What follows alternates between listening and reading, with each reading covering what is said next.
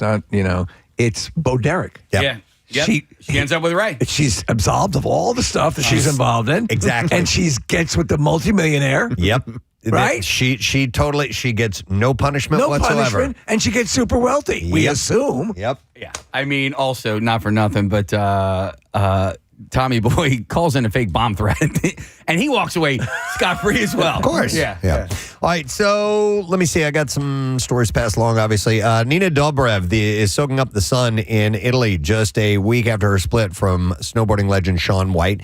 The actress was tagged in a slew of pictures from her famous friend Kaylee Teller, who documented their time at sea with her hubby, actor Miles Teller, and other friends, including Zac Efron, Chase Crawford, and his girlfriend, Kelsey Merritt.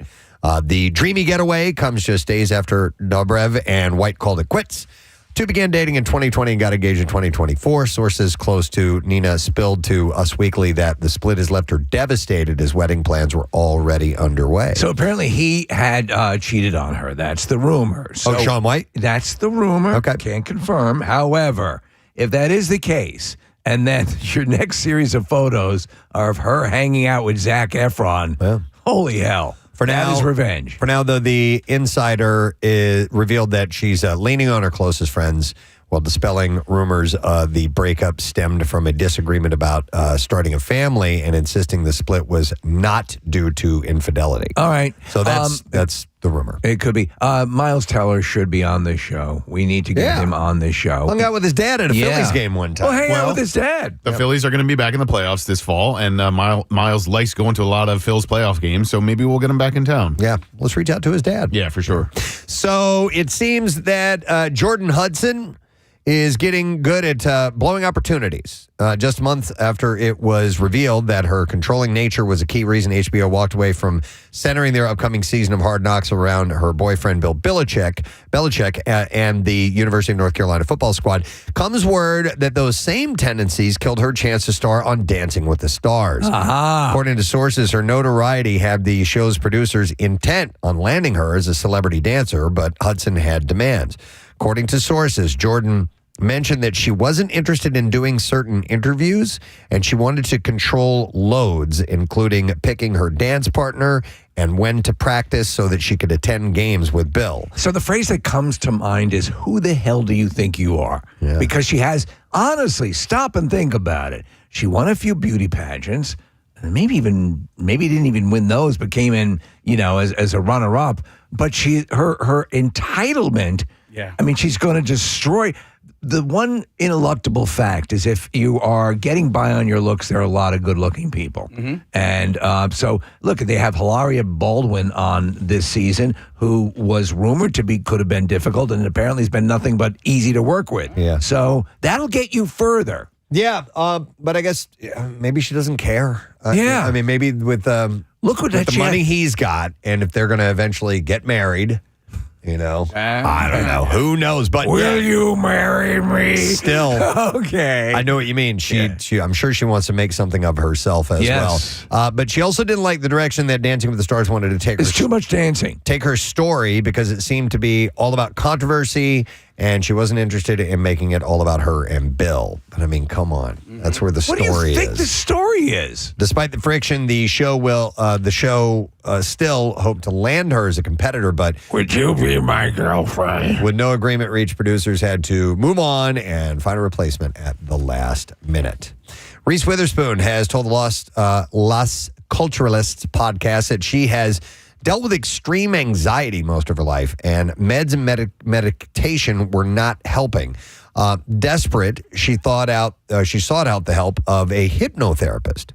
And when Witherspoon was 34, she said, I started doing some work with a hypnotist, and she helped me realize that I was going to get the same result, but I could get rid of all the anxiety in the middle. Interesting that you bring that up, because she's on a show with Jennifer Aniston, who I believe is currently dating a hypnotherapist. Oh, yeah.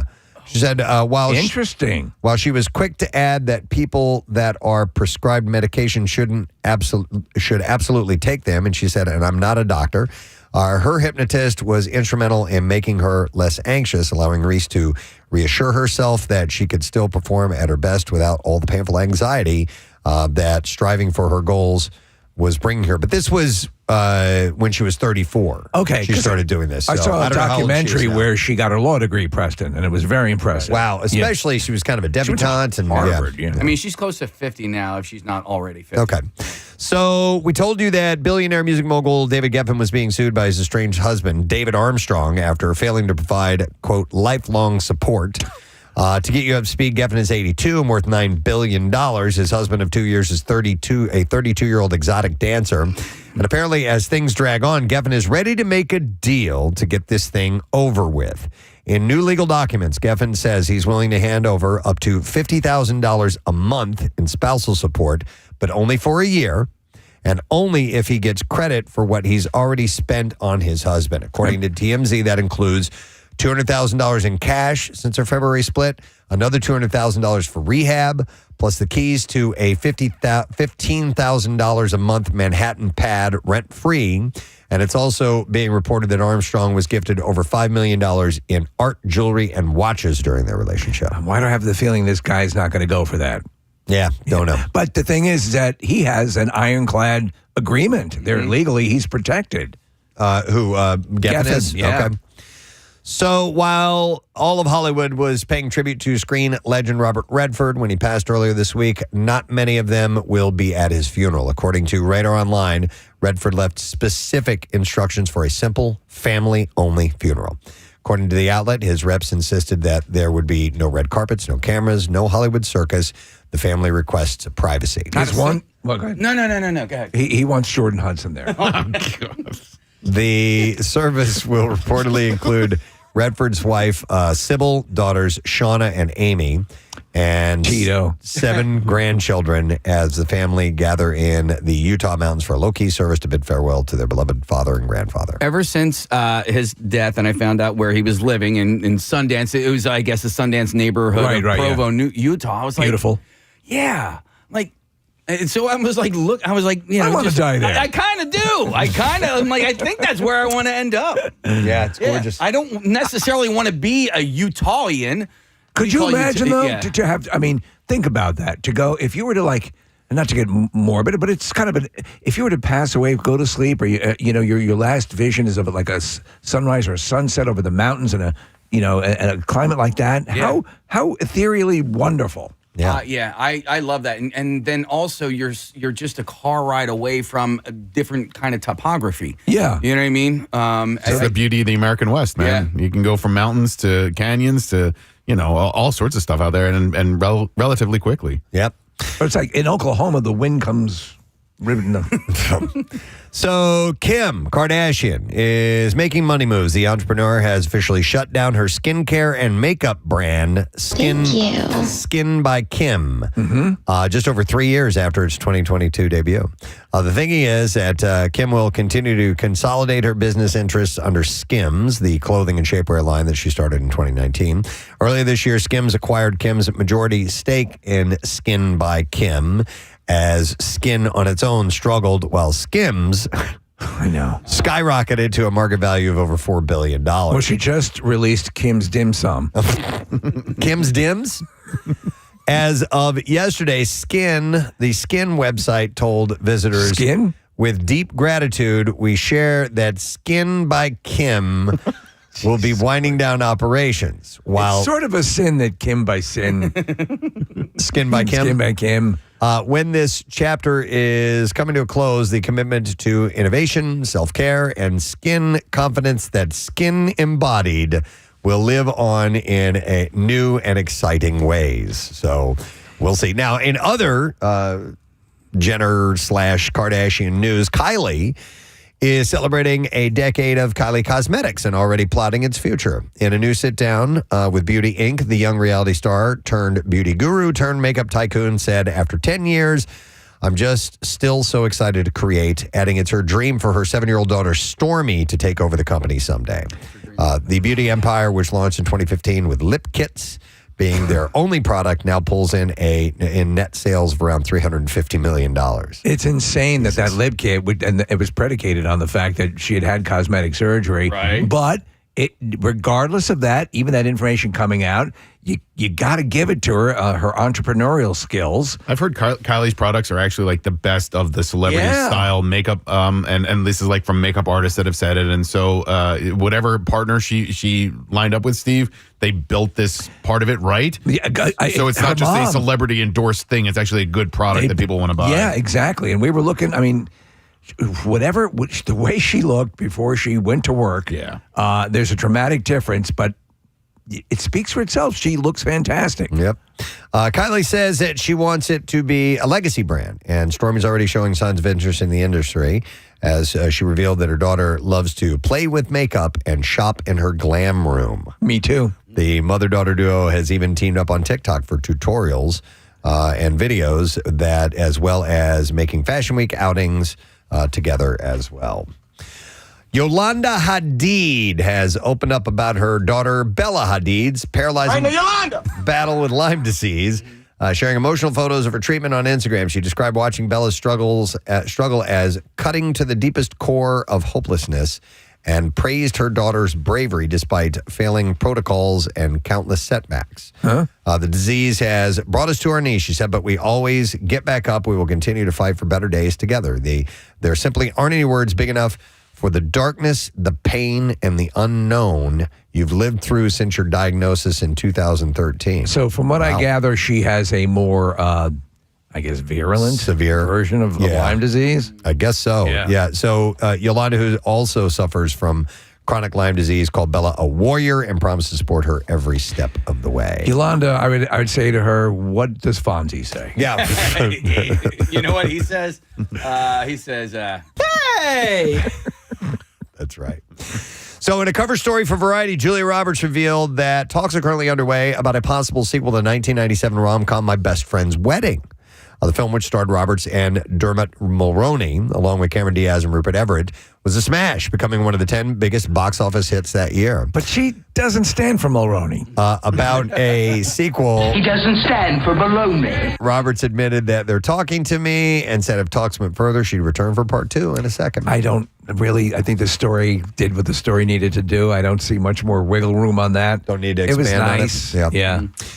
The adventures of Matt Murdock and his arch nemesis Wilson Fisk, a.k.a. Daredevil and Kingpin, are going to continue for another season. It was announced yesterday that Daredevil Born Again has been renewed for a 3rd season. So Daredevil Born Again was not up to the level of the Netflix Daredevil shows, but it was a nice swing at it, and they're heading in the right direction.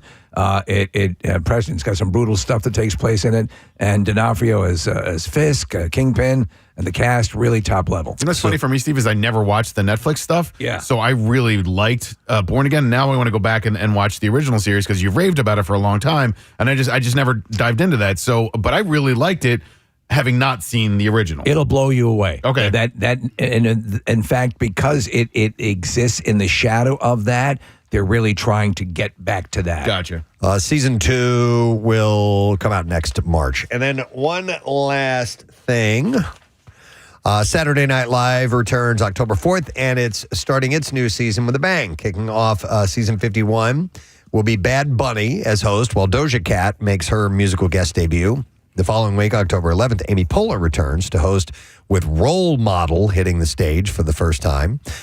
Then on October 18th, Sabrina Carpenter takes over Studio 8H as both host and musical guest, her first time hosting and second time performing after the Homeward Bound duet that she did with Paul Simon on SNL 50. By the way, she was really good in the skits. They did a Scooby-Doo skit.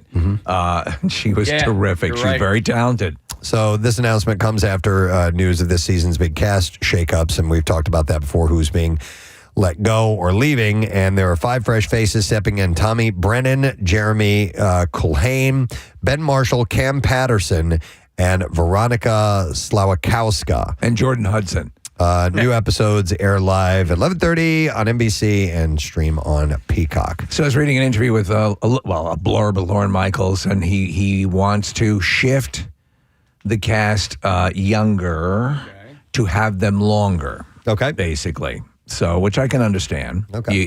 For a while, what he wants to avoid is they get famous. Rotating door. Exactly. Yeah. Right. All right, so I teased earlier this week that we have a new intro for new movies coming out this week. Are we ready? We're ready. All right, this is what it is. Let's see how we do.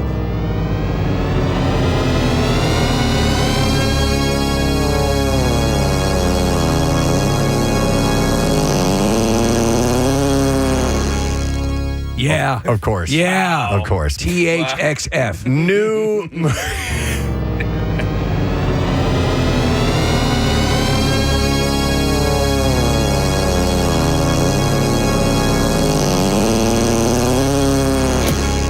By the way, it tonally links. It's about right. Lines up. It's about right. At the end there. Yeah, and just so you know, that's my friend Jeff's fart. That is an actual gas expulsion from Casey's friend Jeff. And as we learned, he was actually involved with Howie. Howie Long. Long. No, when that THX theme first started to become a thing in the theaters, it was just the. It's not a thing anymore, though. No, Man. they'll do some other things that are pretty cool, but that's gone. It's a classic. Okay.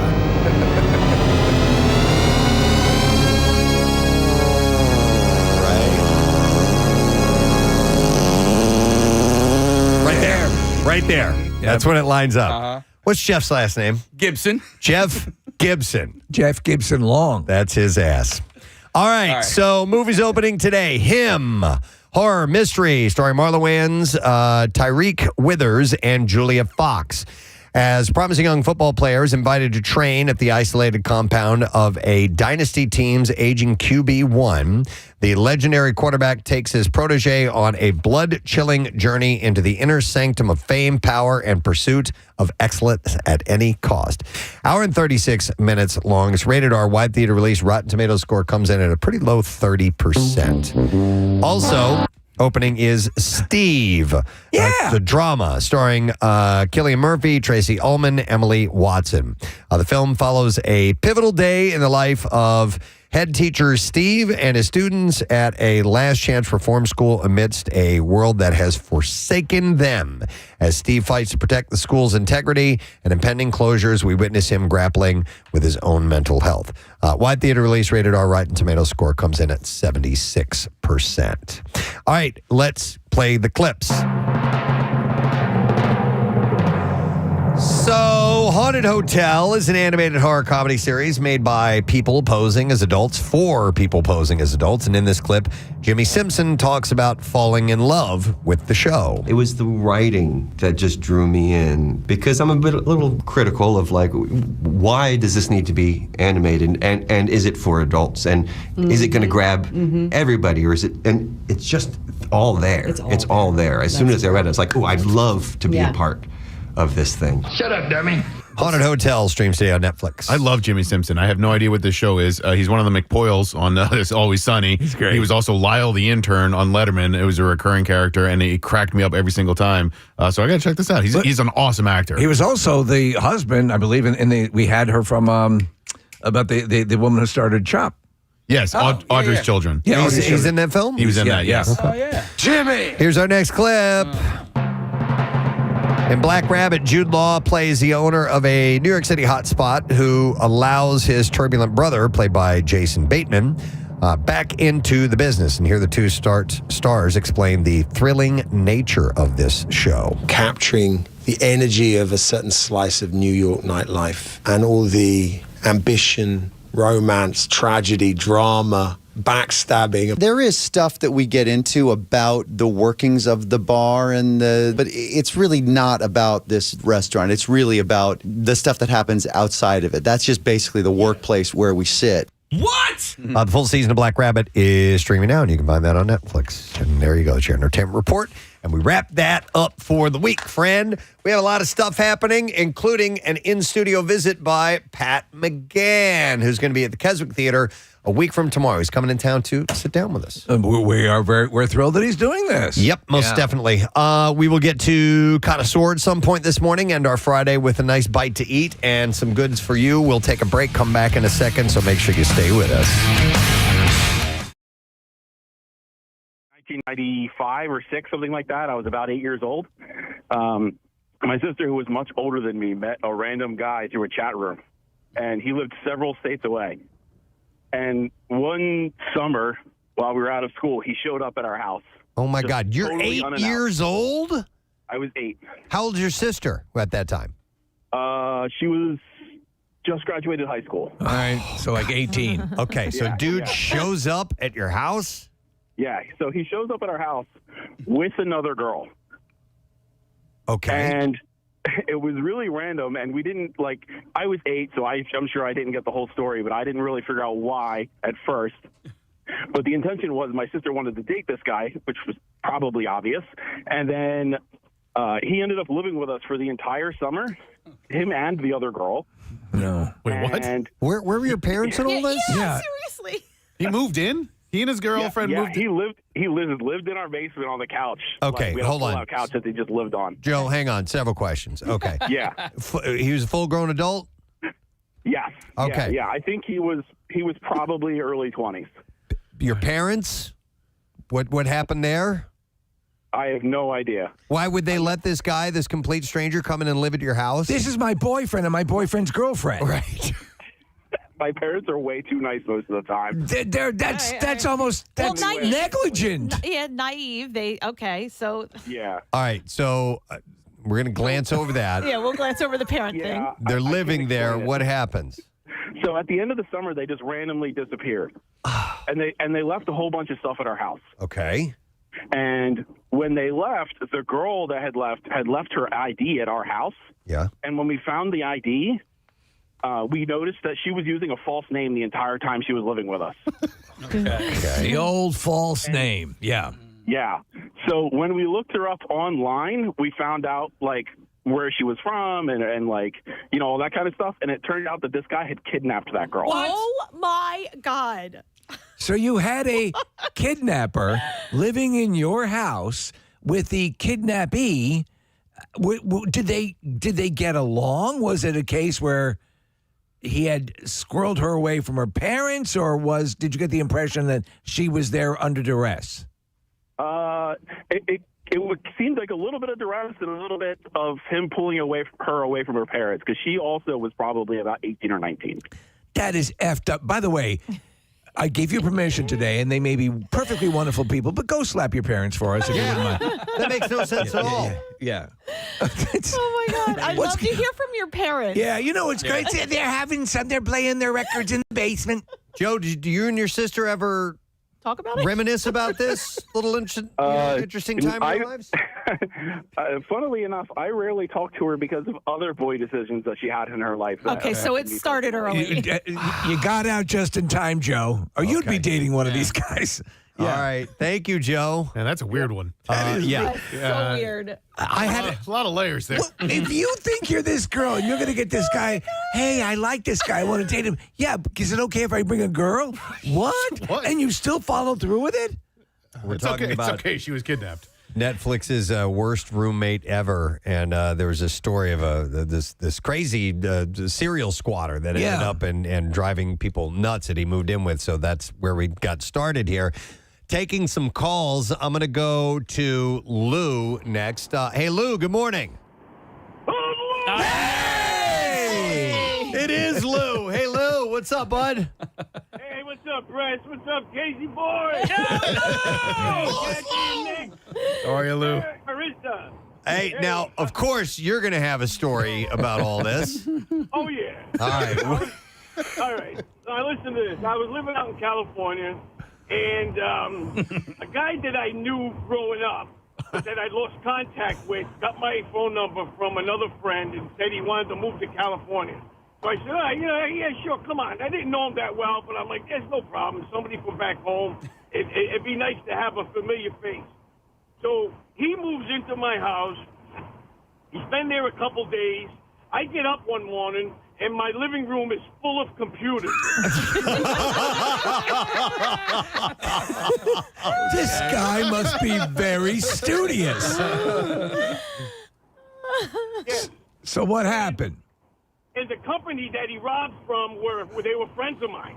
And that's how he knew how he could get into the place, because it was an old car dealership that I used to work for. So Lou, he came out with the intent of using your connection to rob the business that you worked for? Yes. Correct. Okay. Wow. I got up. I was pissed. I called them up. I went over there, and I said, listen, I told them the whole story. They came back with a truck. We got all the stuff. I told him he better, get out of the house while my buddy and his buddy come in and bring all the stuff back. And then I made him leave. Yeah. Matter of fact, he met up with a girl and moved in with her. And then eventually he came back, and him and I got in a fight, and we had this big fish tank, and he kicked the fish tank, smashed it, and everything went all over the floor. We wound up rolling around in the in the fish, in the glass and fish. Glass and fish. Yes, sir. And it was a saltwater tank. Oh man. Lou, that's a hell of a story. So you were giving the guy finally left. I assume. I'm going to guess you won that fight, and he had to leave, right? Right. Oh yeah, he left. He since passed away too. He's dead. I love how you go to bed and wake up, and your living room is full of computer equipment. full of computers, and he's sitting there saying, "Hey, where can we sell these?" Oh my God. Oh, the balls on this guy, Lou. Did he know your past connections? Yeah. Oh yeah. He knew my past. But he thought, hey, maybe Lou would be down this. But he was stealing from your friend, which is I think stupid. A gentleman says, "Do you mind if I steal from your friends?" At least open it that way, right? And then we can fence it together. Oh my God. Right. Oh yeah. We can go spend the money while my buddy has all his information from all the cars he sold and everything, and all out there for someone else. I felt bad. It just broke my heart. Sure. Wow. That's hilarious. Right. Lou, you never let us down. Great to talk to you, man. All right, yeah, you too. You guys have a great day. All right. Who's Lou? Dude. I love that. That's great. But that goes to the point. Now, obviously, there was a type of character he was dealing with. But you don't know. Marriages fall apart after people have been living together for a while. Finally, you go to that neck. We had a whole topic about what you found out about something you've been living with somebody you've been living with for years. Yeah. You think it's going to be better if you just met them on Craigslist, or hey, come live with me? Let me go to we have Gary has an interesting story to tell. Gary, good morning. Hey, good morning. How are you guys today? Good. What's up, bud? So this is a really crazy story. So I went ahead and I started renting a room on the Jersey Shore for $400 a month, which is like unheard of. Right. And I was super happy about it. The person who I found out was renting it was a friend of a friend, so I didn't think anything of it. And while I stayed there, it really wasn't a big deal. It was like a shared kitchen, shared living room, and I had my own bedroom upstairs, and she lived in the basement. Okay. So the first month, it wasn't like a big deal at all. And she's like this 55, 60-year-old woman who, after talking to her for a while, come to find out she is an alcoholic. She drinks regularly every day. Okay. And she's anorexic. So she got a whole slew of problems. Right. So after the first month, I was sitting in the living room and just watching TV, and she sits next to me, and she's in that drunken stupor, and she gets close to me and starts touching me inappropriately. And this is, meanwhile, I have a long distance relationship. We're thinking about getting married, all this stuff. And I have the landlord hitting on me and trying to do stuff with All right, me. Gary, just for my own satisfaction, age similar to yours, much older. Was she attractive? She was 55 to 60 years old. I was 26, 25 at the time. Okay. So much older. She was, I guess, attractive, but not to the point where no. I would say on a scale, I'd say she was like a 5 or a 6. Okay. Do you like succulents? Most people understand what I'm talking about. Well, I have to ask Gary, because in the little notification up here, it says that she would do naked yoga. Oh, yeah. So after that encounter, and I got up and told her I had to go to bed, She then started to do my laundry impromptu. Like, she would go into my room, take my laundry, and wash it for me. No. Instead of me going to the laundromat and just doing it. And then she would do naked yoga. And the way she did that is that normally she would do yoga in the morning and she'd have it on. So I knew that she was out there and I didn't want to bother her. Well, she was, I guess, smart enough to mute it. So I would go out there and be surprised at her doing naked yoga. And then she would do the dishes with, like, see-through shorts on to go ahead and try to rile me up. And I stayed there for, like, me being so naive and not thinking anything of it, I stayed there to benefits for another 10 months. Wow. Until I moved out. Wow. And this behavior kept happening? Yeah, it just kept happening. Thanks, Chris. Before we get into the Connoisseur, Steve, you got a plug you want to do? It is tonight, Kegs for Cats, and I appreciate you going with me on this journey, as I brought this up a number of times, but it is probably going to be the only event that we're able to do for Max Fund, and this helps Morris Animal Refuge with their Community Cats program. A lot of cats that are homeless in Philadelphia. Long story short, it is a happy hour. It is a hang. It is a lot of fun. It's at the Philadelphia Brewing Company this evening, 5:30 to 8:30, and there's going to be drinks and cider and beer. The place is awesome. They have this great area out where the loading dock is, and they have these tables and everything set up. And so Morris is there with kitten cuddling, raffles, prizes, Kitty Rotten, a punk rock band that dresses as cats. There are ticket options. $25 is a general admission. There's a VIP admission for $50. Tickets are available at morrisanimalrefuge.org, but you can get them at the door as well, obviously, because it's for charity. You could write off some of that. There are all sorts of raffle tickets included with everything. As I said, many prizes. I'll be your host for the evening. It's a lot of fun. If you do have the time and you want to start your evening off or make this your destination, either way, it's going to be gorgeous. So please come down. It's Kegs for Cats, Philadelphia Brewing Company, 5:30 to 8:30 this evening. Excellent. All right, it's Friday. Connoisseur time. It's time for the Connoisseur. Let's do this. We're going to eat on a Friday morning, and our friends from Acme Markets, the fine sponsor of this particular segment. And we will do some giveaways in conjunction with the movie clips that we'll have that have to do with food or drink in just a little while. But I'm going to dive right into this story to begin. We're going to talk about cheeseburgers. Oh, man. Yesterday was National Cheeseburger Day, and I held on to that fact because I knew Connoisseur was looming right after, so we didn't get into it yesterday on the actual day. But it's still, listen, any day is a great day to celebrate the cheeseburger.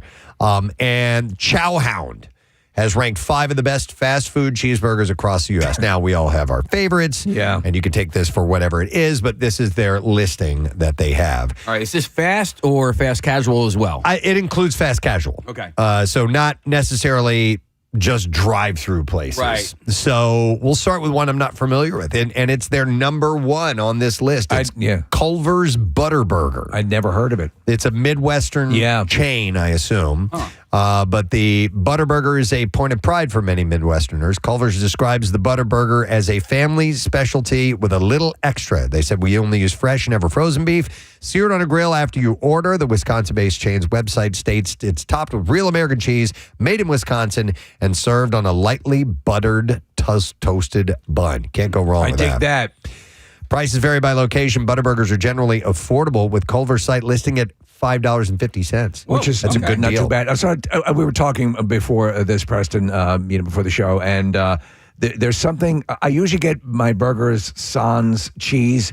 I do love a cheeseburger, though, a good cheeseburger, and it's hard to screw up a cheeseburger. It is. I think, and I appreciate the the no cheese over there, but I think a burger without cheese is a burger wasted. Mm-hmm. I hear you. They have to go together. I think it's because I feel so dirty when I put cheese on it, because you're adding to the calories, but they're so good. Yeah, and I want to be so bad. I know. The way I look at it is like you're not going for a burger, for a diet. You know what I mean? So you might as well just chuck a piece of cheese You're on right. it. So here's the thing, guys. I'm going to be boots on the ground in the Midwest a little bit later on today. Oh? I'm going to go to Culver's for you guys. I will report back to you. They have them in Detroit? Yeah, well, so I'll be in East Lansing, and I'm looking all over Lansing right now, and there's a bunch of Culver's. So we'll go. I will go, I will report, and I will come back to you guys with my review. Please do. If they're really good, can you send some back? Yes. Number 2 on this list is Shake Shack's Shack Burger. That's your jam. I love Shake Shack. Yeah. The website describes the made-to-order burger as having a quarter pound per patty of 100% Angus beef. Burger also features American cheese, tomato, lettuce, and the chain's signature Shack sauce, all on a toasted potato bun. Shack Burger costs between $8 and $11, depending on your location and whether you opt for 2 patties or not. I always go for just the 1 patty. Do you? Yep. So it's enough. When you for me. do like a double Whopper, Whopper Junior. Whopper Junior, yes. Yeah.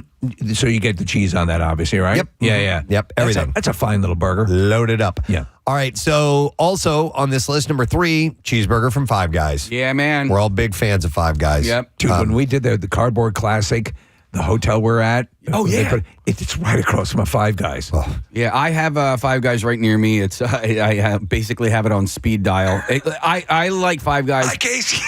For me, consistency is key. It's absolutely everything. I've never had a stinker when it comes to Five Guys. The Virginia-based chain boasts 2,000 locations worldwide per its website, and its cheeseburger reigns as one of the most popular meals. Burger features American-style cheese melted between fresh patties and placed on a soft, toasted sesame seed bun. I got to imagine their overhead is like, because they don't have a huge menu. No. They just do what they do. No, burgers, dogs, fries, milkshakes and stuff. But, yeah. Five Guys cheeseburger can cost upwards of $11, making it an expensive choice, but I forgot that part. One that's still a favorite. I love how you have, it automatically, it's a double, right? If you don't want a double, you have to ask for a little cheeseburger, Yes. right? What's the most wonderful thing about Five Guys? The overstuffed bag of fries. That's it. Yeah. That's it. Yep. So number 4 is the Our Burger from Wahlburgers. The Our Burger features a certified Angus beef patty, American cheese, lettuce, tomato, onion, and pickles, per the chain's website. Started by actor Mark Wahlberg and his brothers Paul and Donnie. A bunch of those are closing. The chain also adds a helping of wall sauce, a ketchup-based sauce to each burger order. It costs between $9 and $11. Stop it. $9, $11, depending on the location. They closed 79 other locations. Wow. Yeah. That's a lot. And they which only leaves 34. For my money, though, Preston, if you're going on a date with a couple of fly honeys, you got to go. Pow. Yeah. Yeah.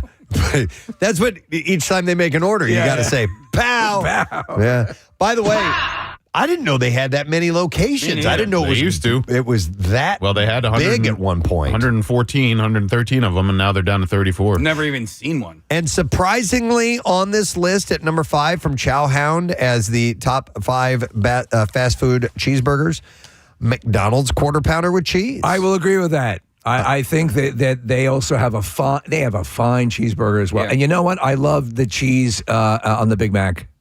Yeah. Yeah. Yeah, the cheese because they automatically put cheese on a Big Mac. Yep. So it's debuted in 1973 and has been a staple for McDonald's fans since. Each quarter pounder with cheese features a quarter pound burger of 100% fresh beef.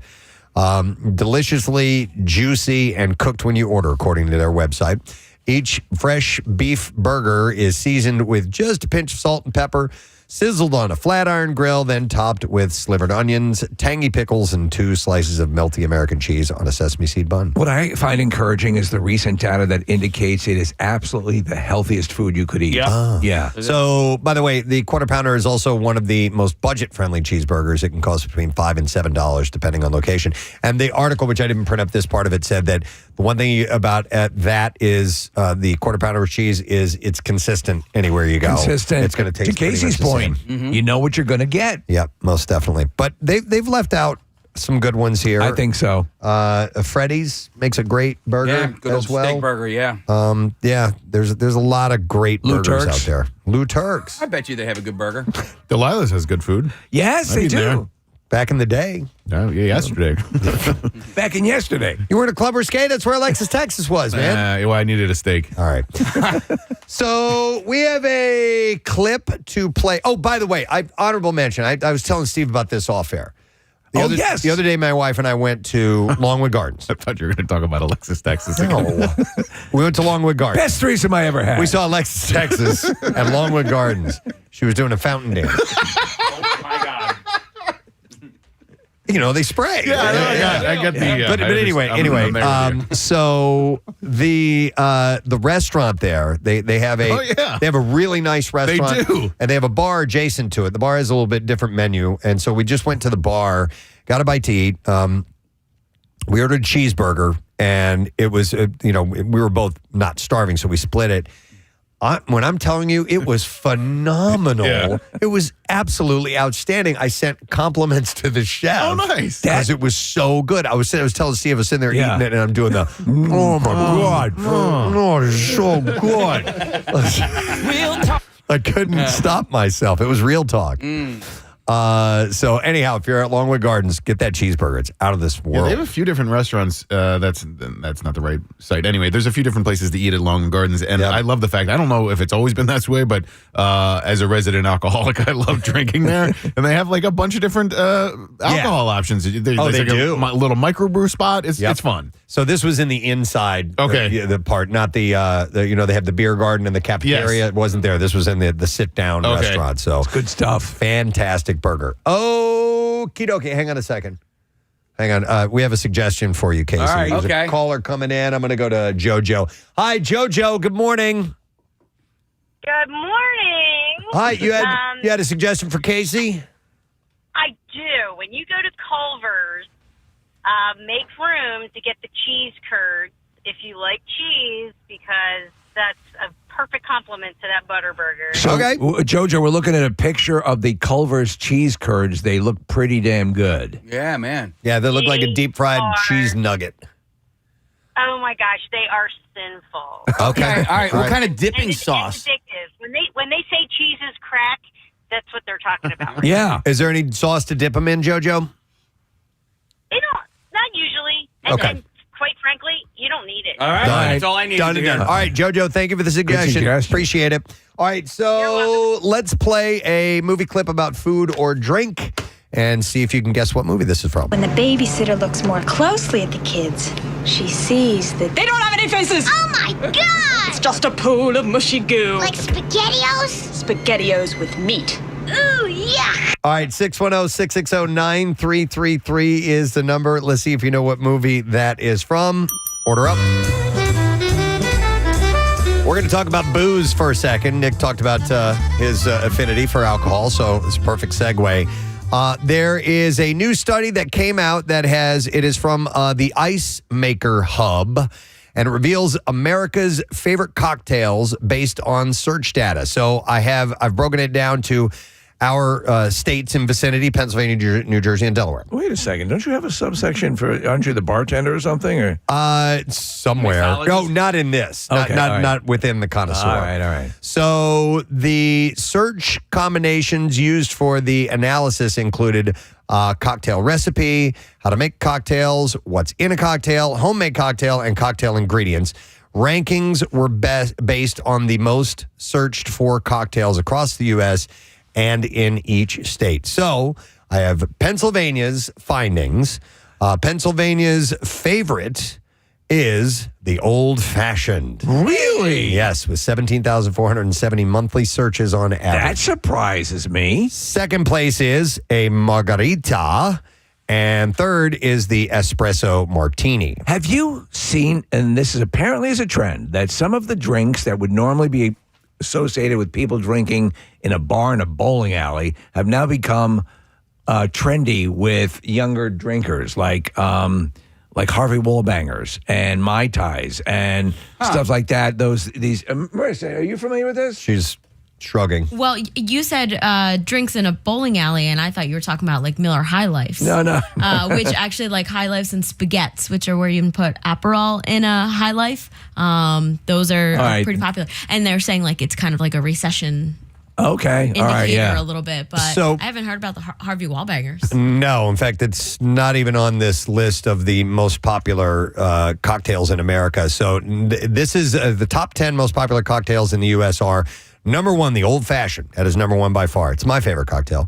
Number two is a Margarita. That's my second favorite cocktail. Wow, you're just right with the list. Number three is Espresso Martini. I'm personally not a fan of that, but I know many people who order those regularly.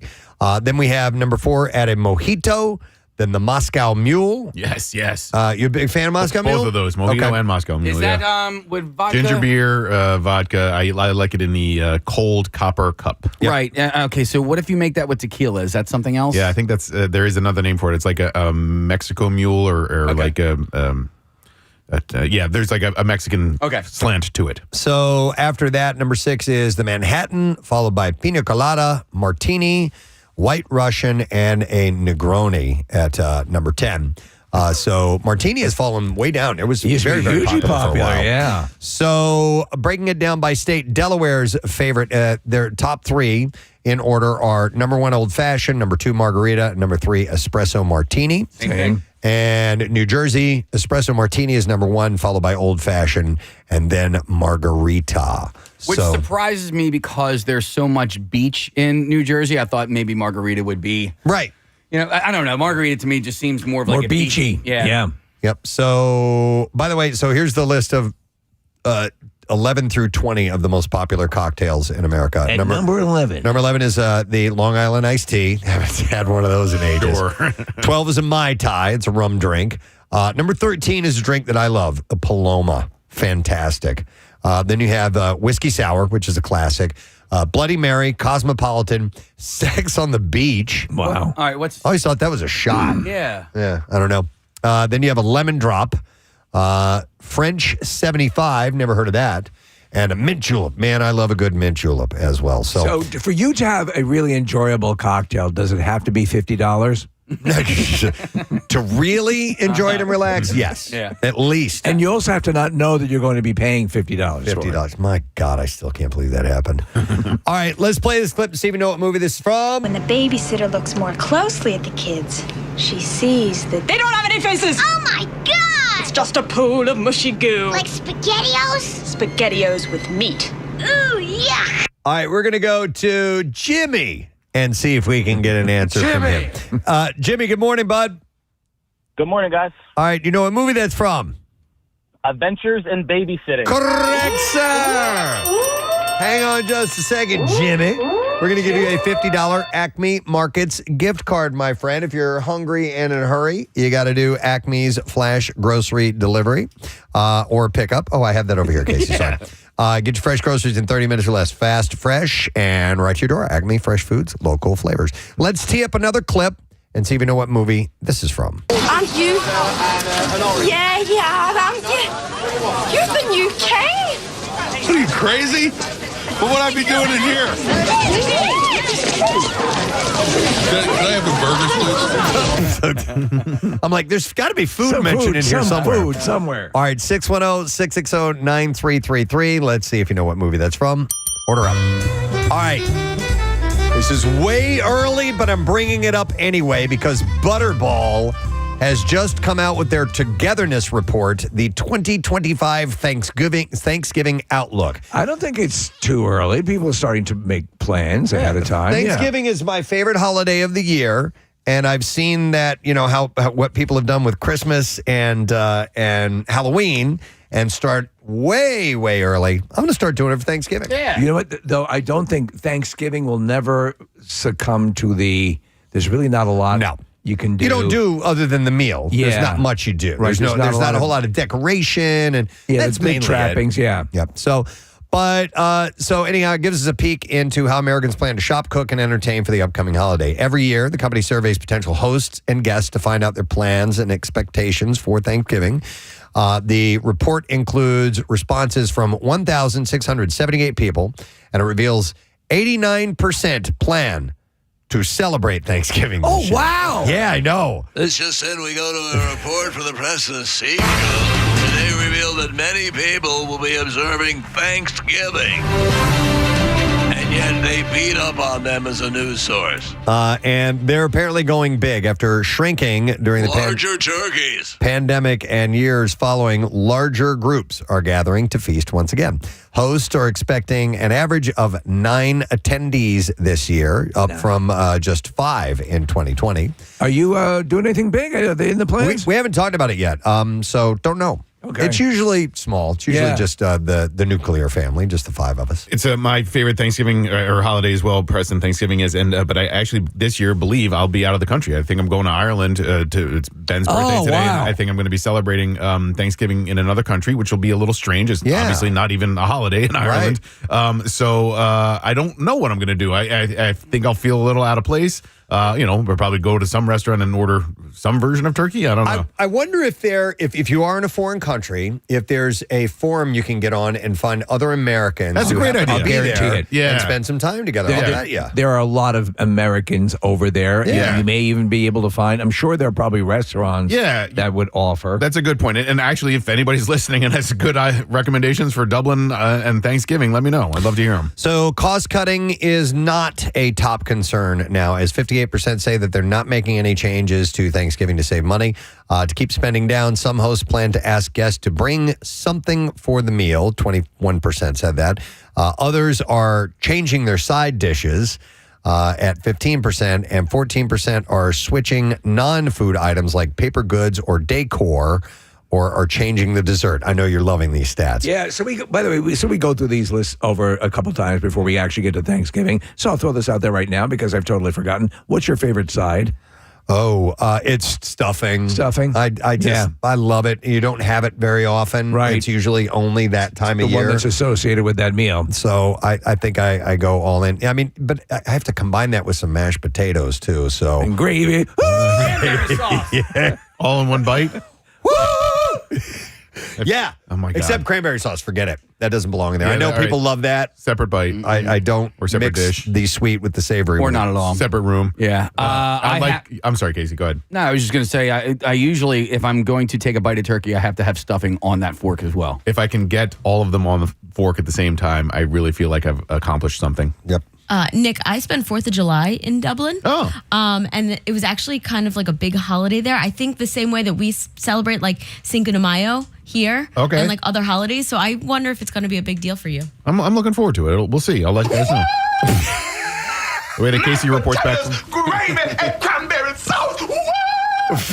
Casey's going to report back from Michigan. I'll report back from Ireland. All right. Oh, Casey, I have breaking news. If you don't mind, okay. real quick. This is Breaking news. 84% of people plan to serve turkey this year for Thanksgiving.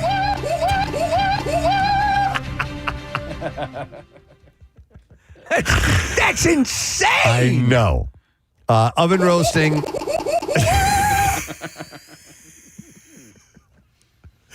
Oven roasting is a preferred way to cook, but some fans are smoking. Some are fans of smoking or deep frying it. So I'm looking forward to Thanksgiving so much this year. me too. All right, so let's play this clip. See if somebody knows what movie it's from. Aren't you? Yeah, aren't you? You're the new king. What are you, crazy? What would I be doing in here? Can I have the burgers, please? We're gonna go to Jeremy. See if he knows. Hey, Jeremy. Good morning. Good morning. Good morning to see you, Jeremy. All right, name that movie, brother. I believe that's King Ralph. Yeah, absolutely. It's actually a guilty pleasure movie for me. I like King Ralph. We're going to set you up with a $50 Acme Markets gift card, my friend. So congratulations. All right, let's get another one ready to go. This has to do with food or drink. What movie is this from? And Helen, why don't you head in and whip us up some of that iced tea of yours? I'll tend to Annette. All right. You two don't get into any trouble. We won't. All right, 610-660-9333 is the number. Let's see if you know and order up. Wallet Hub has ranked the 100 biggest cities in the U.S. to find out which cities are the biggest coffee lovers. And they had ranked them on 12 factors, including everything from the number of coffee shops, coffee houses, and cafes per capita, to the average price of a cappuccino, to the share of households that own coffee makers and the average price per bag of coffee. The research reveals folks in Fremont and San Francisco, California, spend the most on coffee per household, 4 times more than those in Detroit, Michigan, who spend the least. Santa Ana, California, has the highest percentage of adult coffee drinkers, while Scottsdale, Arizona, has the lowest. And Pittsburgh has the most coffee shops, coffee houses, and cafes per capita, 5 times more than New York City, which actually has the fewest per capita, which is interesting. So let me ask you something.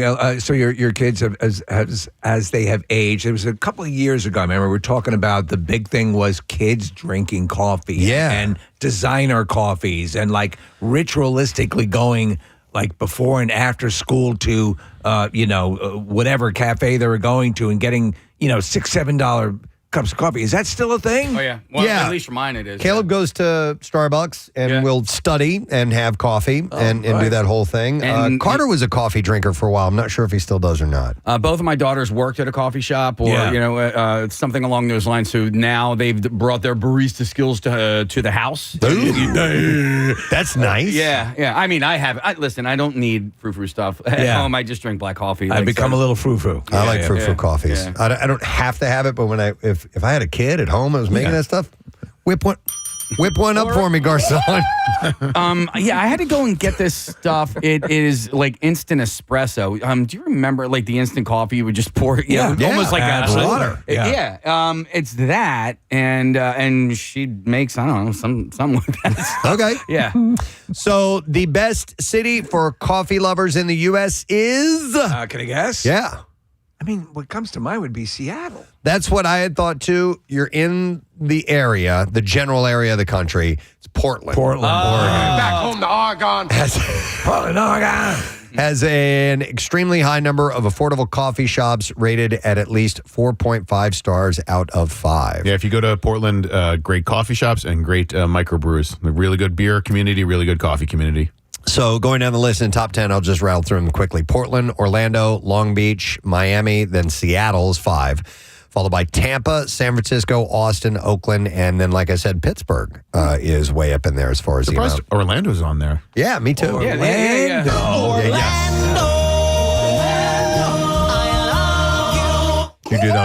You did that on purpose, Nick.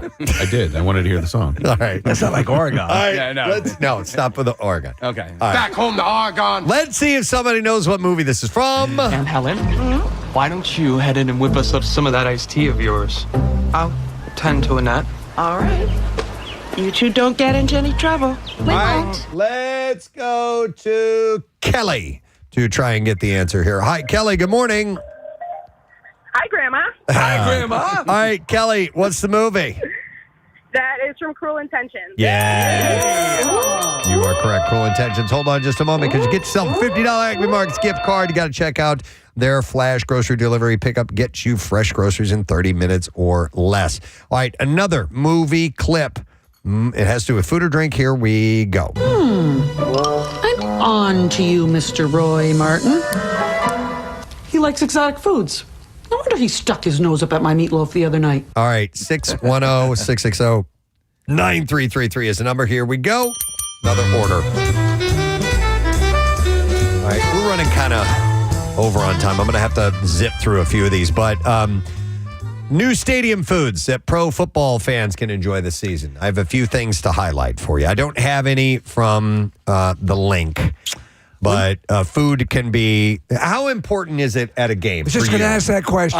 When you go, and I mean stadium food, not for an not Eagles tailgate. game. Yeah. For an Eagles game, not at all, because you're usually eating before the game. Through if you're doing a decent tailgate. Yeah. So I only went to the playoff games last year, and we ate so well. Like we planned. We had like little menu. Our group that we got together with, we planned the menu, and so we ate really, really well. Would you say food is probably more important at a baseball game? Yeah, but even inside that, the stadium? Yeah, even that, like for me, it's like a hot dog and maybe some crab fries. All right. I Marissa, don't need to go special with that. You're a regular. What do you eat in the stadium? It's not important to me until like the end of the second quarter when I get really hungry. Okay. Right. And you start seeing people around you eating. All right. And the food at the link is not my favorite. I wish it was better. All right. So at Arrowhead Stadium, there's an all-new breakfast burger, which features a sausage patty topped with the fried egg, bacon, spicy ketchup, and shredded hash browns. Where are the sausages? And you can also enjoy the jerk chicken tacos. And some barbecue is in order, obviously, because they're in Kansas City. And they have the barbecue pit on a stick, which features sliced brisket skewers battered in cornbread. Wow. Then topped with a barbecue sauce drizzle and cheesy corn Potatoes, coleslaw. gravy, and cranberry sauce. Woo! That sounds pretty good. SoFi Stadium in Los Angeles. They're serving up California classics, including the LA Street Dog and Al Pastor Torta, a Texas Twinkie burger, and tempura stuffed peppers with spicy shrimp and crab. Lucas Oil Stadium for the Colts. They have a lot of stuff to choose from, like barbecue pork rib sandwich, buffalo chicken, Caesar meatball sub, and a Korean barbecue hot dog. And to finish it off, churro fry pie topped with whipped cream, chocolate sauce, and M&Ms. I'd love to see the calorie listings on these things. Yep. I'm going to say diabolical. something a little bit controversial. And so my brother's seats, where he sits, there is a sausage, peppers, and onions stand right, and you can smell it in his seat, and it smells so good. Sausage, peppers, and onions does not taste nearly as good as it smells. Okay. I don't think that's that controversial. Okay. By the way, I'd like to open up a place called Abba Peppers and Onions. Abba Peppers. Remember the contest we did? Yes, I do. Abba Peppers and Onions.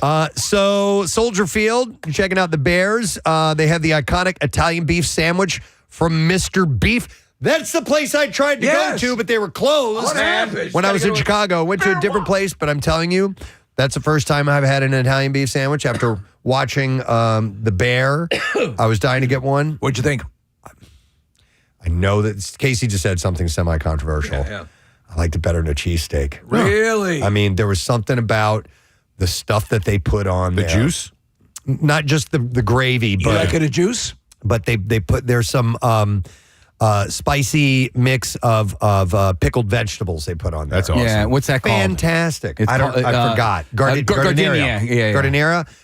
And also the beef has been it's been like marinated in Italian so cool. seasoning. So they have this now at the stadium? So good. Yeah. I made you my version of It was Italian good. beef. Yeah. It was really good. Not as good as that. This is the Chicago it's one. crap so. out, you know. But anyhow, they also have Molly's mac and cheese and the O'Dunn's dog. O'Dunn's so dog. Rome O'Dunn's is a quarter, not a quarter, is a wide receiver. Thank you. So where's this at?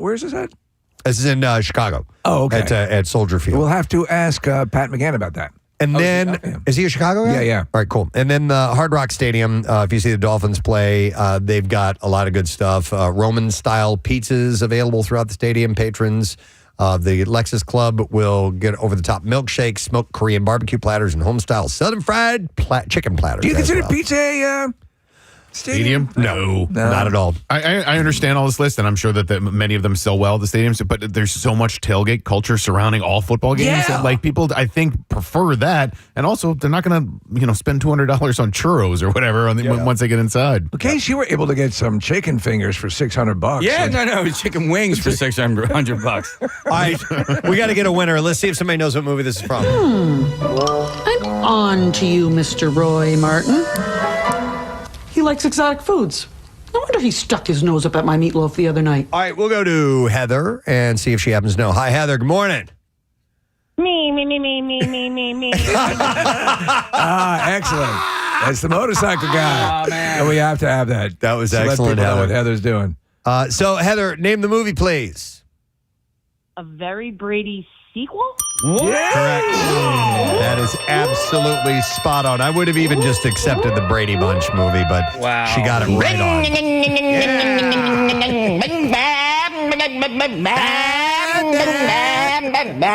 All right, so we're going to set her up with a $50 Acme Markets gift card. Hang on, one more clip to play. Hang on, I got to cue it up. We're What ready to go. movie is this from? I bet I could call up some of them greens. Yeah, do some crawfish out the patty, yo. Maybe some crab apples for dessert now, yeah? Hey, yeah. Ha! Oh, my God. Oh, my God, that scene. That scene. He could have won an Oscar for that. All right, let's see if you know what movie that is from. 610-660-9333 is a number. Order up. Last order up. And this is a story from our friends at the Campbell Soup Company. We were just there. We were there last week. We love them. Yep. Or was it 2 weeks ago? It was 2 weeks ago. But anyhow. It was one of the weeks in the year. Campbell's is cleaning up its ingredient list with a big change rolling out next year. No more synthetic food dyes. Popular snacks and drinks including Lance Crackers, V8 Splash, Archway Cookies, and regional favorites like Jay's and Tom's will soon get their colors from natural sources like annatto, beet juice, and purple carrot concentrate. The move follows growing consumer demand for simpler, plant-based ingredients and aligns with broader shifts across the food industry. I'm totally down with this. Yeah, fans can expect their favorite products to look a little fresher and more natural, just like Goldfish crackers that have been using plant-based colors for years, actually. Goldfish has. I didn't know that. So, of crackers. Just one more time, please. Boxes of crackers. Thank you.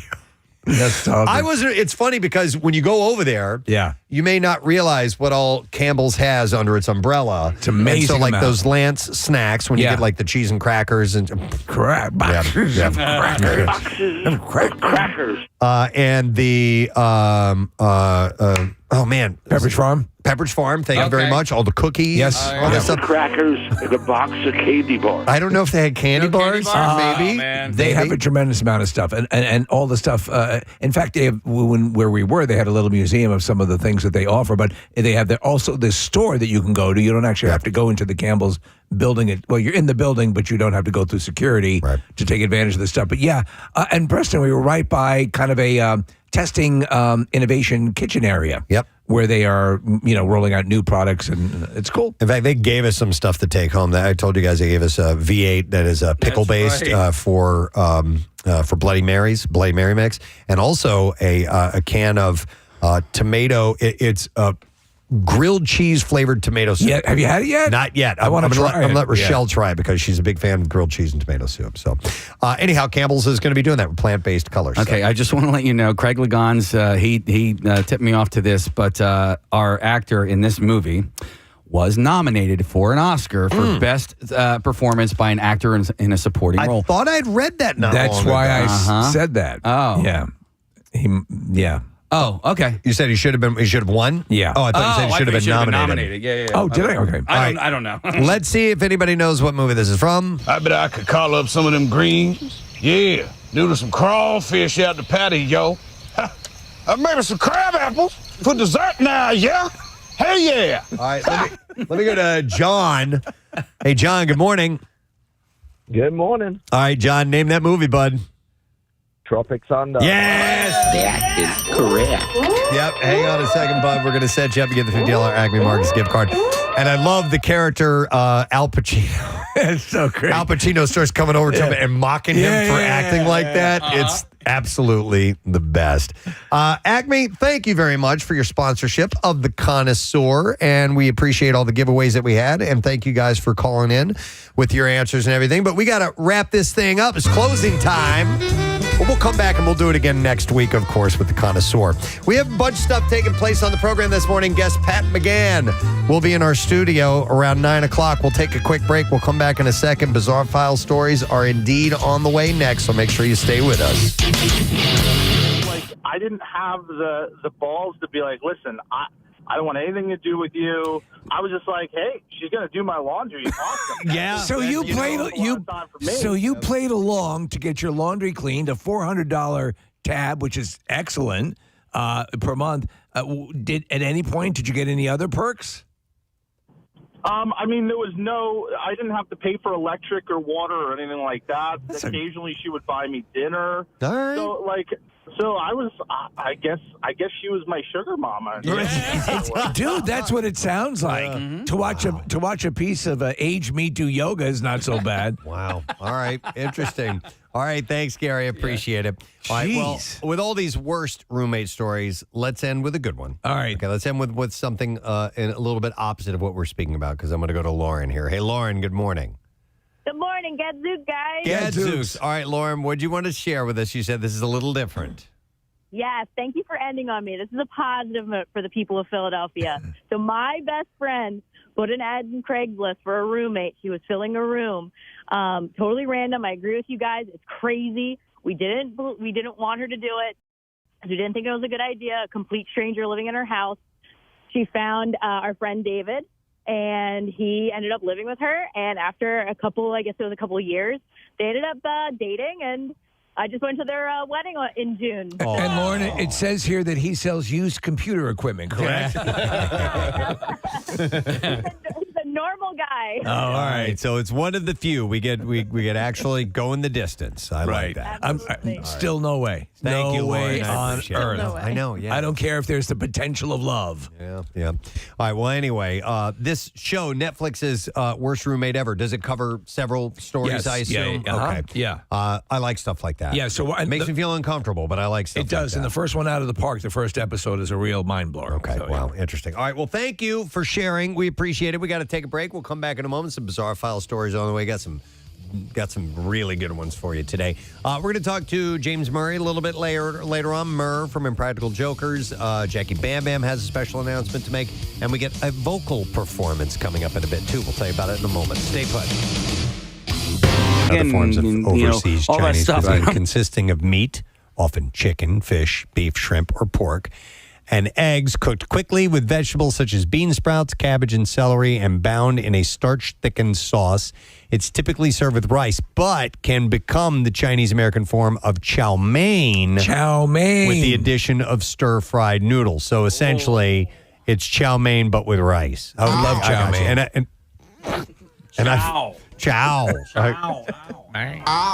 I've had chow mein many times, so it's and what's interesting is some Chinese or Chinese restaurant dishes will essentially be the same thing, but with rice or with noodles. Yes. Or, you know what I mean? I love Chinese food. Used to hate it, and I don't eat it a lot because, despite the belief that it's low in calories. Oh no, it's not. It's way high in calories, and we've got a couple of takeout places we love to go to, and it's an easy. Here's how it goes. What do you want for dinner? I don't know. I don't feel like making anything. Chinese? Yeah. Okay. And that's pretty much it. That's how it goes. I forgot I liked bean sprouts. You forgot? Like, because I don't. They're good. I don't ever get them to put them. They in don't have a anything. lot of flavor in them, but they are they're satisfyingly crunchy. Yeah. And And erotic. And erotic as No. well. I like water chestnuts too. Those are same thing. Good. Right? I don't know what it is. It seems like hard air, but it tastes pretty good. We have and it's not new, but it's new to our family, a new Chinese food restaurant near us that's really, really yummy. Same here. Yeah. Like we stumbled across one. We're like, we were going to go somewhere else. And we're like, well, we've never been able. Let's go over there. And we tried it. And we're like, wow, okay, this is our new place. Yeah. Our new joint. Haruga. Our new John, if you will. Speaking of food, I saw an interesting article that I thought might be worth talking about. And it was, I think I got this on BuzzFeed, and people are sharing the foods that taste better burnt. Okay, with a little burn on them. There's a number of them for me. Little char. Which ones would you guys throw out there? Now, Casey, you had said that you love burned food. I do. I prefer, I think, a charred flavor over anything else. If I'm having a chicken cutlet, I prefer you leave mine in just a little bit longer. Oh. Yeah. Chicken cutlet, like a breaded chicken cutlet? Yeah. Okay.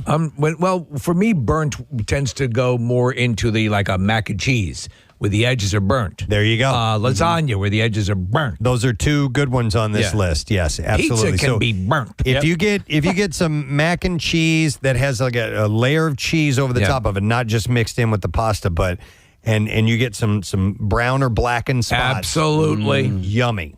I do agree with you on that. What I don't think needs to be burnt is any kind of meat Or ice cream. Yeah. Ice cream. Definitely don't Me, want I to burn don't. it. I hate burnt, and then some people love it just incinerated. Like you lose to me. Like in those other cases, like mac and cheese, to me that's an actual taste that I think is a unique, accentuating taste. Yeah. I think what happens when you burn meat, it robs it of its taste. Although it does have a different flavor to it. Yeah. My dad, whenever we go to a carving station, if they'd have like a big roast beef or something like that, he'd always ask for that. Give me that burnt end right there. Well, that's a thing. My Burnt dad ends. would come in from the barbecue after he'd had a few pops, and he'd come in, and the meat would be literally on fire as he was bringing it in. He loved it incinerated. It doesn't necessarily rob it of its flavor. It just adds a new flavor to it and a new texture as well. All right. A couple of weeks ago, I had just this amazing thing that happened to me where I cooked a bag of microwave popcorn, and as it turns out, only one kernel went unpopped in the entire thing. Now, that doesn't happen if you don't have a few burnt pieces of popcorn, and I like burnt popcorn. Okay, I'll go with you. Now, I don't like Not burnt. all. No. I don't like burnt popcorn. I like the I like the half-popped kernels. That too. They're fun to play with. But you like burned popcorn? Yeah, so Ew. yeah, I know, but not like all of it burned. It's almost like if 1/3 of the bag was burned, I'd be okay with that. Will you take a whole fistful of completely burned popcorn, or just some regular pieces need to be in with the burned popcorn? I usually I eat popcorn one at a time. Yeah, I don't do fistfuls of popcorn. One little thing at a time. It's a great Clint Eastwood film, A Fistful of Popcorn. Fistful of popcorn. I got 2 burnt meats that are I'm all right with. I don't order them this way, but I know a lot of people do, including my girlfriend. Burnt like crispy bacon. Crispy bacon. Overcooked, but like that's a good one. She takes it to another level. She likes it burned like she likes black. it burnt, yeah. So like if it comes in and there's any little rubbery parts or whatever, she sends it back. And then another one that I'm all right with. I won't order it this way, but like burnt hot dog over a campfire. If there's charred hot dog. Yep. I prefer not that way, but if it comes out that way, I'll be all right with it. So that's got a burned exterior. So a hot dog is already cooked. It's already it's not. You don't need to cook it through. So you can get a char on the outside, and the middle will be not rare, but it's not. You haven't baked all the flavor out of it. So I'm with you on that. All right. As you guys are talking, I can't really think of anything that I would prefer burnt or a little burnt. But isn't there something? Doesn't it release something that's not good for you? When you burn something. There has been studies that say carcinogens. That it creates things that are not necessarily good for your body. And that I think that's why I think meat more specifically. Okay. If I recall correctly, my tumors are always Stop it. rare. Yeah. All right. So here are some of the respondents, and feel free to call in if you want to add something to this list. 215-263-WMMR. Roasted or grilled ears of corn. I know a lot of people like corn well done. Would it be you? On the grill. Yeah. Yeah. And if it gets a little bit of black on there, I think that's yummy. And this person even add some lemon or lime juice, chili powder, and salt to top it off. Or propane. That sounds pretty damn good. Another one says most vegetables taste better with a nice char. I'll agree with that. Like either like asparagus, Brussels sprouts. Yeah, nummy. I like to throw stuff right on the grill and cook them that way. Oh, yes, potatoes? Brussels sprouts you can bake. Yeah, potatoes. Well, and also home fries. We're looking at what appears to be home fries or something of that nature on the screen. But yeah, a little bit burnt. Onions a little bit burnt. Yes. When you do the vegetables on the grill, do you do it with foil underneath? Right on the grill. You usually right on the grill. I'll get things that won't fall through. Yeah, that's my problem. Yeah, I use a splayed squirrel. Asparagus is tough. So if you get the little skinny ones, you're having a hard time with Sons it. of bitches. So if and asparagus is like it's luck of the draw when you go to the store. I know. You don't know what you're going to get. I love asparagus. You're going to get those little pencil ones that suck. Yeah. Or you get the nice big thick veiny ones. Yeah. The John Holmes Put 'em in your version. mouth. Yeah, give it nice and veiny. Those are the best. 11 inches. All right. Now, this one I find a little bit odd on this list of food that tastes better burnt. They say any tacos. The best are served in tortillas that float off the burner in flames. So I assume they're meaning a flour tortilla. Yeah. Which you can, like you can make quesadillas on the grill and stuff like that. So that I could see something like I've had a slightly burnt pita. Sure. Yeah. And that's good as well. So, but I don't know about corn tortillas. It's like a chuppah. Which you might call a chuppah. This also, another one says breakfast sausage. Where are the sausages? Yeah, in the bacon and sausage realm, you can burn those suckers up, and I'm fine. Oh, pork roll too. Oh, and also scrapple. Am I the only scrapple lover on the show here? I'll take it. I prefer Spam. Love it. My new revelation with scrapple, because I'd always preferred it burned, is smushed then burned. Smushed, almost then burned. like a smash burger. Mm-hmm. Okay. Yeah. I know what you're talking about. Smush And yes, if I'm going to eat scrapple, I would prefer it to have a harder consistency around it. It can be a little bit soft on the inside, but crunchy on the outside. Yeah. Well, when I was a kid, I've mentioned this a number of times, my mother would have to burn the hell out of pork chops for me to eat them. I couldn't stand them, even remotely spongy, and I loved them. How about now? Don't eat them at all. Okay. Go to Kim, food that tastes better burned. Hi, Kim. Good morning. Good morning. Hi, Kim. All right. So, what do you think? I would say marshmallows over a fire when you're making a s'more. Okay, like literally light it on fire? Yes, and then blow it out, peel off the outside skin, eat that, and do it again. I love that. So you'll peel off the black stuff, and then put it on your s'more.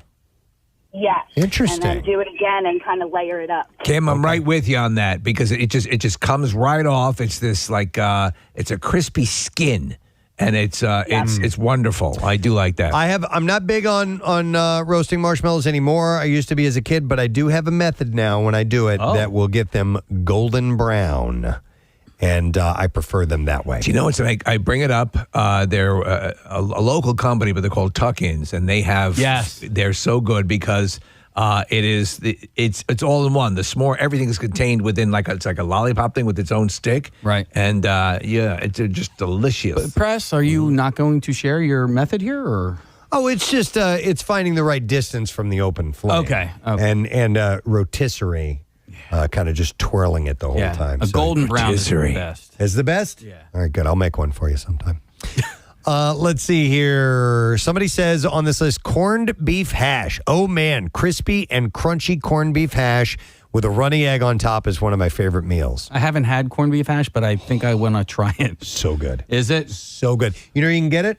Secret breakfast place. Okay. I had it when we were there. Is this now? Have you guys revealed the name of the secret breakfast place? No. The only way you can learn about secret breakfast place is if we take you. I can't tell you where it is. So this is Casey's rule. He wouldn't tell me where it was. It's like Fight Club. We finally had a free morning at the shore. Spend time together. Okay. And I said, you got to take me to the to the secret breakfast place. Put this burlap bag over your head. Yeah. And it was pretty awesome, I have to admit. What if somebody takes you guys? It's a greasy spoon. It's a hole in the wall. What do you mean if somebody takes us? Takes you out to breakfast. Like, will you reveal it to them? Like, you're saying you have to take them, but if somebody offers to take you out to breakfast? You could take them to the secret breakfast place. Do they have to do the thing that Steve said with the blindfold? A burlap bag over the head, the back of a van? Hit me over the head with a hammer. You just need an escort. That's it. And so don't email me. Don't. I'm not. I can only take. You don't want to ruin this. It's something that you guys have. Yeah. But I told you though we were there, and Casey told the server that his method, and she's like, "Oh no, you can tell everyone about this place." Because we want them to come here. Seating is limited. A secret. We're hanging on by a thread. But he is right. It's only a bar. That's it. Okay. It's the only place you can sit is at the counter. There are no tables. There are no seats anywhere, and that's all that Nick is out and about tonight. You're in Doylestown, right, Nick? Not tonight. Tomorrow. When is it? Oh, tomorrow. Yeah. Sorry. 12:30 to 2:30 tomorrow. I'm at Doylestown in a place called Villa Capri, which I'm really excited about. I've not been there before, but apparently it's a really cool soccer bar. Oh, wow. And there are a few matches tomorrow, including a union match. But the watch party that I'm going to be a part of is Manchester versus Arsenal. And so if you want to come and hang out, we'll be there from 12:30 to 2:30, Villa Capri in Doylestown, PA. And we're going to have Tom Papa tickets to give away. We're going to have some really cool soccer swag to give away, some MMR swag. So some great Heineken specials. Heineken is the sponsor for tomorrow. But I chatted with a manager, a guy named Justin at Villa Capri yesterday. And such a nice guy. Really excited to have us come out tomorrow. So again, Villa Capri in Doylestown, 12:30 to 2:30 tomorrow. And we're going to watch some soccer matches and have a good time. It sounds fun. Yeah. Excellent. All right. Before we move into the B file, I realize I haven't said a phrase one time this morning. No sad, bro. Oh. Yeah.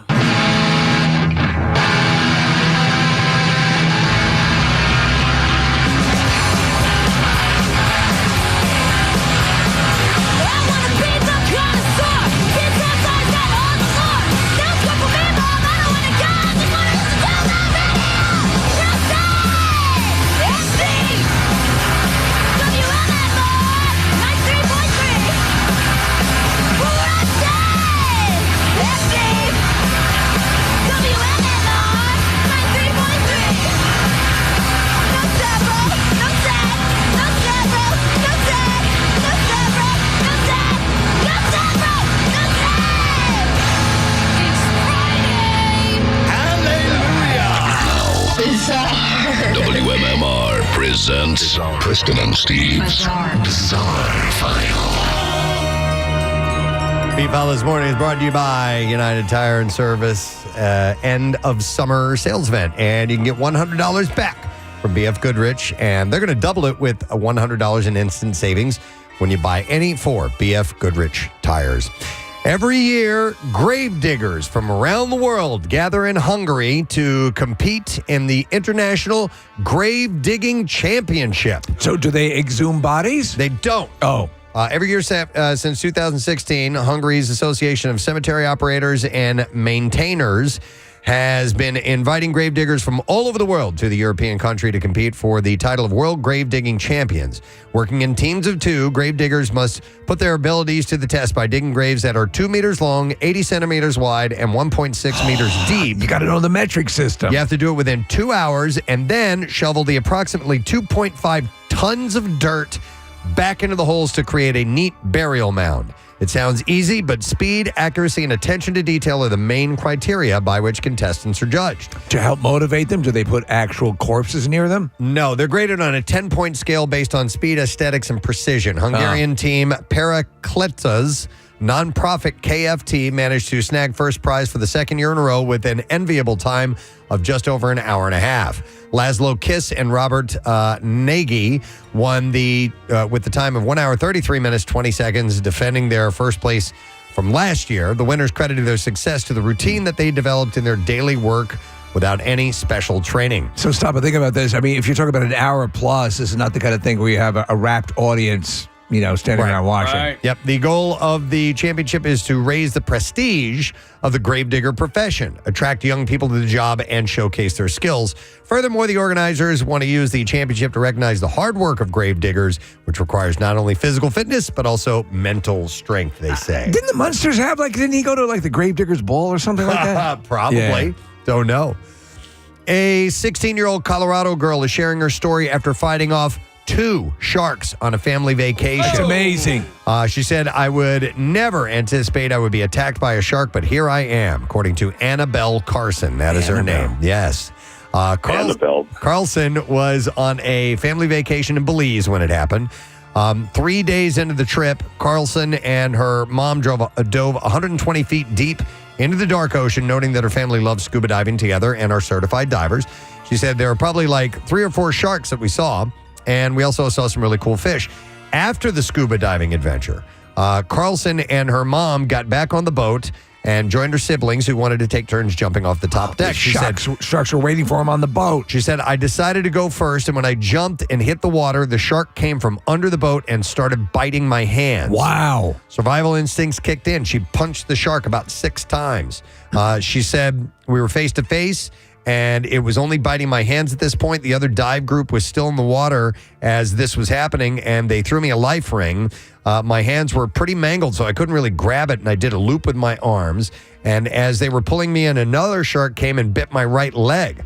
Carlson said people started throwing oxygen tanks at the shark to try and get it off of her so she could get back on the boat. It's insane. She said that's when we realized the boat itself, the first aid kit, it didn't actually have the right medical equipment for life-saving measures. Now that's planning. She said, so this guy who I'm thankful for, who was a tourist in our dive group, threw me a tourniquet that he had.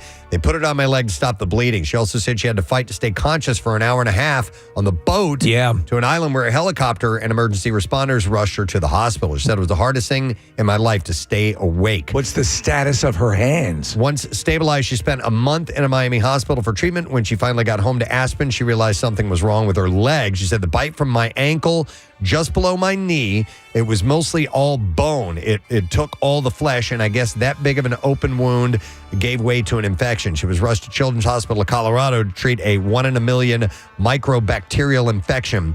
The doctor, Julia Sanders, says we've had to take her back for multiple surgeries because of the infection. Jeez. So that has just set her back again and again. But she said she's already back running on a prosthetic limb, working out. She does Pilates. She's an incredible kid. I don't know about her hands, but the leg was the most severe, Steve. Man. She also has about a dozen surgeries so far and another one in a month or so. That's if she says she's going to go back to scuba diving, I'm going to smack her. She has. Oh. Yeah. So her doctor said that they were. She had said that they've. Wait, where was that? Oh, yeah. She said she's been back scuba diving. Oh, man. So just a reminder of how resilient kids can be. In California, a woman says she's lucky to be alive after a freak accident left her impaled by a metal rod while she was driving on the 57 freeway. Jessica Precadio was on her way to go hiking Tuesday morning and dropped off her son when the unexpected happened. She said, I thought I got shot. I thought a car hit me. I felt a big impact. Moments earlier, she had heard a loud pop followed by a sudden sharp pain. She didn't realize at first what had happened. A metal rod had pierced the bottom of her Ford Fusion, shot through the driver's seat, and went straight into her left buttock.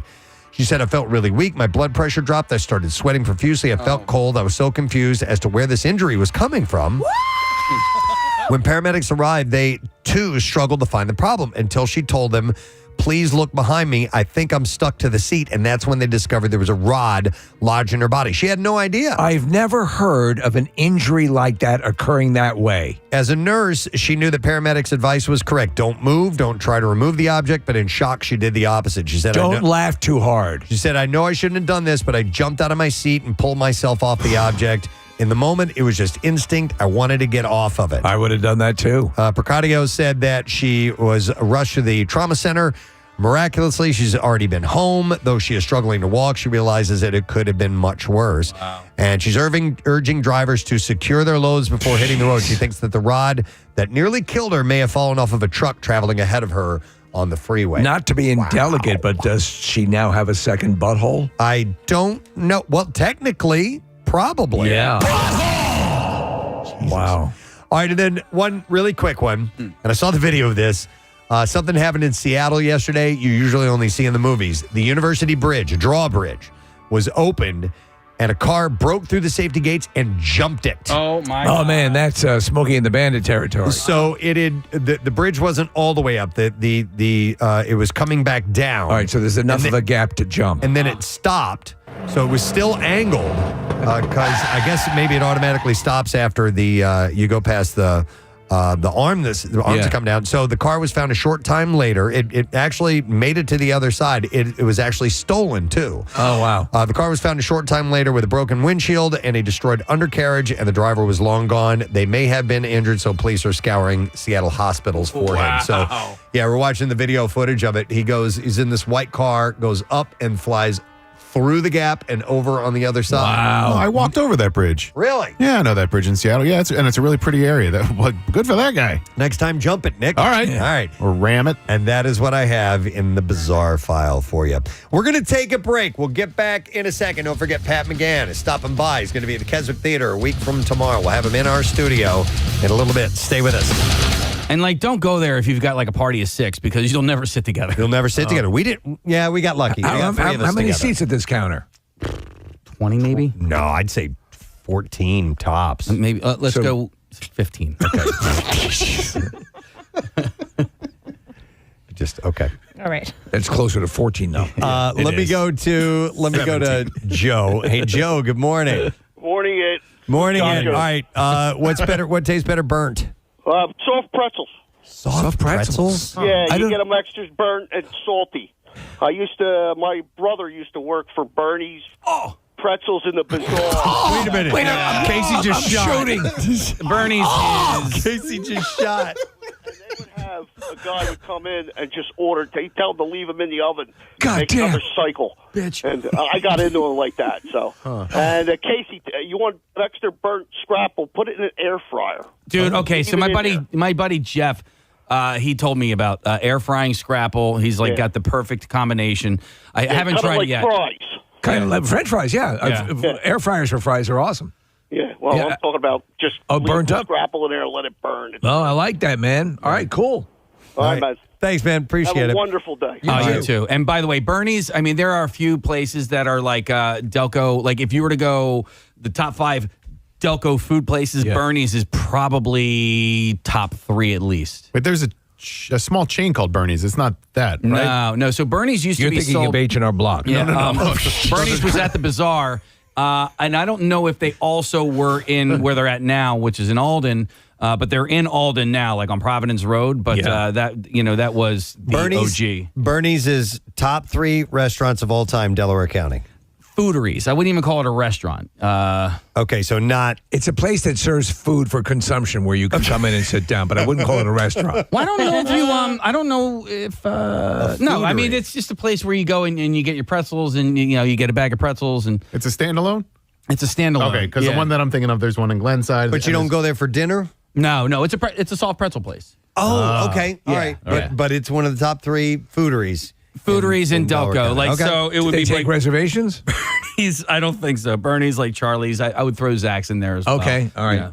As a foodery. As a foodery. Not as a restaurant. Yeah. What would restaurants? Any idea? Or do you go to some of the finer dining in Delaware County or not? Fine dining in Delaware County? Okay, never mind. That's a stupid question. Let me go to Kyle. Hey, Kyle. Kyle, you're on the air. Good morning. Yo, Good morning. Kyle, what's up, buddy? Oh, it's okay, Kyle. It's all good. What's up, man? Hey, sorry, cutting out a bit. No problem. For me, home fries and hush puppies. Home fries, we just in the potato realm, I agree 1,000%. A burn on that. Hush puppies, I'll have to think about that. Yeah, I like well done, crunchy hush puppies. Not a bad idea, Kyle. Very good.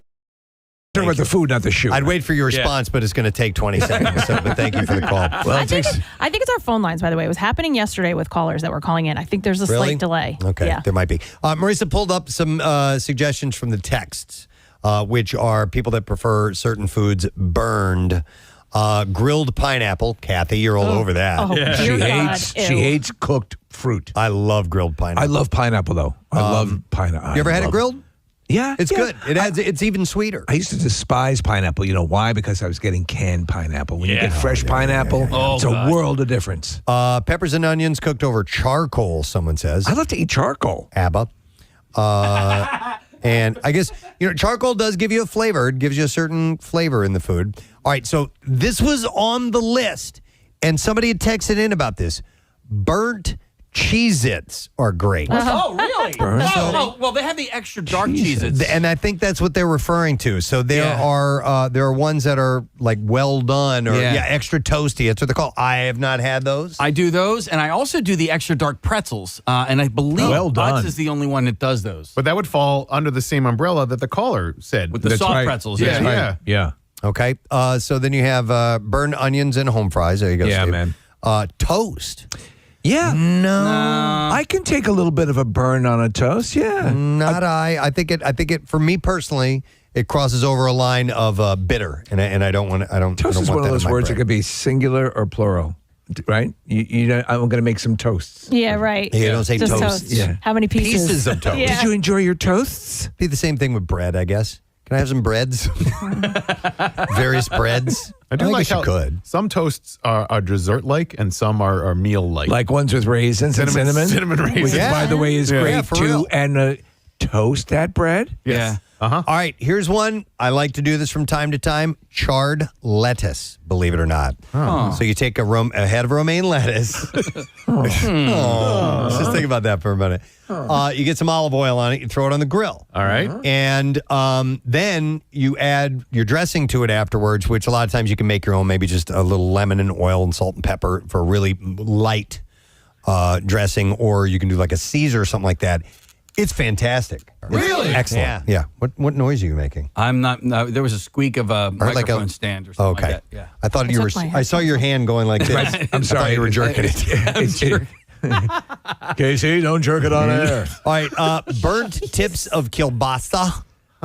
Kielbasa is another one of those that you can char the outside of because it's already cooked through. Usually, I think I would need anything in that kielbasa, any of that stuff. I would need it incinerated because I don't like it. No? I just don't like those meats. My wife. Kielbasi and bologna. And I know people love it. Yeah, I love them. We made Polish sausage. As a matter of fact, we had Irvine in, and we did the Crockpot challenge, and he dug my kielbasa. He did. Even I did. It was quite good. Yeah, it's maybe like brown sugar and apples and what's that other stuff called? Sauerkraut. Yes. Okay, here's one I fully do not agree with at all.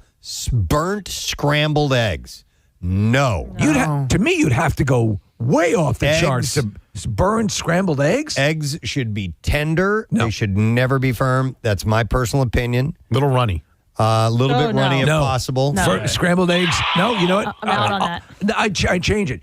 I want them overcooked. I want my scrambled eggs. No. I don't like runny egg yolks. Yeah. I want a little run. I want them burnt. I want them disgustingly incinerated. I want to sop it up with my toast afterwards. Rochelle burns her eggs. She's wrong. She said. That's why we slept together. Problem with that. Baked mac and cheese on top. We already talked about that. Grilled barbecued chicken needs a char. Yep, I'll go along with that too. French onion soup cheese needs to be burned. Yeah. Yep. You know, it's funny. A soup that I love so much was responsible for one of my closest brushes with death. Yeah. You can choke on that You stuff. get that glob of cheese in your throat and you're, forget it. Chocolate chip cookies when burnt are pretty good. No, Do you like not. burn? Listen, this is my thing. Yeah, it's it's my your jam. jam. It's my John. The chocolate chip cookies in all versions, a little, I don't want them incinerated, but a little burn around the edges with some milk adds a different taste complexion. I'm down with it. Okay. Let me Brownies even. Well, brownies is on this particular list, and I agree. A little, I do like it needs to be moist inside. Yes. But a little crunch texture on the outside is pretty good. We will go with Brent. Hi, Brent. Good morning. Good morning. How are you guys doing? Wonderful, sir. We're talking about foods that might taste a little bit better when they are burned. What do you think? I think the burn ends in the veggies, especially like you said, the asparagus. Okay. Yeah, when you get the tips that are burnt a little bit. It's so good. Yeah, and they get crunchy. I do my own barbecuing, and a lot of times they're crunchy, but they're not overly cooked. And the benefit of the asparagus is what your piss will smell like. Later on. It's so amazing. It keeps on giving. It's like beets. You pee red later on, Yeah, it's man. like a reminder of a great meal. Only for a split second you think you have a testicular cancer or something like that. I'm going to go to Dave. I'm rotting from the inside. Oh, it's the beets. Hi, Dave. Good morning. Good morning. What's up, Hate Dave? to bother you guys at work. Hey, thanks. First time caller here. Awesome, man. All right, and we're talking about foods that might taste better burnt. What do you think? Well, along the same lines of lettuce, cabbage. Ooh. If you guys ever use cabbage, you cut it in steaks, like pork the steaks. Okay. Soak it in olive oil, salt, pepper, oregano, whatever you want to use. Hot, like say maybe some hot pepper or something. Huh. Burn it on the grill. You're gonna love it, Dude, I will try that. That sounds really interesting. You say you're cooking the cabbage like a steak? Yeah, you can cut it thick enough and it'll hold together. Cabbage is really wound together tight. Hey, Dave, do you do the same thing with the artichokes ever? I have not, but we get the cabbage and it doesn't taste like anything when it's regular, right? When it comes out of the store, it doesn't really taste like much, but when you burn it, holy crap. Okay. Yeah, I've heard that same approach grilling artichokes on Thanks, it. Dave. Yeah. Wait, so artichoke, do you split it down the middle? Yeah. Lengthwise? Yeah, or you can peel them in advance and then put you can need a meaty one. You need a thick one, a veiny one. Right. But you can grill them individually, but it's a delicate thing. Artichokes are a tricky thing, man. They are. Because they've got that fibrous material when you get towards the heart. Yeah, you're not getting them much anyway. Even on the best ones. It has a heart. You got to work really hard to get very little on an artichoke. Do you guys like it when people say okie dokie artichoke? I do. Okay. I say it sometimes. Yeah. Usually the next step is you're put into a home. Right. I like a hunky-dory chicken tandoori. I've never heard that. I've never heard that one either. Let's see. All right, we already got to that one. All right. Let's go to Ed. We got a couple of Eds. Hey, Ed, good morning. Hey, good morning, guys. Good morning, Ed, sir. All right, food that tastes better burnt. Well, seriously, I got to tell you, I'm literally taking notes. This is fantastic. Good. We're good for something. Especially about the vegetables. We recently got an air fryer. Okay. And the first time we used them, my wife burned green beans, and I was eating them like French fries. Okay. It's hilarious. All right. But Yep.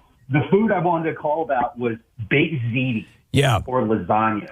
Like that top, it's almost kind of like a crust with the cheese. Yeah, we'd mentioned that earlier.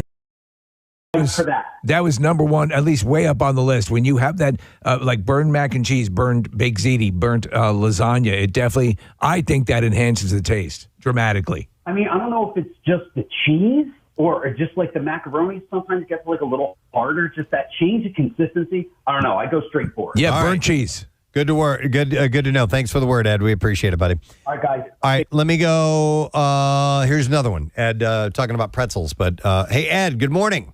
Hey, everybody, it's good to have you on the ba-ba-two, the ba-two, ba-ba. Oh, no! You were doing so well. I was melding it along with you, Ed. Try it again. Try it again. Try it again. All right. Hey, everybody, it's good to have you on the ba-ba-two, the ba-two, ba-ba-ba-doo, ba-ba-da. Yeah! That's pretty close, right? Closer. All right. Better. I like it. Now do it backwards. All right, Ed, what's up, man? A Philly soft pretzel. without question, is absolutely the best when it is We birthday. do anything? Got a couple of shout outs I want to get out. So I got this. It says, hey guys, I want to give a shout out to my big bro, JoJo. For his 40th birthday. His birthday is September 19th, so anytime close, that would be great. He live streams you guys almost every day in Pierre, South Dakota. Oh. Have a good birthday, hippie, he says. So, and it's interesting. So the way the town is spelled, Pierre, Pierre, is like our buddy Pierre Robert. Yeah. But I had a friend of mine who lived in South Dakota, and he said, if you ever came into town and you said Pierre, he's like, we'll know you're from out of town. Oh. They pronounce it Pierre. Pierre. Yeah, so Pierre, South Dakota. He says, rage on and monkey pick ass. Wow, that's a callback. John, Jenny, Jackson, and Sophia. So that is from Jonathan. Here's the shout out. Rocky, Ricky, Danny, Terry, Mikey, Davey, Timmy, Tommy, Joey, Robbie, Johnny, and Brian. All right, so this is another one. Hey, bitches. Hoping you could give a shout out to my son, Ryan Schoen. It's hard to believe that he'll be 21 on September 20th. He's been listening to you guys for literally his entire life since he has been raised by two of your biggest fans. Now that he will be 21, he is hoping to win tickets to your Christmas Miracle in December this year. Oh, wow. Thanks in advance, Gadzooks. That's from Sandy Schoen. So here's a shout out. And let's see. Here's another one. Hey, Presbo, this Saturday, September 20th, I will be completing my 30th revolution around our sun. And to celebrate it, I'll be running my first and probably only half marathon as part of the Air Force Marathon in Dayton, Ohio. Huh. And while this is something I've been training for the last year, I am not asking for a shout out for myself, but for my beautiful mother, Kathy, that I was lucky enough to share the same birthday as. And she is an active listener of the show and of Pierre's time slot every day. So if this gets to you in time, could you please give her a big, juicy happy birthday shout out for being the best gift I'll ever receive. Thanks. And Bo Gerds. That's from Ryan in Downingtown. And he says, also, please give Nick a Gary Lauer phlegm cough for him. Dear God. I don't know why. Because I hate it so much. Yeah, Makes he's me want to vomit. And by the way, I'm just going to throw this out there for anybody who's going to get a cat or a dog anytime soon. Great cat or dog name, Go Birds. Go Birds. Go Birds, as in one word. Yeah. Right, yeah. All right, and then finally I got this email from the Newark Country Club. Matthew Bonanano, who is the head golf professional there, says, Dearest Presbo, first off, I love you like a fat kid loves cake. But sadly, this is not a happy email. From one golf nerd to another, we're asking for help. Our NCC director of golf, Dave McDonald's wife, Dawn, has been battling cancer for the last year and received the unimaginable news that the cancer has spread to her liver with 2 to 3 months left to live. To help ease the financial burden for Dave and his family and allow his wife to spend more time with Dave and her family, any donation you could provide would be greatly appreciated and tremendous help to his family during these tragic times. So they've set up a GoFundMe. The entire family, he says, is a part of the club. From trivia nights at the pool to their kids attending our golf camps and tournaments. And we want to do whatever we can to help these people we love so much that we consider a part of the Newark Country Club family. If you could please get this, your world famous butt plug section would mean the world to me. So we have it right now on our community page. If you'd like to lend a few bucks, I would certainly appreciate it. $5, $10 if you want to donate $100, just anything. And a little bit helps. Yeah. I mean, this is just a horrible, horrible thing that they're going through. So if you go to PrestonandSteve.com, click on events, and then you'll see the community page. Click on that, and you'll see the link. Yeah, it's called the McDonald family. So if you're on GoFundMe already, it's support Dave and Dawn. And Dawn is spelled with an E, D-A-W-N-E, the McDonald family. And that link is up on the community page. All right. Thank you, guys. All right, let's, you know what we need to do? What? We got to clean out the junk drawer. It's the junk drawer. Preston's cleaning out his junk drawer.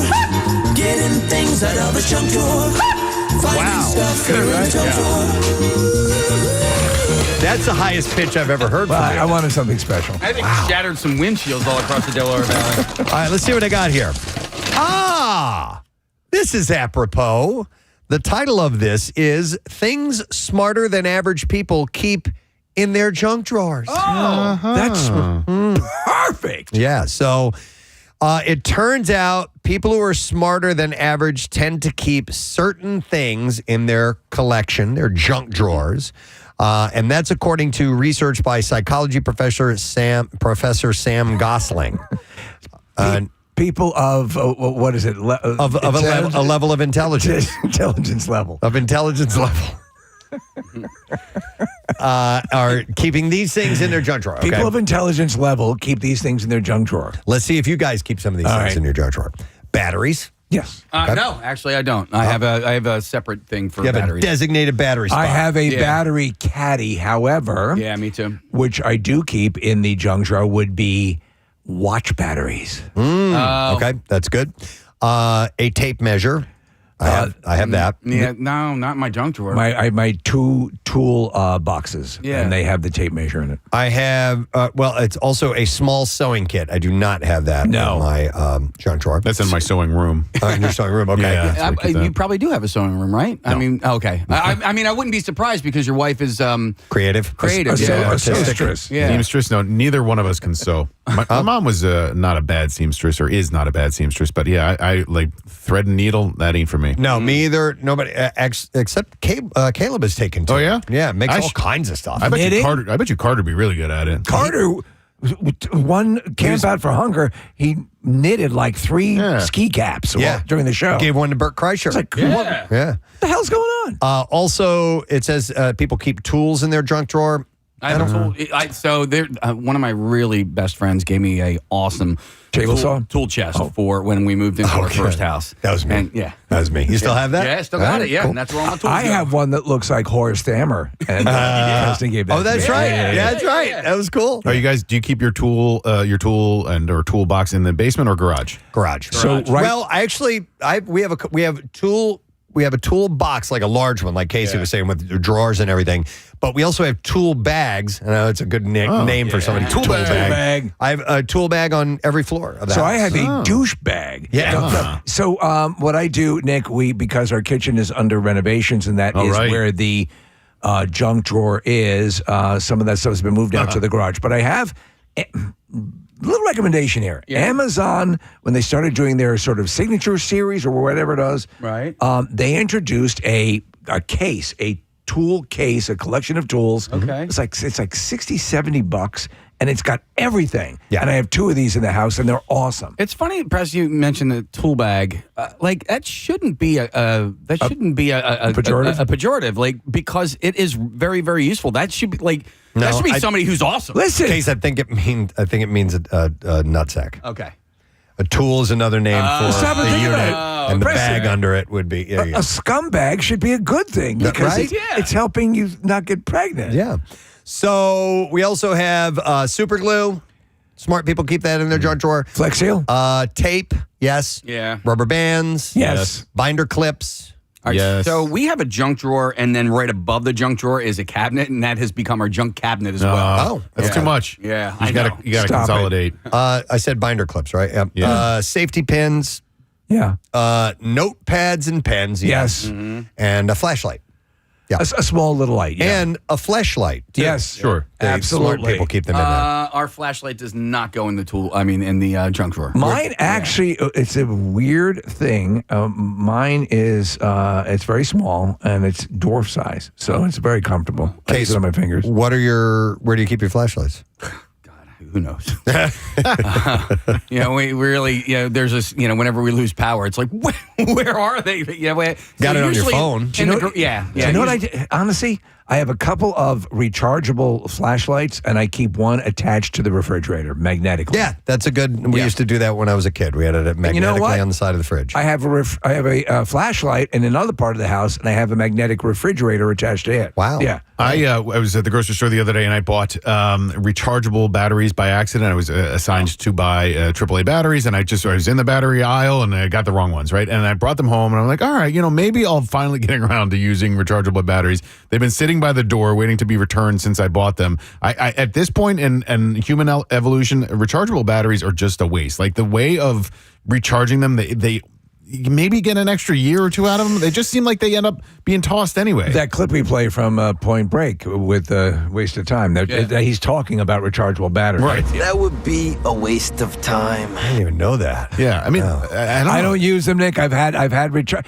What I will use them for is like cameras and things, a different kind of battery. But those recharge, I'll tell you, the best battery purchase I've made in quite a while is that battery caddy. Yeah. That thing's awesome. But then you'll buy disposable batteries, disposable right? batteries. Yeah. And by the way, did you know Rodney recycles batteries? Does he? Yeah, if you ever had old batteries, because you're not supposed to toss them in the trash. You're supposed to put them in the proper... I burn them. Yeah, but you should put them in on the street. Okay. And light them on fire. I'd read that hardware stores will take the batteries. Right. I went to a local hardware store in my town, and I'm trying to do the environmental correct thing. Right. Have a bag full of old batteries. Did they laugh you out of there? No, I took him in. I'm like, hey, I heard you guys will dispose of these batteries. Like, and he goes, we just throw them in the trash. That's probably what Rodney does. Come on, man. Really? Come on. Seriously. That's what he said. Can you recycle batteries, or is That's what Rodney says he does?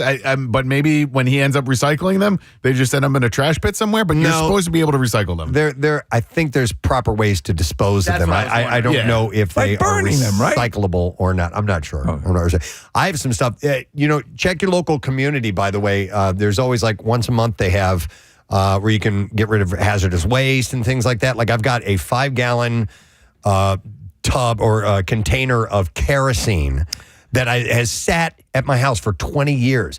The kerosene probably doesn't burn like it should at this point anyway. It's deteriorated somewhat. I got to get rid of it. So you have to find when and where these drop-offs are. You can be smart about it. I bring my chemicals like that. There is a playground near my house. Yeah. And I will pour it in the grass. Okay. Yeah. You have your method. Yeah. No, but when they do those hard drive and computer and electronic trash days, those are very helpful because I find a lot of times old computers and stuff start to stack up at my house, and they're more difficult to get rid of because you don't want to have a hard drive out there that has some sensitive information on it. Here, Nick found some info. It's about Staples. They offer free nationwide in-store recycling for both single-use, including alkaline and rechargeable batteries. How about that, Craig? Yeah. They take our old printer cartridges and stuff like that, too. We return those to Staples. Okay, so anyhow, this is a junk drawer thing. Oh, and by the way, real quick before I go back in there, Mario texted in and he said, I swear I thought I heard Steve say Horse Thammer. Am I having a stroke?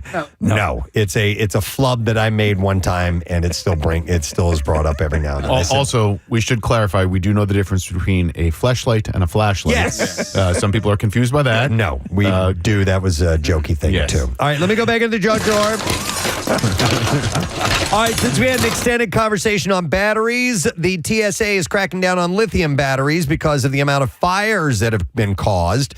The big rule, according to the agency, is that they cannot go in checked baggage. They can, however, be in your carry-on. And here are some of the common items that have lithium batteries, and you got to keep them out of your checked baggages because if they catch on fire and they're in the cargo hold, there's very little that can be done. Can I guess number one? Well, they're not in any particular order, but what is it? Flashlight. Yeah, flashlight. Yes, that is on here, but it's a little deeper in. All right, so here are some of the items they mentioned. Electric toothbrushes, smartphones, external hard drives, cameras and camcorders, power banks and portable chargers. Yeah. Vapes and e-cigarettes. Can you take a vape on with you? Yes, you can. You can. Okay. Yeah.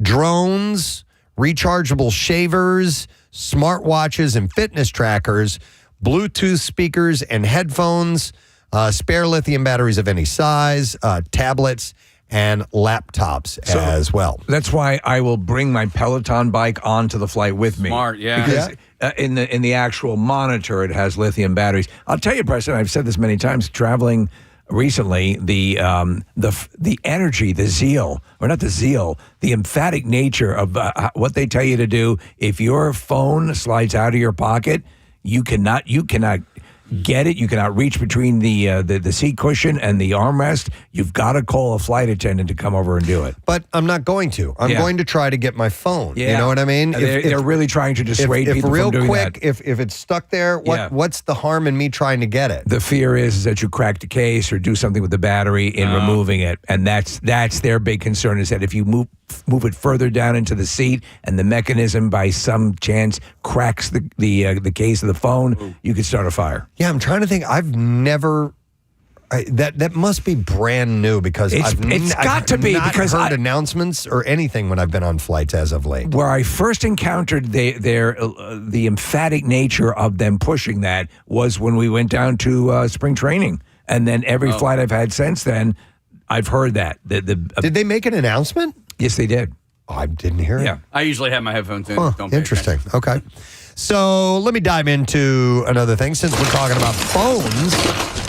These are all segueing together nicely. You're so good. Etiquette expert Joe Hayes says, I hate to be the only one to say this, but older people, this is older people's phones habits that make younger people cringe. All right. And they said, this person said, older people, especially boomers, have atrocious phone hygiene. Mm-hmm. As a general rule and observation, she said, I see younger people doing so much better. So younger people tend to see technology as an extension of themselves, and they're completely comfortable using it, while many other people, don't embrace it with the same zeal. And they are, these are the things that older people do with their phones. Let's hear this. That make younger folks cringe. Cold calling. Says back in the landline days when the phone rang, you answered it without thinking about it. Now, an unexpected phone call is downright shocking to young people who think sending a quick text is a better solution, and they believe that cold calling without a warning, is actually rude. So you should send a text first. Hey, you got a minute to talk?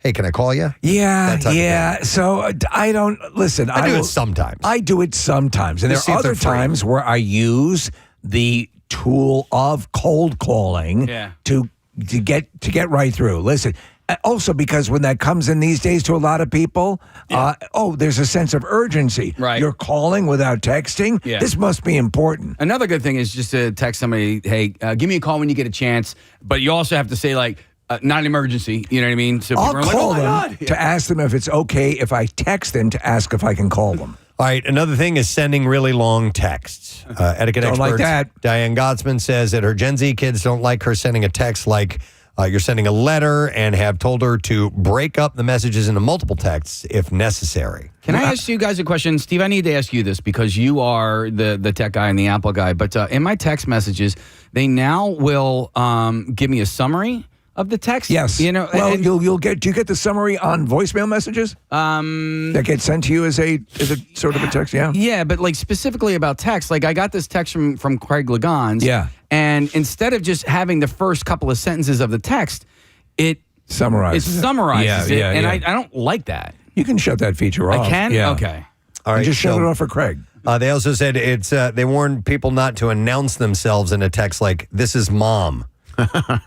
Yeah, you're stored. Or respond to group chats with unnecessary comments or use emojis excessively, My dearest or one. without knowing what they mean. Yeah, so I have a pet peeve, which is liking, heart liking, or ha-haing in group texts.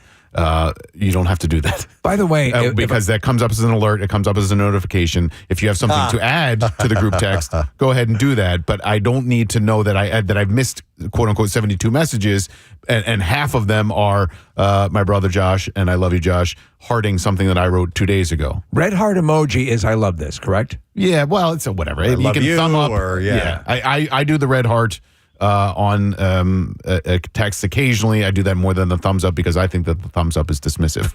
So you mean the one a text has been sent out, and then you great message. Touch the text and it gives you those options. Yeah. Heart. Yeah. Love it. Love this. Yeah. That's Love that's how I interpret it. See, I think sending a thumbs up emoji is dismissive. Thumbs upping a text is not. You're just saying, yeah, I know. I'm just acknowledging what you had said. It's me way overthinking something that is completely innocuous. Also, they say that not locking a phone screen is something older people do that is annoying. This can lead to pocket dials. Young people don't like getting those random calls from their parents. Do you lock your phone screen with any regularity? Oh, yeah. Yeah. Absolutely.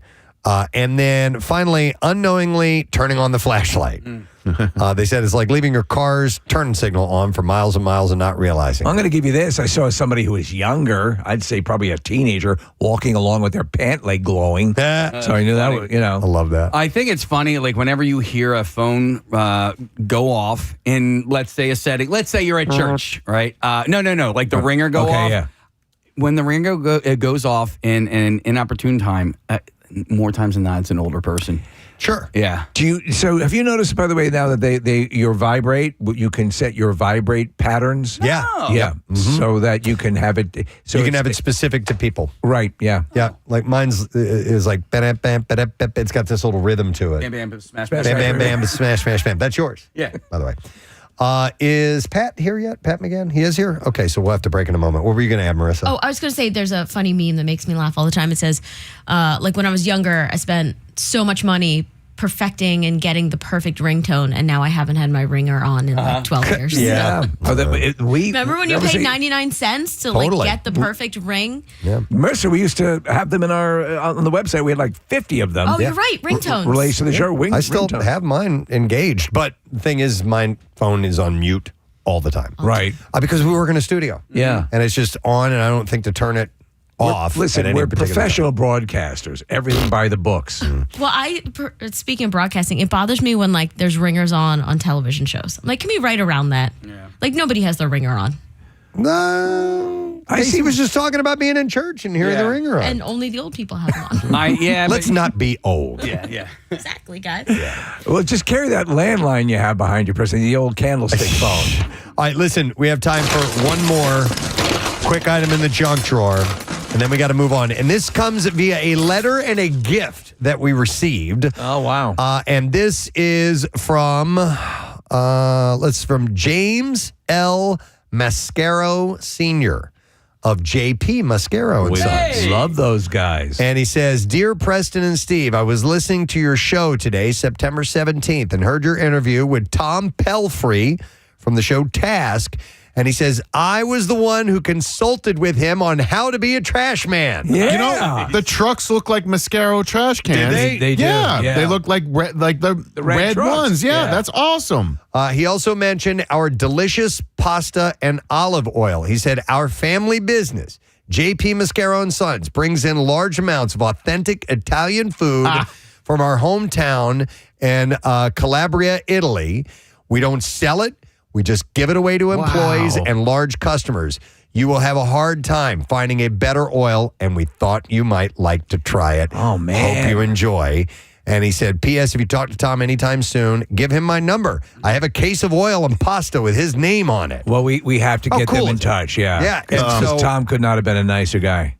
We have this huge box. It's heavy, Press. I'm going to bring it over here. Hang on. Yeah.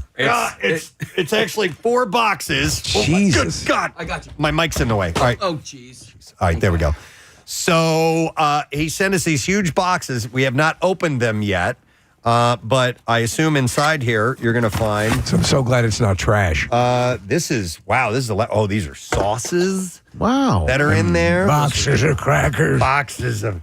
That's so nice. Okay, so we have there's pasta and the oil. I've got to try the oil. So this is solely to give as gifts to employees. They don't sell any of this. But he said to we give them away to employees and large customers. Yes. Oh, I mean physically large or no? just? I think probably. What are you, a deuce 50? Here's a that box. They do a lot of business with. So All right, a couple quick things while you're going through that, Preston. First, you mentioned it earlier, but there's a really great clip of Tom Pelfrey talking about the Delco accent up on our Instagram account, which is Preston and Steve Show. Marissa also posted the entire interview, so if you missed it, it's on our YouTube channel, which is Preston Steve WMMR. The YouTube channel has a lot of great interviews and cool clips. So the interview with Tom and Brad Inglesby is up on our YouTube page. And then lastly, Tom and Brad Inglesby are going to be at the Phillies game on Tuesday. Tom is throwing out the first pitch, and I believe that Mark Ruffalo might be coming down to throw out the first pitch as well. So very cool. I will let the guys know, and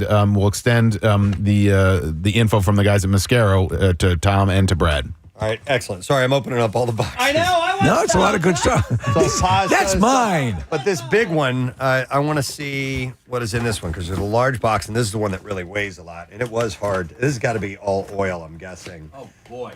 You know, that's with the Corleone family. Oh, wow. Boy. Wow. There's a selection of olive oils in here. Some- The no Duchessa Popeyes. Carlotta, the Aceto Balsamico, which is a balsamic vinegar. That takes me back to the old country. Sant'Olio di Calabria, which is a extra virgin olive oil with pepper, and then their regular Mascaros olive oil.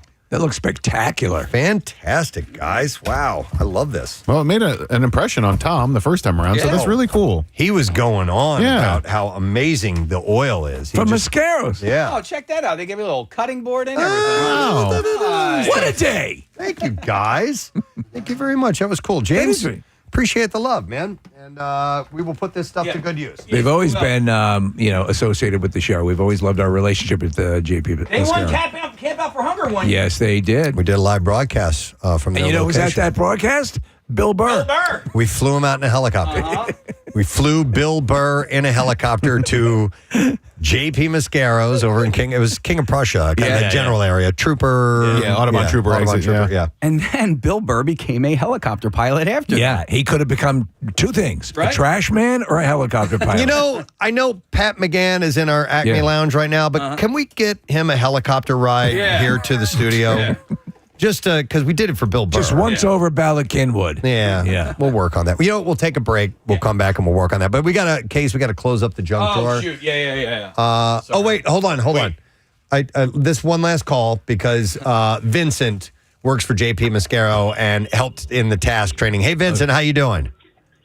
Good morning, Ed.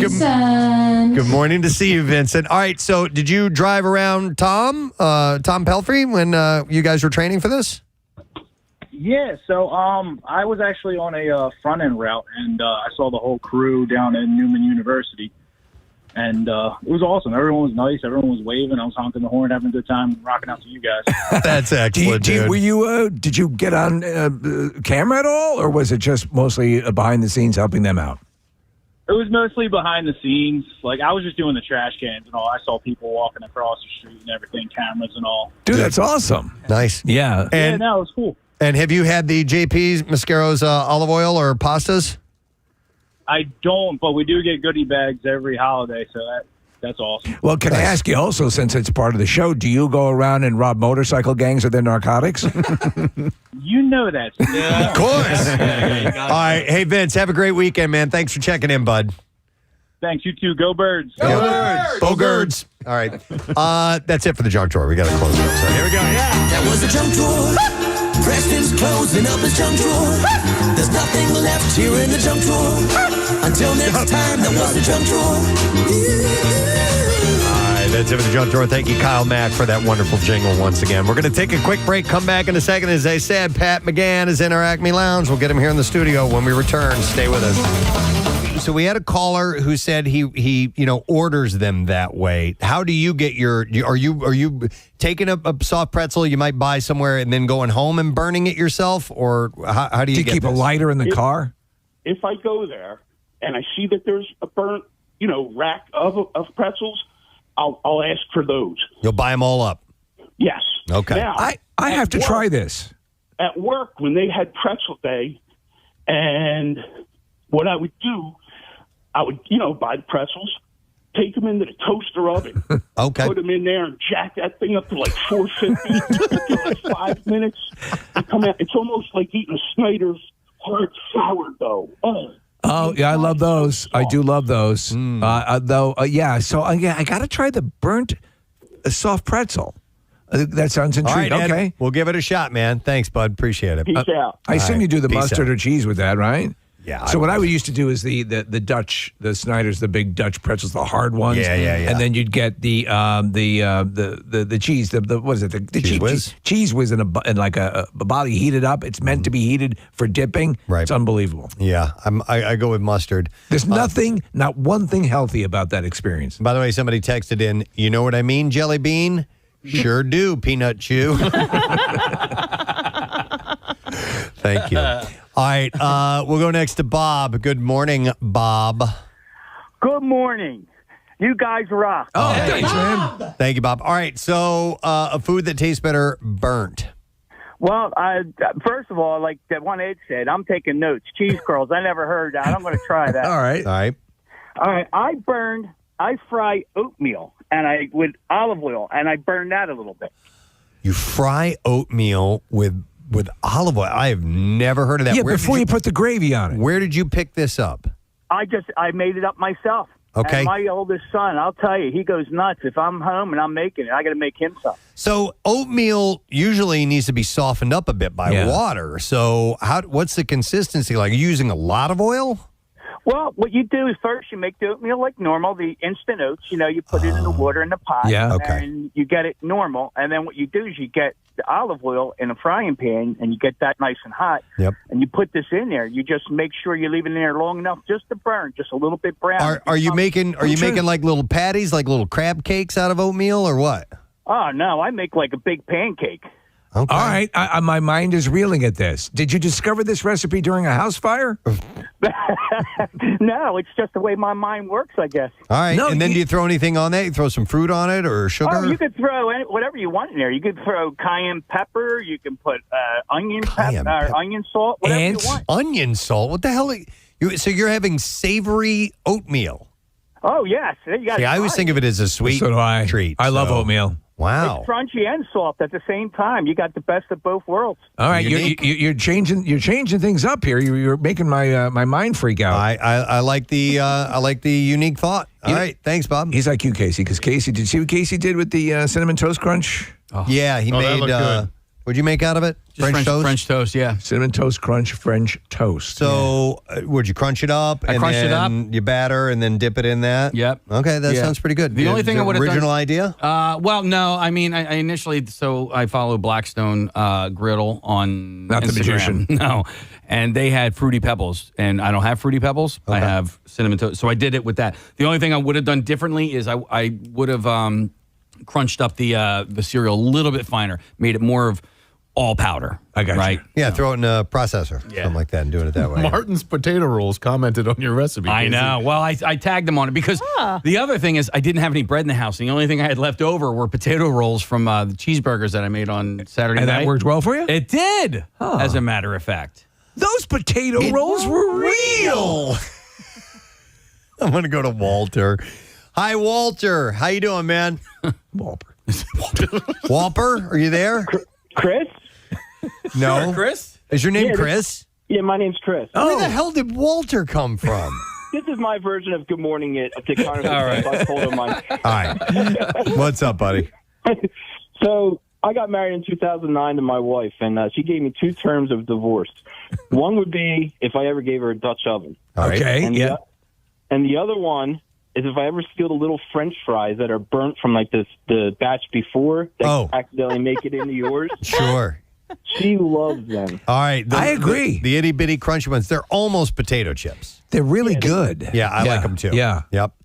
They're amazing. Would she like save those for last, or just savor in them and point out how much she loved them? No. She will dig through the bin of French fries to find them. You know what you should do? And honestly, put the whole relationship to the test. Do a Dutch oven, but when you put the blanket up over her head, between your legs is a bowl of those burnt French fries. There you go. I thought about that on April Fool's one time. Nice. All right, thanks, Chris. Appreciate it, man. Or Walter, whatever you want to go by.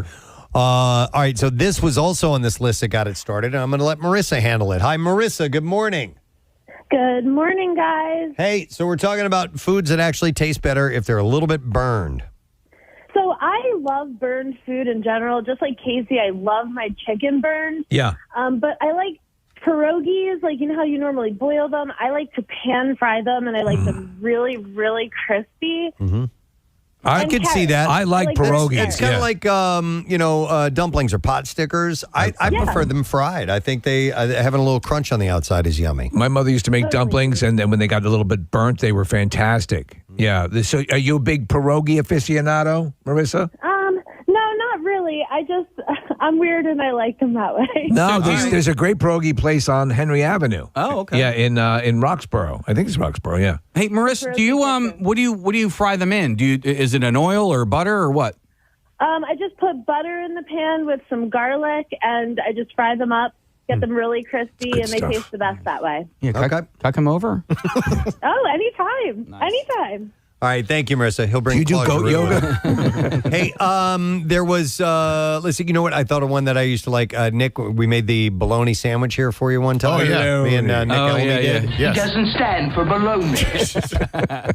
I like it a little bit charred. Yeah. Okay. Yes. I do like Yes. it a little bit charred. I Now- think it tastes better. So where is the char happening? Like, is it on both sides? Does it matter? No, just on the outside. Yeah. Okay. It doesn't have to be on both sides. All right. but, I will tell you this. I do not like regular bologna sandwiches, but grilled bologna sandwiches, I can swing that. Nice. Chuck D'Amico loves to air fry pepperoni. Oh, really? Doesn't stand for pepperoni. He doesn't stand for bologna. Yeah, I bet that's like well done bacon. Like it's really crispy and falls apart really easily. Who brought? There was somebody brought by. It was with syrup. Do you remember, Nick? They brought by this obscenely huge tray of like bacon with like a syrup, and I was like, I'm like, this is the greatest and most horrible thing in the world at the same time. I want it back though. I want it back. I want you back here in Philly. Hello, bacon. We want you back. They what was it? The farmers, not Founding Farmers. Yeah, founding farmers. Yeah. They have these things called bacon lollies. Oh, which are it's on a little stick and it's a piece of well done bacon. Oh wow! That's got like a wrapping something, a candied type of candy, sweetness on it. I got like you. that. It's pretty tasty. Is it around a particular item or is it just the bacon? A wedding ring. What do you mean? Is it around? Like is there scallop hidden within? No. No. Just why? bacon. Why? What makes you think the lolly part? Yeah. Like No. It's just like a it's on a Tootsie stick. Pop. All It's right. on a stick like a lollipop. I would stick a scallop in there and then wrap it with bacon and then make that the pop. I like that too. That almost becomes like a blow pop, but a different version with meat. A scallop pop. Yeah. Because a blow pop had gum in the middle of Right, it, right? there's two Or layers. Tootsie Roll. Tootsie Pop has Tootsie Roll. Yeah. Right. Oh, remember Tootsie Pop drops? Those Yes. were. I loved those. Yeah. I like scallop drops. They were my favorite as a kid. Candy covered Yeah. scallops. These are great, Mom. Yeah. Do they make Tootsie Pop How many drops licks anymore? does it take to get the center of a scallop pop? These are birth control pops. Wow. All right. Anyway, clearly we could talk all day about this because our text messages are lighting up like crazy and so are our phone lines, but we have to take a break. But I thought it was an interesting look at foods that might taste better with a little burn on them, if you will. By the way, do you say burned or burnt? I would say, I say burnt. You know, I don't know. Burned, I guess, and burnt is adequate as well. All right. Anyway, thank you for your calls. We appreciate it. We're going to take a break. We're going to come back in a second. We'll dive into the Bizzare when we get back. Stay with us.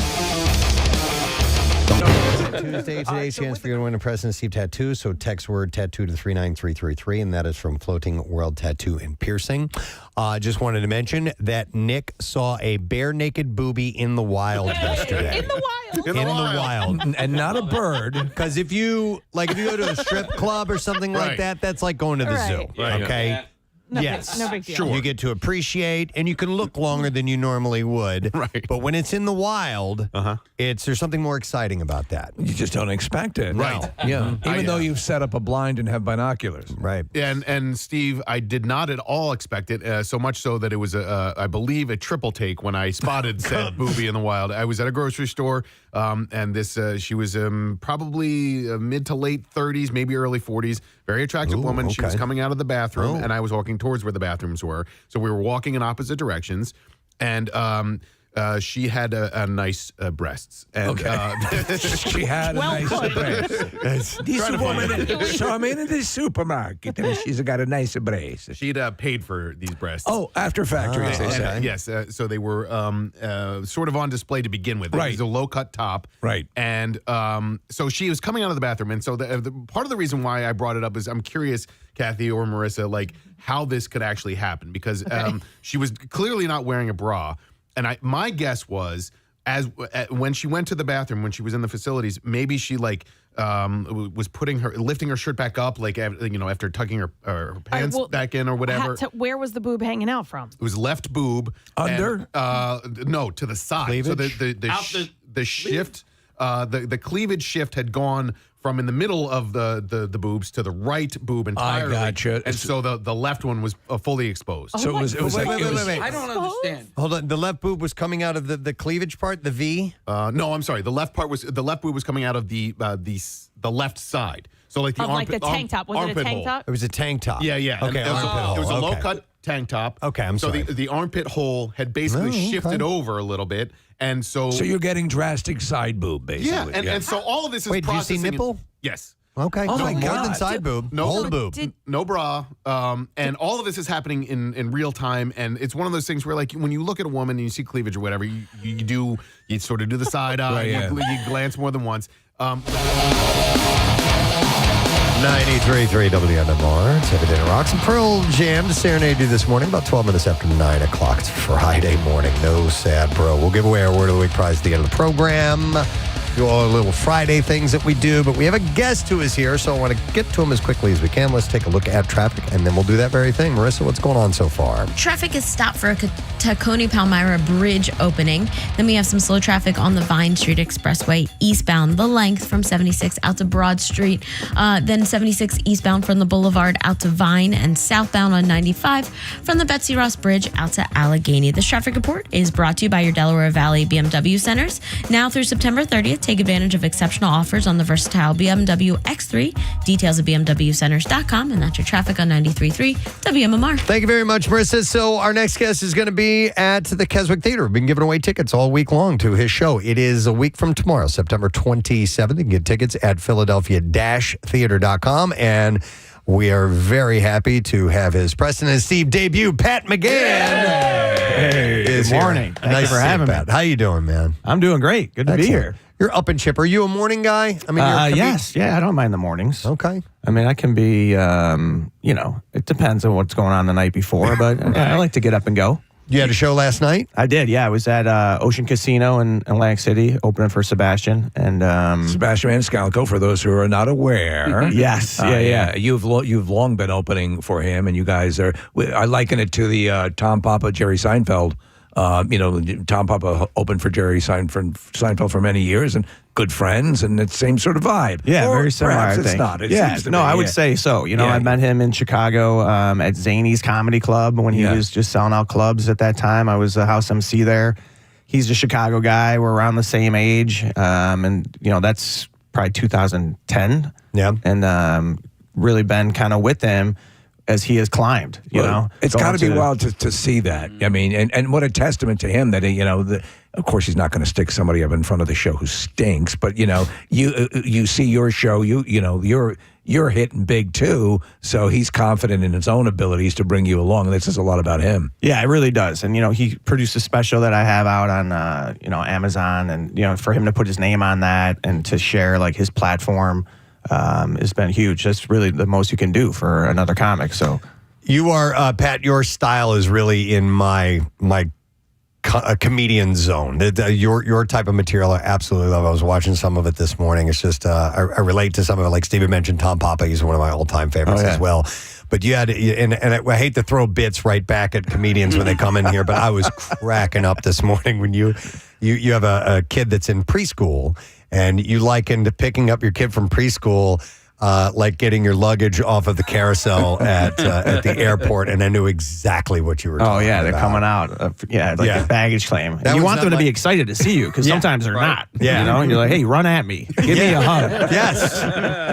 My kids are all grown now, but I remember it like it was yesterday. And how many kids do you have? I have 3. So my daughter is the oldest. She's in 8th grade. Okay. Just turned 13. And then I have a 7th grader and a 5th grader. So I'm kind of like in that teen spot. You got one that's playing hockey, don't you? I do. Yeah, but that's my little guy. He had a tryout, which is ridiculous, 4th grade. Yeah. You know what the tryout was? Can you come up with $2,500? He's like, Dad, I made the team. I was like, I know. Yeah. I got the fraud alert from Chase. So you got kids in middle school, as they call it middle school now, is junior high back in my day. But that, you know what I found out really interesting from my kids and their experience anyway, and I didn't know.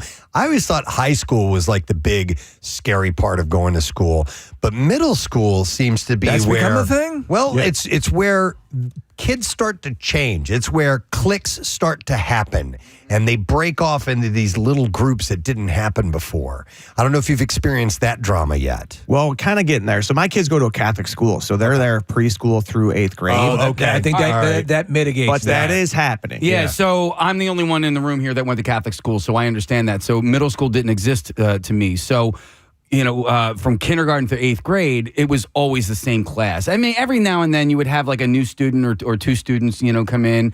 And to me, the way I grew up, when you were the new kid, like you were like the most popular person. Like whether you were the new kid in the neighborhood or the new kid in the school, you were like, oh, somebody new. Yeah, right. I'm so bored of all these other An people. outworlder. Yeah. When I agreed to do this, I was told all you guys were Catholic. No, sorry about that. Just you? Yeah, John's Roman Catholic. Well, he's Roman Catholic. He just didn't go to Catholic school. Yeah. I went to regular, then I go to Sunday school. So they're all fired up in my neighborhood. The Pope is from the South Side. And we kind of claim him here because he went to Villanova. Oh, there you go. Yeah. So we've got a stake in it as Well, well. I've just been talking about because he's a White Sox fan. It's like really the Pope. Like if you're looking for a sign that this is the end of times. When that video showed up of him at that old White Sox game, it was just like, I'm not Catholic. And I was like, this is the coolest thing ever. Like the Pope went to a White Sox game. Yeah, he's one of us. He's it's kind of a trip. Just everyone's kind of been talking about that. But yeah, my kids are at that age where it's getting a little bit, because these are the years that you worry about. Because you talk to parents of teenagers and they scare the hell out of you. They're always like, just wait. Yeah. Just wait. They don't give you any advice, no roadmap.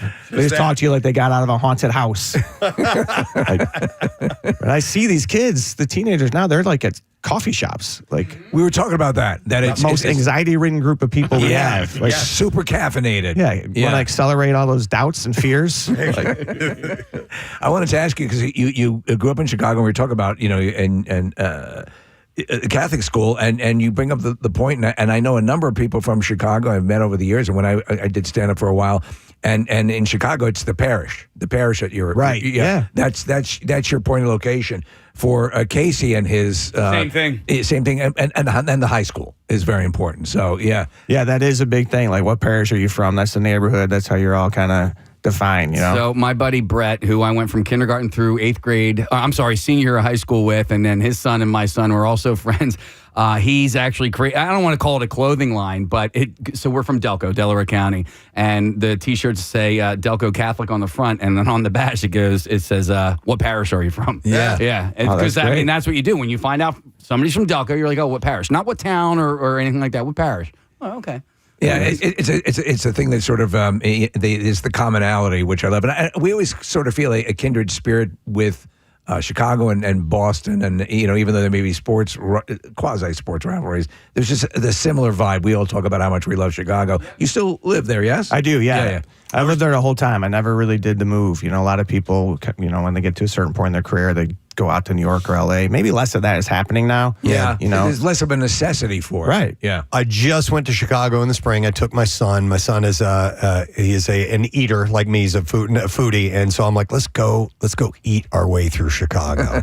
So it was a quick trip. It was 3 days, but we hit a bunch of places and we went there just specifically to go to restaurants. And we took this bike tour that took us all over through the neighborhoods, and we stopped off and we went to the Wiener Circle. You did? Yeah. Chicago dog That's there. Great. And we went. Did you take your frustrations on people there? Did you? No, scream at anyone? They were too busy, and like Casey's been there, and he's like, they'll insult you, and I went there at night and I bought a chocolate shake. Oh, did you really? Yes, I did. That's why they go topless. But that's a great food town, man. It is. Yeah. God, I love Chicago. I love coming here. I'm a city guy. Like, I like to go into these cities, and I hate to hear people talking like trash about these cities. You go a lot of places like, we don't go downtown anymore. You used to be like, you're in the city, we don't go downtown. We don't, Yeah. We're going to Mexico though. We're going to be in Cabo. Yeah. I just don't get it. And then everyone is talking about Chicago. Like, there were more people getting killed in Chicago in the 90s than there are now. Yeah. Right. We just didn't talk about it. Right. That's how good Michael Jordan was. But you're right about something like, so I originally grew up in St. Louis. I've been here for almost 30 years, but downtown was not somewhere you went unless there was a baseball game. You go to that, but it wasn't. And when I moved here, my friend came, we went walking through Philly. He's like, everybody, what are all these people doing here? Everybody's walking around. Right. Yeah, yeah. It's a different vibe, right? But there are some towns where you don't do that. Yeah. Yeah, it really is. Where was I just at? I was in Nashville. That is another city that had big, lot that's going a on there. Big turnaround, yeah. Over the course of years, it's bachelorette party central, and how's the comedy scene there? It's good, Nate Bargatze has really built it up there. Yeah. They have a Zanies in Nashville, which I think is like the A club in town, and a lot of comics have moved there. A lot of podcasts coming out of there, and there's a lot of showbiz there. There's agents there. There's people there because of the music industry too, I think. Yeah, it's adjacent. Yeah. Yeah. So it's a great place to be, and comedy has been really kind of holding steady, I think, since COVID too. It's just been a really big. People love coming out to live shows, I think. They love that experience. And the theater, we were talking about playing theaters. Yeah. Listen, clubs are great. You talk about Zanies, and we have, obviously we have Helium here, and the comedy scene is robust. Punchline. Yeah. But there's a different vibe, and it's a cool vibe, and comedians such as yourself can really exploit the theater really well. Yeah, I felt like kind of being on this climb was watching Sebastian, like starting in the clubs and then small theaters, then bigger theaters, and then like arenas, like is pretty insane. Yeah. But that sweet spot of a 1,500 to 3,500 seat theater. That's great. You can really connect, and just all the elements to it. It's most of these places are historic. They have like a lot of story behind it. Right. Just beautiful palaces, really, some of them. And the lighting and the sound and all those things that you kind of need for comedy. How dialed in are you to, do you walk the room before? Do you you go in advance? And I always like to do a little sound check it out, kind of, I'll always walk out there before the show, right? Just kind of see what's going on. And I also like to do like a little bit of crowd work sometimes. Not when I'm opening for Sebastian, but when I'm doing my own thing. And that is, you don't want to get too big of a space for that, because otherwise you kind of lose the audience. So, but yeah, I've been to Keswick before. I'm looking forward to being back there. That's a beautiful spot. Yeah, we were chatting a little bit off air, Pat, and Glenside's an awesome town. Keswick is a really great theater, and I wanted to recommend a place to you to eat, and it's called Bill's Best Brewery, and it's run in part by our friend Jason Fayon. Jason is a part-timer here at the radio station. They have great microbrew and really, really good barbecue. So when you're in Glenside next weekend, the show is on the 27th at the Keswick. Swing by Bill's Best. Yeah, I'll check that out. Yeah, it's a good spot. I wanted the recommendation to ask you, because you say you got into comedy relatively later on. It seems like a fairly appropriate age, but you were 31, yes, right? Yeah. And you were a salesman. I was, yeah. What were you selling? I was selling packaging, like custom printed bags, boxes. Like out in Vegas, I had a bunch of business in Vegas at the casino. So if you went to like the sundry shop at Caesar's Palace, and you get the bag that's printed Caesar's. All right. That's what I was. But I wasn't doing it. Like that's what I've been talking about too. Is like these jobs. Most of our jobs are so made up. Like why was I even involved in these transactions? This stuff was made in China. Like people would call like, "Hey, where's my order?" Like I don't know. Like I called the factory. They're asleep when I'm awake. Yeah. When they call me, I'm asleep. Like how'd you stumble into that gig? I just kind of it was through like a network in my neighborhood. A guy that lived kind of right near us. His brother was a sales exec at this, and I started as inside sales. Okay. Jobs like that, they happen when you. I know you went to school for history, right? And then the plan was to maybe coach basketball and all this stuff, and then. When you got to make money, and then the packaging job comes along, and you jump on it. Had you had enough of the packaging when you finally said, "I'm going to wander over to Zanies and see what this is about"? A little bit. I mean, I think that I was, when people started going online and kind of building their business like through just ordering things, like I kind of cut the middleman out. Like I kind of saw like the relationship was not as important as like just the bottom line price, The literal death of a salesman. Yeah. It was just kind of like, and I got into sales just because I didn't know what else to do. Mm-hmm. People are like, hey, you can talk to people. You have a personality. You're a people person. Yeah, try sales. Yeah. So I wasn't too passionate about it. And meanwhile, I was always writing stuff in notebooks and had this idea of like writing comedy. I never thought I could perform, like get on stage and be in front of people. That really wasn't like something that I was could see myself doing. What nudged you? Going to open mics. So Chicago has a really healthy stand-up scene. It's really known for improv, but there's a great stand-up scene. And I went to some open mics, saw people you go to open mic, like people are struggling. Some of it is brutal. So it's like I can at least do that. I don't think I can handle it. I've never been to an open mic, and I feel so bad for somebody who's bombing. Well, I did it. And for a number of years, about 10, 11 years, I was actively working in stand up. And you're exactly right. It is brutal, but it is the best training ground possible. And then you nailed the plum gig. You became sort of the house MC. Yeah, I was really lucky for that. Comedians are always fighting for time on stage. That's a built-in guarantee of time to work on your act. That's really where I started to grow because, Zany's is open every night of the week. There are not a lot of clubs that are doing every night. Right. And I was hosting probably like 14 shows a week. So I was able to maybe catch up with people that have been doing it longer and got comfortable on stage, got comfortable talking to people. We would, as the host, you're welcoming people, finding out who's from out of town, what's going on, if people are like celebrating stuff. So that was a big time like training ground for me. Well, your stuff is hilarious. It's almost like you don't see the strings, but you can tell it's meticulously written. Is that where you found your voice during that time at Zany's? Because you are, there is a subtle pocket that you sit in, but you command it. Is that where you really developed it? I would say so. I think I was always kind of into that word economy at that time, like where I was more like writing in a notebook. Now I kind of like work things out. I'll jot some raw notes in my phone. And but yeah, I was only up there for 15 minutes. So you have to be tight. Yeah, it's and consistent. Then after you get through some of that crowd work stuff, you kind of got to get the audience in the rhythm of hearing some jokes, hearing some material. So it was a good balance to be able to, open a show and then kind of close with material. And it's really what you're doing now. Like someone has said this to me one time and it always kind of stuck with me. When you headline a show, so you say you're on a 3-comic show, when you're the headliner, you're really doing a mini show within, right? So like the first 10 minutes, you're kind of like a host. You want to get warm with them. Right. And then you got to have the sustaining and then you got to close. So I think that I really learned like that first part of that headline set, just being the host. MC, yeah. But then it was like learning how to sustain and close, I think. How long were you there before you met Sebastian?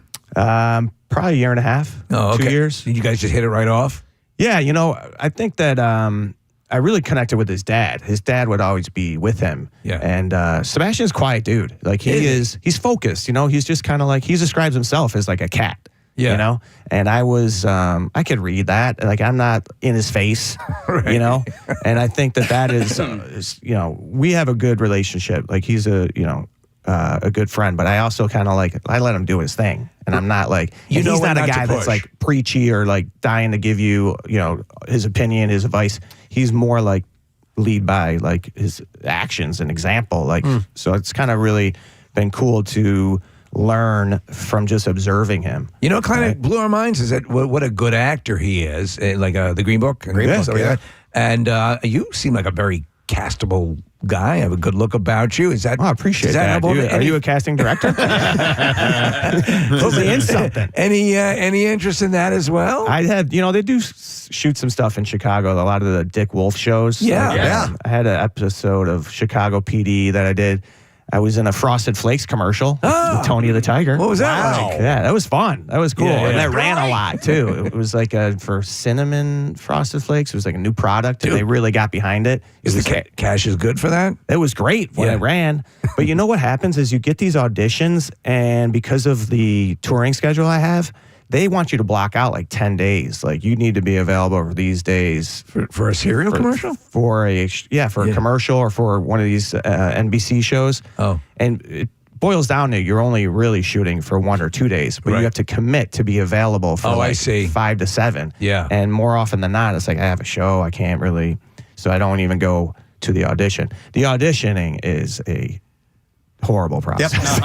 Yep. You talk about not wanting to do something. Yeah. Like getting up in front. I'd rather get in front of, an arena than go into a room and audition in front of 3 people. It's always depicted as being like in the movie La La Land. It's depicted as being really dehumanizing. Yeah. Is that what it feels like? Oh yeah.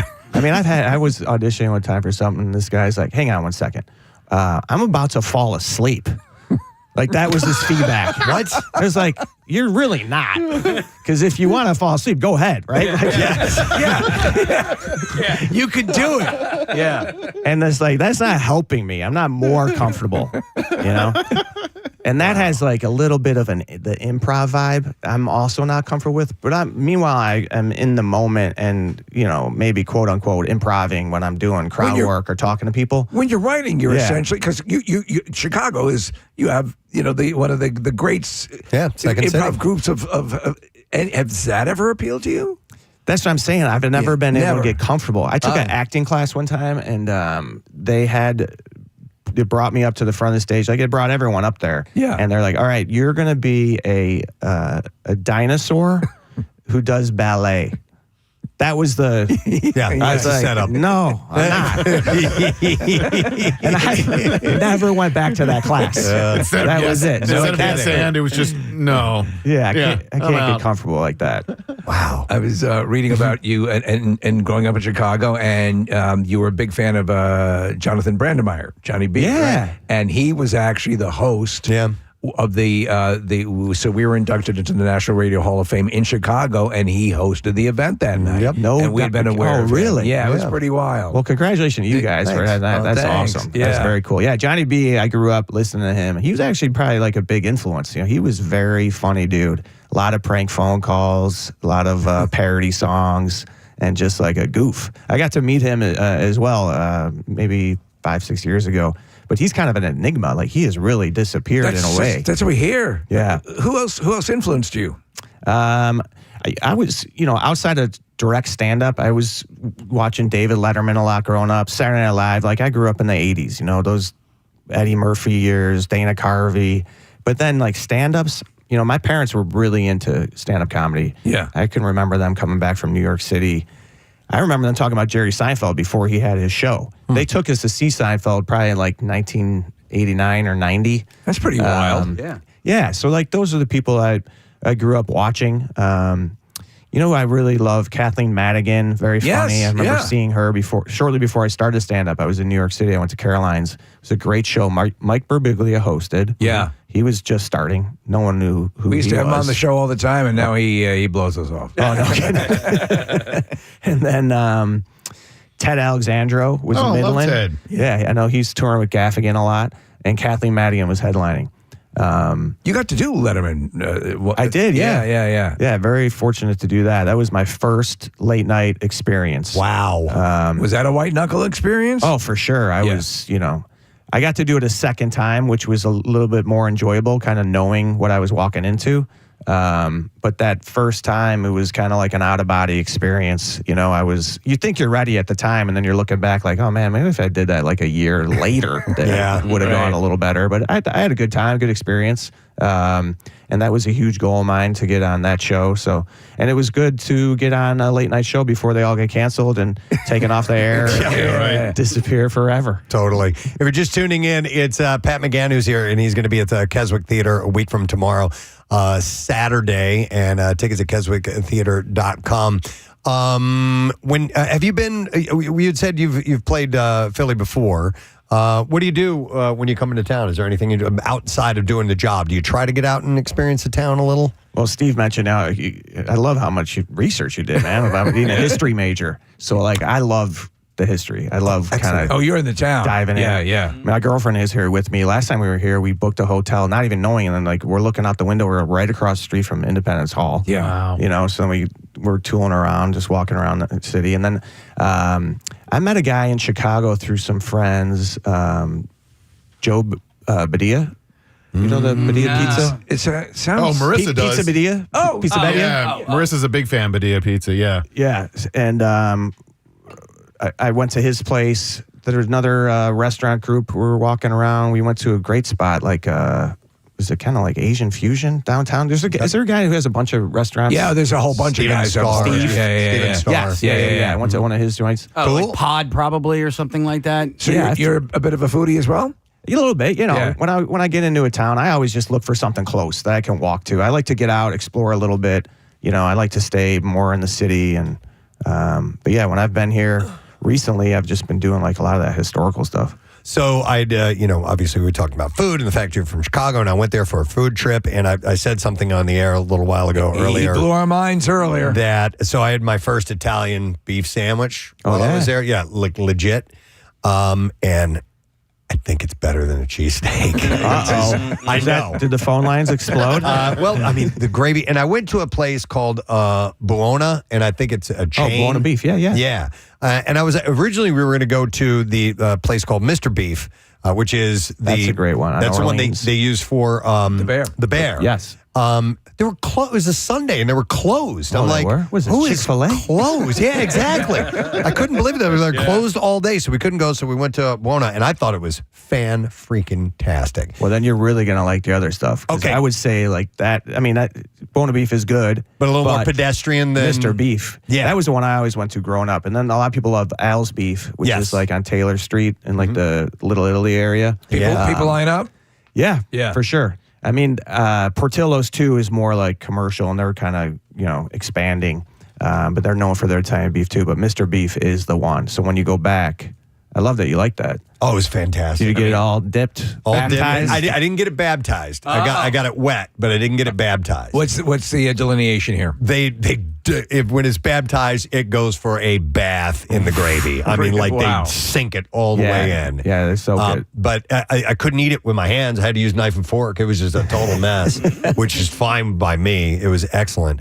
But yeah, I'm all about it. I'm gonna try and see. Yeah, you eat something like that, and you're like, this isn't that difficult. Why isn't this? Yeah, everywhere. It's done everywhere. Yeah. Exactly. Same thing with cheesesteaks. They're easy to make. Well, you do see those on. Well, the cheesesteak has become a nationwide. There are variations and riffs on it, but I don't see a lot of this particular sandwich that you're talking about, especially with the popularity of the bear. Yeah. You'd think it would be out and about, but we don't see it here. This is probably something you probably have talked about way too many times. But we talk about it all the time. What is the cheesesteak? What's the best place to go? There's not just There's one. not one. Like it depends on your opinion. There are so many great ones. It's like a Rorschach test. Yeah, and you can go to the touristy ones, and like if you're into a Pat's or Gino's, that's fine. It's like going to the Wiener Circle or going to the Bear, the beef. Like it's really personal taste. Steve and I happen to like the chicken cheesesteaks, and there's this place called Chubby's, which is like in between here and. What is it, like East Falls? Yeah. And like I love their cheesesteak, but that's my personal taste on it, So like it's a diverse opinion. Ask one person, you're getting one answer. Well, ask somebody else, you get another answer. I will say that I think the cheesesteak game in Philadelphia has skipped up exponentially. Yeah. A lot of places started making their bread in house. It's been tweaked a little bit. Yeah, and that has gone a long way. So Nick's right. Like Pat's, Gino's, Jim's, D'Alessandro's, those are all like sort of the more touristy. Like this is where you got to go. But now it's like Angelo's, Del Rossi's.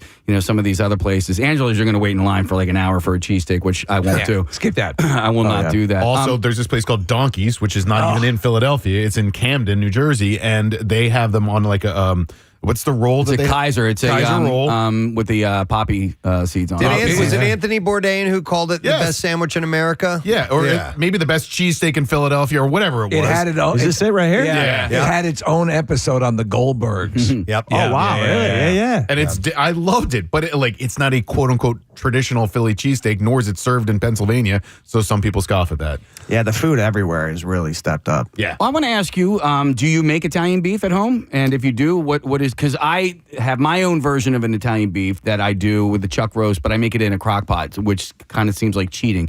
So is there a way that you make it? I would make something similar in a crock pot, but not really like Italian beef. Okay. But so no, I do not make it. But if I go, I'm going to probably Mr. Beef or. See, you missed out, Preston. The place was closed. Goddamn, closed. And we were leaving. We were Sunday. flying out that day. It was on a Sunday. That was the spot. I remember when Letterman came to Chicago and was taping shows at the Chicago Theater, and Jay Leno was his guest. Yeah. And he popped on there with like a bag of Mr. Beef sandwiches and was just eating them all the whole interview. We did go to a place called the Waken Bakery, which is weed and coffee, and that was pretty awesome. Oh, nice. Yeah, so I enjoyed that, and they had bought some infused cookies while I was there too. Trip it out. A little bit of everything in Chicago. Yeah, I wanted to ask you. You are doing a podcast, right? Yeah. It is the Pat McGann Show. It seems like you're enjoying it. I am. Yeah, just kind of started. I had one back, a few years ago, and then kind of stopped doing it. Got out of the podcast game, and I just started up again. And when you're starting something, it's like, well, okay, where is this going? What's it going to be? It's like what we've done for years. You got to find the voice of the show. Yeah. I saw actually, but even before you were coming on, a little viral thing popped up about the segment you did about the Phillies Karen. Yes. Karen Ball Snatcher. Yeah, Karen Ball Snatcher, as we know her. And your take on it was a little bit unique, I think. You were kind of siding with her a little bit, right? Not so much siding with her. Like, she obviously was acting obnoxiously, like all of them, and it's almost like, what are we commenting on? Like, how are we're getting a glimpse of these people, and now we're going to, but I thought the guy was acting guilty, right? Just the way he ran back, grabbed his son, like prom pose style, like got behind him like a homecoming photo. And when she came to him, he was like acting like, it's like, what did I do? Like, he knew. He had a human shield. He must have grabbed it out of her hand, maybe some way. It looked like he picked it up off the ground in the row in front of her. Like, so it she wasn't didn't even have a hand on it. So this I think it touched her hand at one point, but she didn't have possession. And this is what I said to Preston. Like, she clearly doesn't know. She thought she knew the rules to fly balls. Yeah. She thought, I touched it first. Therefore it's mine. That's not how it goes. If it ricochets off of you, you don't have a right to it. You have a right to try and get it. Maybe they do it differently in Chicago. But also, I'm thinking like, hey, if this kid deserves the ball, he should have gone and got it. Like, can you imagine? Like, back in the day, my dad is not like, I'll be right back. I'm going to run down and get that ball for you. Yeah. They'd be like, if you wanted the ball, I would have to go get it. Yeah. So that was kind of like, all three of them are going to go to hell, to be honest with you. Kind of rotten hell. It was all the talk around here for a few days. Dude, it was all the talk everywhere. Yeah. When a story and we talked about it, and you've seen it, and as a comedian, you observe these things. When a story hits on a slow news weekend, like on Friday or whatever, of a slow news weekend, it's just going to explode. And that's what that did. You know what? She continues to fly under the radar. Nobody really ever identified her. We talked about this a week or so ago. And you last long enough without getting identified, we might never know who she is. Nobody ever actually doxed her or, brought her name, which is, in retrospect, is a good thing. Yeah, that's what she did was crappy, but like, she doesn't deserve to have her life ruined. Right. I agree with that. Yeah. Where did they go? Yeah, there's the footage right there. Here. Oh, she got it back. Yep, she got it back. Somewhere that ball is in her possession. And look, in the one pouch, it's a Mr. Beef. There you go. How about it? All right, well, listen, Pat's going to be, like I said, at the Keswick Theater. It's a week from tomorrow. You can get tickets at keswicktheater.com, and make sure you go check him out if you get a chance. We appreciate it. Thank you for coming by, man. We appreciate you taking the extra trip to be here. Oh, of course, man. Thank you guys for having me. I was looking forward to this. I was talking to people about doing this show, and it's like, there's not a lot of shows that are doing what you guys are doing. Yeah. So I really appreciate it, and good to be back in Philly, and looking forward to next Saturday. Our pleasure. Anytime. It's going to be great. Appreciate it, man. Pat McGann, guys. Get those tickets. We'll take a break. We'll be right back. Stay with us. Like, wait, no, that's not what I saw. Oh, that is what I saw. Wait, is that what I saw? All of that is spinning around in your brain as quickly as humanly possible. Before you answer this question on how something like that could happen, Kathy, do we, as responsible men, Well, that's what I was going to ask. go over and say something? I think you have to. Hey, your knockers are hanging out. I mean, Nick, did you say anything? No, and I thought about it, and I was wondering what the approach should be. Because, look, when that type of thing happens, unless you're doing it blatantly for attention, which I don't think that she was. I think it was by accident. I didn't want her to be embarrassed. Could you do it cryptically and say, hey, melons are on sale? But you didn't want to embarrass her, but the poor thing probably walked into so many people. Somebody texted in and said, Nick should have said, guess what I get to do? All right. Oh, Just should have yelled it right there. I think a great question. Guess what I get to do? Kathy. How could that happen? Well, no. Yeah, to some extent. But also, would you prefer, I think I might do what Nick did and just say, I know. there's no way as a guy you can. And I thought about it. And I think you wait for a woman to tell her. So what would you do? I mean, would you prefer that a guy told you if you were exposed that way? Oh, I mean, it would be so embarrassing. Yeah. But if I was walking out of the bathroom, I think I'd rather catch it instead of walking through the rest of the store and like more people seeing it. Or do you go find a random woman to go tell this woman? Honestly, I think There's that a would be woman on aisle 5 with her knocker hanging out her armpit. I mean, this lady's going to walk through the entire supermarket. I think you failed. I think you and anybody would have. You want the very first person that sees it to tell you that they just saw it. Like, I can understand Nick's position on that, though. I don't Well, understand. it was a moment in time, Casey, and so I didn't want to turn around and then chase after this woman and say, "Hey, your boob's hanging out." Hey, lady! So I debated whether or not I should do it, and I suppose your instincts would have been different than mine. But at the moment, I didn't want to say anything that would have embarrassed her any further. And so, like to me. The person doing the confrontation and saying something to her, that's embarrassing to me as well. I don't want to be that guy that'd be like, "Hey, your boob's hanging out." Well, and finding the right words in that moment as well might be kind of hard. Like you're sure you're hanging out, would be like, "Oh my God, why did I say that?" It'd be like cover up, maybe I don't know. I would have just said, "Your shirt." Your shirt. Check your shirt. Your knocker plopped out.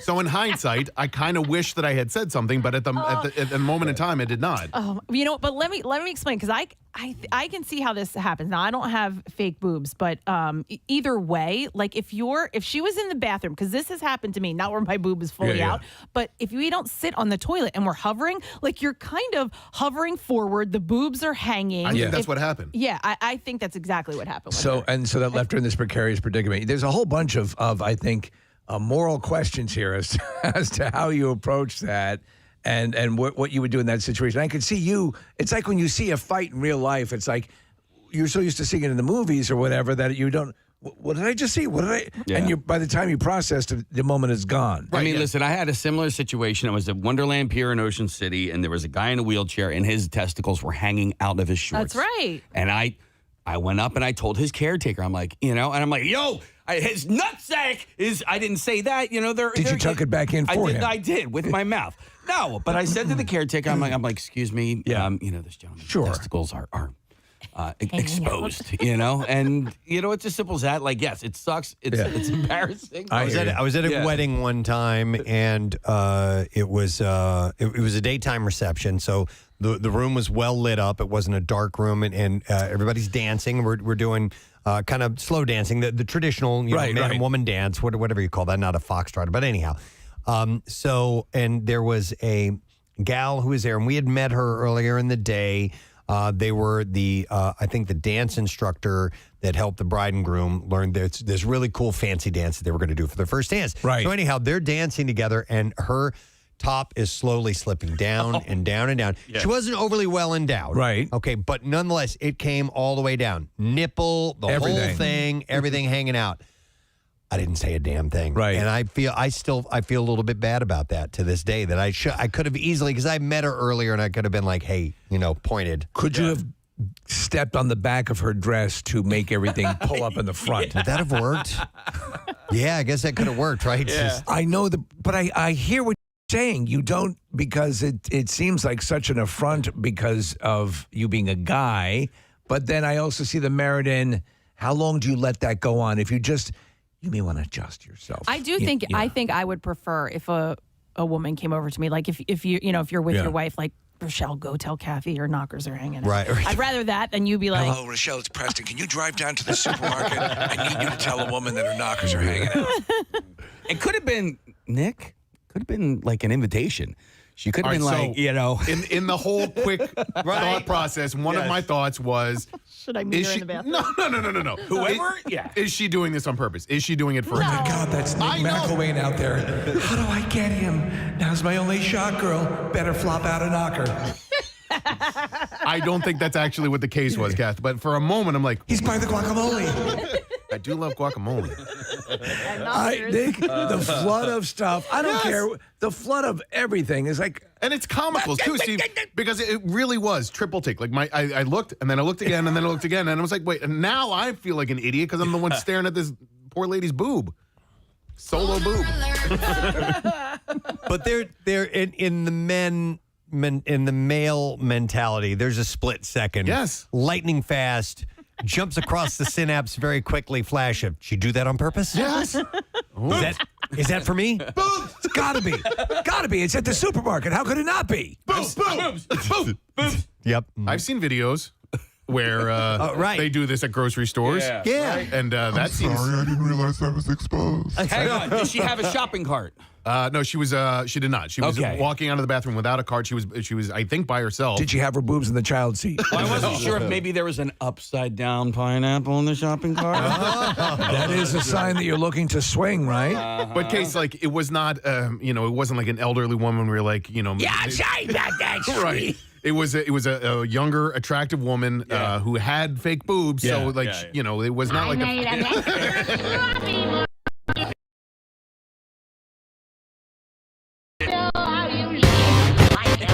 Back to the fanatic. It's biblical, yes. It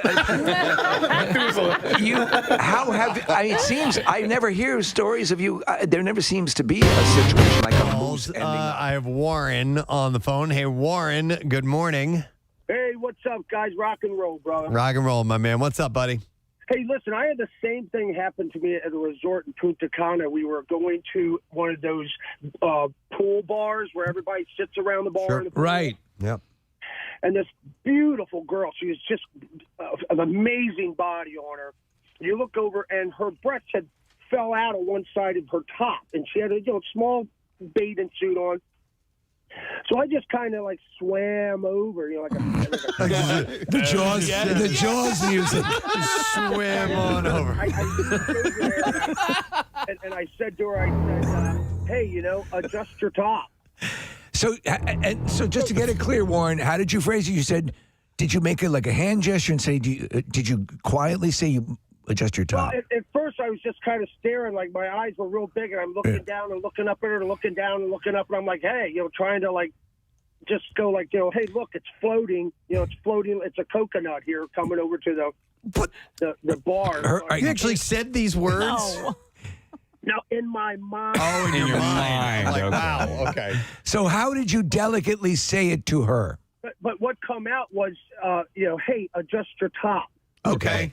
All right. That's good. I think that's right. And did she seem to appreciate that, or was she mortified?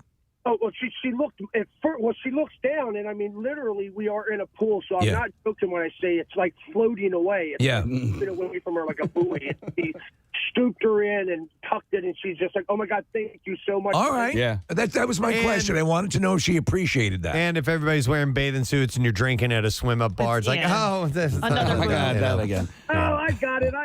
Right. Let me get that for you. Yeah. So I was at a Phillies game years ago, and I told you this story before, but there was a woman, a young woman whose sundress was in the back. It was crammed up the crack of her ass. So half of her ass cheek was hanging out. And I was talking to my friends, and I was pointing it out. I'm like, somebody's got to go tell her that and so her friend catches me looking over, and now she was very buxom as well. And so she catches me looking over there and kind of like gesturing and pointing, and her friend, being her friend, looks at me and she goes, "We know she's got big boobs, right?" And I was like, no.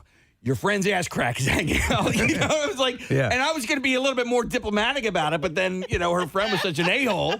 By the way, I had a text come in and says, talking about this woman who had her boob out that Nick saw, and they said something along the lines of, oh, she knew. It's like your butt crack. You know when your butt crack's out. No, you don't. I don't think so. I have seen so much ass crack. Yeah. Even in the cold, and it's like nobody knows when their butt crack's hanging out, and I've seen a lot of it lately. And I think if you're, it's interesting that you would say after factory, because I think, like Kathy, you're natural. You say, I think over the course of your time or life, you know what things feel like when there's an extra breeze on it. You know what I'm saying? Like you'd be more aware. Yeah, but I could easily see this. You could easily see it? Mine, that bathroom, that hover position, like mine have been like way out of the tank top. Like, you know what I mean? Not nipple or anything like that, but too much. Now, when you're at the grocery store, I'm betting that there wasn't a mirror in there, because typically there'll be a mirror above the sink, so you're washing your hands and then you adjust adjust yourself. Yeah. By the way, do you think that breast implants are less sensitive, that women don't? I have no idea, but I think have boob awareness. If you have newer equipment, perhaps you're not used to what it feels the sensation is when if you're just still getting used to it. Right. I mean, she was already not wearing a bra, right? So like that feeling of that fabric over her boob had already been removed. Right. And so like I think that the exposure, it just didn't register. That's what happened after my penile implant. Right, yeah. If I were a woman with big boobs, I wonder if I would like going. Once again, I want to mention this. Nick's got an event tomorrow. It's a watch party. It's taking place at Villa Capri tomorrow, 12:30 to 2:30. You guys are watching football. Yeah, if you're a soccer fan, this is apparently a really fantastic soccer bar. And so we're going to be watching Manchester United. I didn't clarify earlier. It's not Manchester City. It's Manchester United. And they're playing Arsenal, the match against Arsenal tomorrow. And then people are going to be able to stick around and watch the Union match tomorrow after that. But we're there from 12:30 to 2:30 with Heineken. Some really great Heineken specials. We're going to have tickets to see Tom Papa, one of our faves. And so please swing by, grab a Heineken, hang out at the Villa Capri in Doylestown, 12:30 to 2:30 tomorrow afternoon. Nice. B-File time.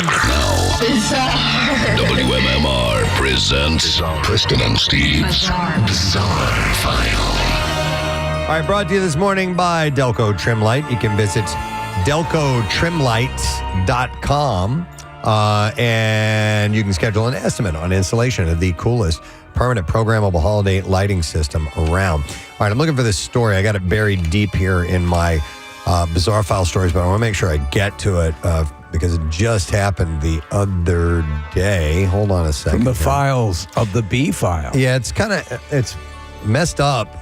This was a guest at, you guys probably saw this, Universal Epic Universe in Orlando died yesterday or Wednesday after riding a roller coaster at the new theme park. The person hadn't been identified at the time I had this particular story, but they were unresponsive while riding the Stardust Racers at the park. The Orange County Sheriff's Office said off-duty deputies found a man in his 30s on the ride, taken him to the hospital, and he was pronounced dead. The examiner's office at the time said they had to examine the body, the medical examiner, and the results came back in today. It was from blunt force impact. What? They didn't say to what part of the body. I know. I thought heart attack, something along those lines.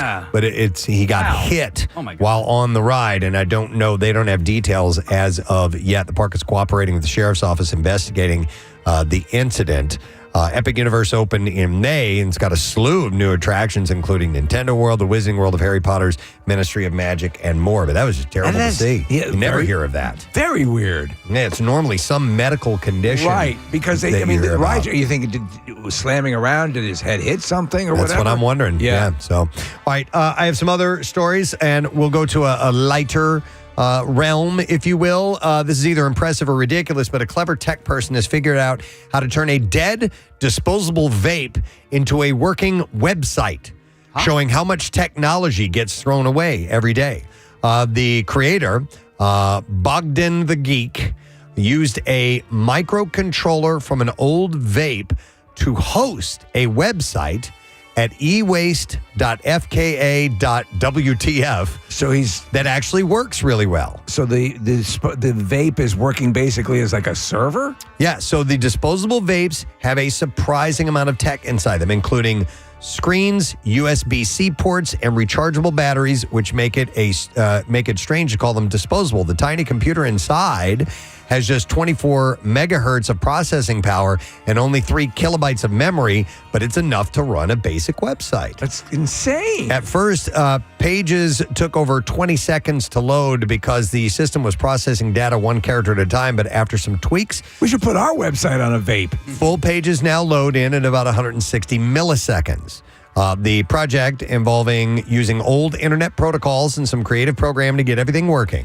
And it's meant to show people that these disposable devices contain valuable parts that shouldn't just be thrown in the trash and maybe inspire others to find creative uses for electronic waste. It's pretty wild. It's amazing. It's mind-boggling. Why I'd say jaw-dropping. All right, a 27-year-old Columbus, Ohio man reportedly used a fake ID to try and enroll in a local high school, but he got busted instead.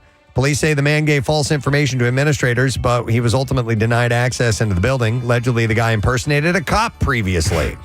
Franklin County court records show the same man pleaded guilty to impersonating a police officer in 2021. I'm 14 years old. After tackling a man outside a fast food restaurant, claiming to be with the Columbus Division of Police. Earlier this year, a 24-year-old successfully enrolled at Ohio's Perrysburg High School and attended classes before he was discovered, but this guy tried to get away with it. If you let me go, I'll give you some boxes of crackers. And cookies. Boxes of crackers. So 2 flying cars crashed into each other at a rehearsal for an air show in China, which was meant to be a showcase for the technology. The Zheping Aero HT vehicles collided in midair, with one catching fire during landing, the company said. That was all part of the show. The company said people at the scene were safe, but CNN reported one person was injured in the crash, citing an anonymous company employee. The rehearsals on Tuesday were for the Changchun Air Show, set to start later this week. Footage on Chinese social media appeared to show a flaming vehicle on the ground, which was being attended to by fire engines. One vehicle sustained fuselage damage and caught fire upon landing. Preston, there are all sorts of flying craft and personal flying craft and hovercraft and things that look like land speeders. We're getting there, man. Yeah, whatever happened to the drones, the mystery drones? We haven't heard Around here? boo about that. Who knows? Mm-hmm. The electric flying cars take off and land vertically, and the company is hoping to sell them for around $300,000 each. In January, the company had claimed to have around 3,000 orders for the vehicle. It's one of the largest manufacturers of electronic vehicles in the world, by the way, recently expanding into Europe. And the flying cars are made by its subsidiary Aero HT. So they're banking on that technology to someday be widespread. We'll see. A 29-year-old man suffered serious injuries in Yellowstone National Park in what wildlife officials said could have been a grizzly bear attack. The encounter on Tuesday afternoon marked the first incident of a bear hurting someone in Yellowstone, the first time in more than 4 years. I'm a big chubby bear with a furry little tail. The incident took place on the Turbid Lake Trail. As of Wednesday, no other attacks have been reported in the area, and the incident remained under investigation. The man was hiking solo when he encountered the bear. The officials wrote that the hiker began to deploy bear spray when the bear made contact, and smells good. And he sustained significant. It's like Axe body spray. But non-life-threatening injuries to his chest and left arm. I didn't know bear spray was a one-shot deal, by the way. Yeah. My brother just told me that because he had gotten 2 when he was living in New Hampshire. I didn't know that either. Yeah. I thought squirts out like you need to empty it. And it does. So you just depress it and it keeps going? Yeah. Wow. And it's a one-shot deal. Park Service paramedics responded to the scene, walked out with the hiker and transported him to the medical clinic before transporting him to a helicopter treated for what officials called non-life-threatening injuries. The hiker thought the bear was a black bear. However, the location, size, and behavior of the described bear suggested it may have been a grizzly. Bear management staff plan to attempt to confirm the animal's species through DNA analysis. So if it's black, step back, Jack. If it's brown, get down. And if it's white, you're going to eat you. You're going to be all right. Yeah. I think I have that wrong, Preston. MPS officials shut down the Turbid Lake Trail following the bear encounter. So black, fight back, brown, lay down, and white. Lights out? Lights out. Or white, night. no Good light. Night. Good night. Thank you. Good night. I don't know how to rhyme. Lights out. So essentially, we're going to get killed by bears. White, lights out. Yeah. Or white, lights out. I'm a level of intelligence. Are you of intelligence level? I can't even say that. All right, let's take a break. Wait, before we do that, I'm so sorry. I want to make a correction. Okay.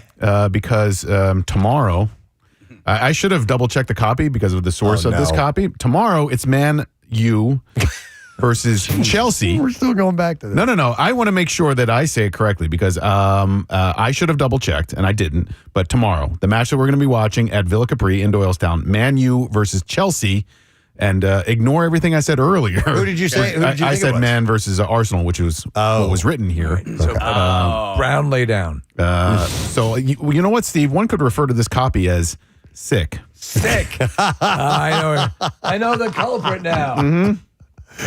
So tomorrow, 12:30 to 2:30, Villa Capri, Doylestown. And I'll see you there. We're going to take a break. When we get back, lesson question, trash, music, news. We're going to have some more. We played that new song from Dirty Honey. We're going to have some more new, not next, but in a little bit, brand new music to share with you, which I think you'll find interesting. We haven't heard it yet, so I don't know how great it is, but we'll find out together. We'll be back in a moment. I mean, that's the you point hate that, right? Well, yeah, because I can't. If I had breast implants, I would probably never put a bra on again if they were perky like that. Because they... Yeah, Going they to the don't. supermarket picking up some succulents. Why are you dressed like that? If I took a bra off, Case, it would be like that lady from Keenan. Oh, yeah. The lady from Keenan's. Remember the one year when Casey and I used to drink a lot, and some woman, what does she say to me, Case? I think she said, "Do you want to see my boobs?" I don't even think she asked. This was after Keenan's, and she was just flopping them out there for everybody to see. I mean, like her top was off. Like I saw her boobs, and they were very pancake-like and hanging a little. Right, and she just started like slapping them. Right, like you did, Kathy. Yes. Casey was standing next to me. I had for those of you who think Kathy is this prudish gal that she plays off, you haven't seen the real Kath. It's one of my favorite memories. It's so great. I made him extra sloppy for you. Yep. All right, let me. I made him extra sloppy for you. Let me go. Let me go to Joe. Hi, Joe. Good morning. Hey, Gadzooks. Hey, Gadzooks, buddy. What's up? So when I was about 16, we were at the beach, and my pops is sitting there, and he's looking at this girl. He's like, dude, her top's going to come off in the next wave. Sure enough, boom, popped right out. So my dad is sitting there, so he starts cracking up. Me, I'm just standing right there staring. But he yells real loud. He goes, "Hey, chick, your boobs are out." Hey, chick. Hey, chicky baby. She went down and dropped in the water, tried to fix herself. Your gazongas are airborne. Oh, my God. That's another one, though. The beach, Thanks, waves. Joe. It's like you're going to see a boob at some point. Oh, for sure. And I feel terrible because I've seen that happen. I've seen dudes lose their bathing suits, like they're body surfing or whatever. Oh, dude, you know where that happens a lot?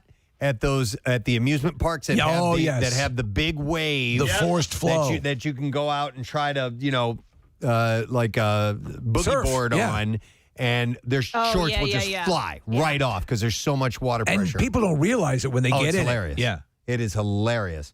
Let me go to Mickey. Hey, Mickey. Good morning. Hey, good morning, guys. How are you? Good. What's up, Mick?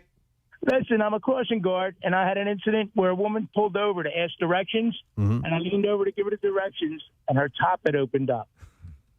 And I was like, oh, my. Oh, my. Don't mind if I do. So, don't mind if I do. Mickey, did you say anything to her? Yes, I said, ma'am, you seem to have a wardrobe malfunction. Okay. Nice. That's a good. Nice. Well done. That's put very nice.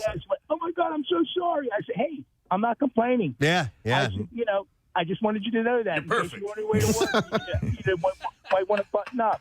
All right, that's a polite way to do it, Mickey. I want to get the consensus also from women. Would they appreciate a guy doing as he did?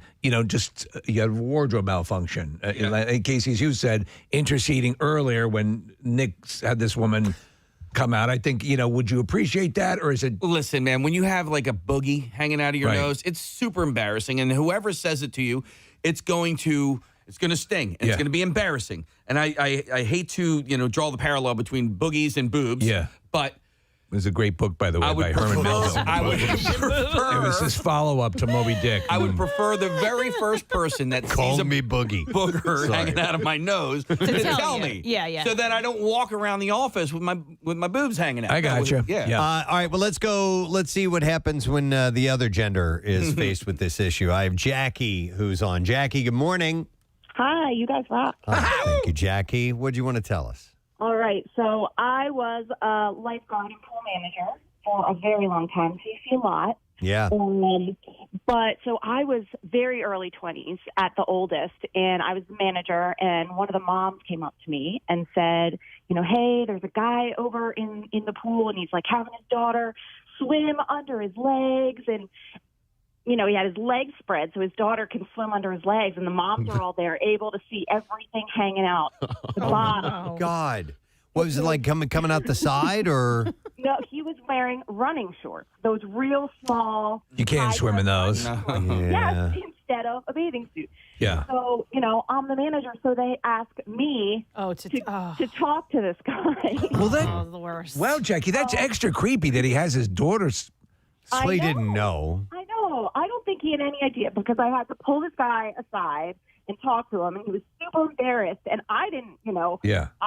Everyone was super embarrassed, and I mean, I basically made up a rule that he had to wear a bathing suit. Yeah.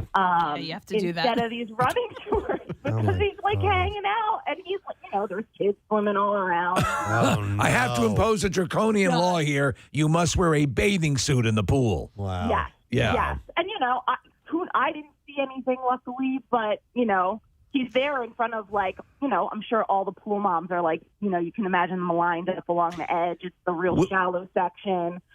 Would you say, Jackie, that if you could have, would you prefer that a guy had gone and done that? Well, maybe. Or just, I don't know. Yeah. You're the manager. You're the manager. Dads hanging around. There weren't many guys. I was like the head lifeguard and Right. a bunch of girls around. So, All right, so Jackie, in all your years of being a pool manager, what would you say? Did you see more boobs or more dongs?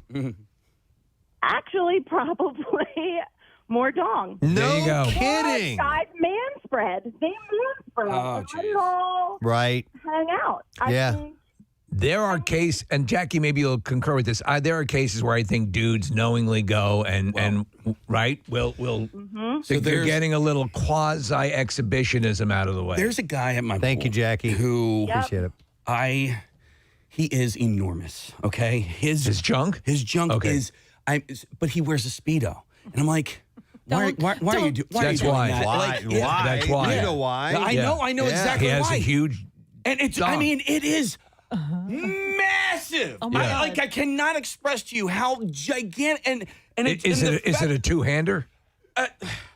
It would be a two-hander for Andre the Giant. And I'm like, why is this guy doing this? Like, why. That's why. Right, Yeah, of course. that's He why. wears Speedo because You he gotta wants to take put on a pictures show. of this Yeah. this summer. You got to somehow or another get a picture Where is this that he shows up at? at his pool. At my pool. Not okay. You don't have to say what pool it is. I'm not gonna but- say it but yet. try to get a picture if you can. I don't think. Okay. Is he single? You know what? I'll look for a ring the next time I see. You know what, Case? See if you can tag him, and we'll follow his migratory pattern. Wow. All right, let me go to Laura. Hey, Laura. Good morning. yoo-hoo. All right, Laura. What's up? Good morning. One of my college boyfriends, we were dating not that long, hadn't met his parents yet. Go to the hospital to visit his dad after a fall and get a huge show of his balls. Oh, my God. Wow. His dad. Wow. Wait. Yeah, so I hadn't met the parents before, so I'm like, hi, nice to meet you. I'm your son's girlfriend, and there's your balls. So he was in getting. Well, why was he wearing a hospital? He was in the hospital, or was he just walking around? Yes. Okay. Yeah, he took a fall, and he was in the hospital, and my boyfriend asked me if I wanted to go, visit him, and yeah. That's so just an about the whole unfortunate show. incident. The hospital gown is the most unforgiving garment that has ever been created by humankind. I've I said. know, it was Yeah. just funny the first time meeting him. Oh, absolutely. All right, thanks, Laura. I've said that 1,000 times, Preston. They need to redo the hospital gown. You just feel so uncomfortable and exposed, and It's like wearing victimized. a bad smock. Yeah, it's like you're doing arts and crafts, but your ass terrible. is hanging out. Let's see. How about we will go to Erica. Hi there, Erica. Hello. Hello. What's up, Erica? So I'm bringing it back to the boobs. Okay. Back in my early 20s, we were probably 20, 21. Me and my girlfriends would go down to Wildwood every year and hang on the beach. We would always set up our spot a little bit away from the ocean because we'd be drinking and listen to our music. And, we would always dig a sandcastle. So we're all hanging out. There's about 6 of us. And we noticed this guy, staring up, maybe 20 feet from our blanket, staring at us. And we're all looking at each other what is this guy staring at? What is he staring at? So we look over, and here's one of our girlfriends, Megan. She has like a nice rack on her. She's like on her hands and knees with a shovel, like digging a hole, and her whole boob is just out flopping around. And if she's on her hands and knees, I mean, it's hanging as low as it can. And she was doing work, like she was really getting in there. So this guy's staring, and we're like, Megan, and she's like looks and then looks away. Here she has headphones in. So we're like, Megan! We're screaming her name. Finally, she pops her headphones out. And my best friend Andy yells, Meg! On the top of her lungs on the beach. Meg, your entire titty is out. The whole beach looks. My girlfriend looks down, grabs her chest, and falls to the sand. It was the most hysterical thing. To this day, like when she acts up, we're like, Meg, chill. Your entire titty is out. All right, Erica, I have a question for you. When you talked to her about it afterwards, did she describe like the sensation that she felt in her body? Because what happened with this woman yesterday. Is there any way that you would be able to tell physically that it was out? Well, that's what we were like, Megan, couldn't you feel it like slapping onto your body every time you like dug in the sand? She was like, I didn't know I had my bikini on. So, I mean, I guess it's similar to a tank top where you can't really tell. Yeah, I could see that being a possibility and a liability, but you should be aware. Though. Try to increase your spatial awareness. Yes, like be aware of your boobs. Right. Yes. All right. Thank you. Appreciate it, Erica. Have a great day. You too. We'll see you. Bye-bye. All right. Well, and by the way, it is cleavage season. Yes. I mean, spring first has already hit, so the first of spring. So it's we're into that season where things might fall out by accident. So you may want to be aware. And I assume that if it does happen, ladies would prefer that you politely let them know next time. I'll say something instead of walking through the rest of the grocery store with a boob hanging out. But Nick saw a boob in the wild. It is a sure sign of spring, ladies and gentlemen. That's a wonderful thing. All right, we're going to take a break. We'll come back in a second. We have Bizzare File stories on the way when we return. Make sure you stay. Never get tired of that one. 93.3 WMMR. It is Queen Somebody to Love. Hopefully you have that. You got it this weekend. If not, maybe right around the corner, my friend. About 17 minutes after 10. We have ourselves a beautiful No Sad Bro Friday. Going up to 88 degrees. This is like the peak of the heat we're going to get for the next week or so. Glorious day. Lots of sunshine. Tomorrow, cooling off a little bit, but still really nice. High 78 degrees and sunny, and then 74 is our high on Sunday, and then we'll be back up into the low 80s on Monday and Tuesday. So good news all around in that regard. We have a lesson question to pose to you. Pair of tickets to see Jason Bonham's Led Zeppelin evening, Friday, November 7th at Sound Waves at the Hard Rock Hotel and Casino. That's in Atlantic City. So here's the question for you. After Skin by Kim, what will be the name of the Kim's Dim Sum product be called? It shortened it down a little bit. All right, 610-660-9333. We talked about that around 7 o'clock this morning.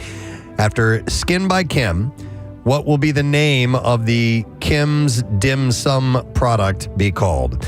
610-660-9333. If you heard it and you know, call now. The trash business is a gold mine. 93.3 WMMR with Preston and Steve's Hollywood Trash. Brought to you by Two Stones Pub. Grab a cold, no sad brew. Our new collaboration with 2SP Brewing and Two Stones Pub. Every beer sold benefits Camp Out for Hunger. So go to WMMR.com/campout and you can find out where you can pick up some today. What's happening this morning, Steve? Well, Preston, an insider revealing just what caused the breakup of Shailene Woodley and Lucas Bravo. Apparently, it was a combination of career demands and her hating his stinking guts. Oh, my God. Madonna announcing her new studio album is actually a sequel to the album Confessions on a Dance Floor, which was released 20 years ago. The 67-year-old legend says one of the new confessions is that her adult diaper is full. Wow. And finally, Austin Butler has purchased Brad Pitt's $8 million Los Feliz estate. Apparently, $6 million of that is just mirrors. So, let us see if we got a winner. We are looking for somebody to give us the answer to this question. After Skins by Kim, what will the name of Kim's dim sum product be called? And it is Mike that gets to take a shot at it. Hi, Mike. You're on the air. Good morning, buddy. Hey, Preston. How you doing? Big shout out to the YouTube crew. YouTube! And there it is. All right, Mike, lay it on me. What's the name of Kim's dim sum product? I have no idea. I'm going to go with Kim's Dims. That is correct. Kim's Dims. Hang on. Mike's going to get a pair of tickets as MMR rocks Jason Bonham's Led Zeppelin evening Friday, November 7th at Sound Waves at the Hard Rock Hotel and Casino in Atlantic City. Tickets are on sale now via Ticketmaster. Now, Preston and Steve's Music News on 93.3 WMMR. Brought to you by Pella Windows and Doors. Pella is celebrating 100 years of innovation with 40% off of installation or 0% APR for 24 months. Visit PellaPhilly.com today. U2 will receive the prestigious 2025 Woody Guthrie Prize, an annual award given to acts that embody the folk singer's social consciousness and musical legacy. The award recognizes artists who use music to confront injustice and inspire action, which organizers say perfectly describes U2's mission. Bono and The Edge will accept the honor on October 21st at Kane's Ballroom in Tulsa, Oklahoma, marking the first time, their first time at the venue since U2 played there in 1981. And I also just received a box of olive oil from JP Mascaro, which I'm looking forward to that as well. The award goes to all 4 band members for continuing the tradition of using music as a force for social change. Previous winners include Pete Seeger, Mavis Staples, Bruce Springsteen, Joan Baez, Chuck D, Tom Morello, and Pussy Riot. Pussy Riot. Limited experience packages for the ceremony will be available for sponsors and Woody Guthrie Center members as well. Speaking of Woody Guthrie and all that, Bob Dylan has joined the lineup for this year's Farm Aid 40. The event takes place at Huntington Bank Stadium in Minneapolis tomorrow. Other artists on the list include Willie Nelson, Neil Young, John Mellencamp, and more. Farm Aid's mission is to build a family, farm-centered system of agriculture in America. The annual festival raises funds to support family farmers and to influence people to buy food from family farms. They've raised over $85 million since Farm Aid began in 1985. Family farm food is fantastic. And then finally, when we return from our commercial break, we will debut the new Aerosmith and Youngblood song. How about that? It is called My Only Angel. Youngblood was supposed to play last night. Yeah, this was a post that Youngblood shared on his Instagram stories, Preston, if you wanted to read some of that. It says, Philly, I'm gutted to have to do this, but I need to reschedule the show tonight. I've been trying to get better for 2 days since New York, but literally can't get off the floor, and doctors have advised me that I have a virus that requires me to rest and take it seriously. We'll be rescheduling and moving the show to the Met Philadelphia on a date in the very near future. If you have tickets, please check your emails later today for more information. Well, at least he jumped right on it. That's too bad. And we had the one listener who was going to make 3,000 hearts to hold up. Oh, my God. During the Ozzy tribute. So hopefully she's going to hang on to those. Maybe we'll get a little more time to work on it. But anyhow, we'll take a break and we'll come back in a second. And the next song you hear will be from Aerosmith and Youngblood. It is called My Only Angel. You're here on MMR. Stick around. Preston and Steve. On 93.3. Today is National Cheesesteak Day. Yes, it is. Got an email that says, hey, Preston and Steve Show, happy National Cheesesteak Day from Whizzle Truck.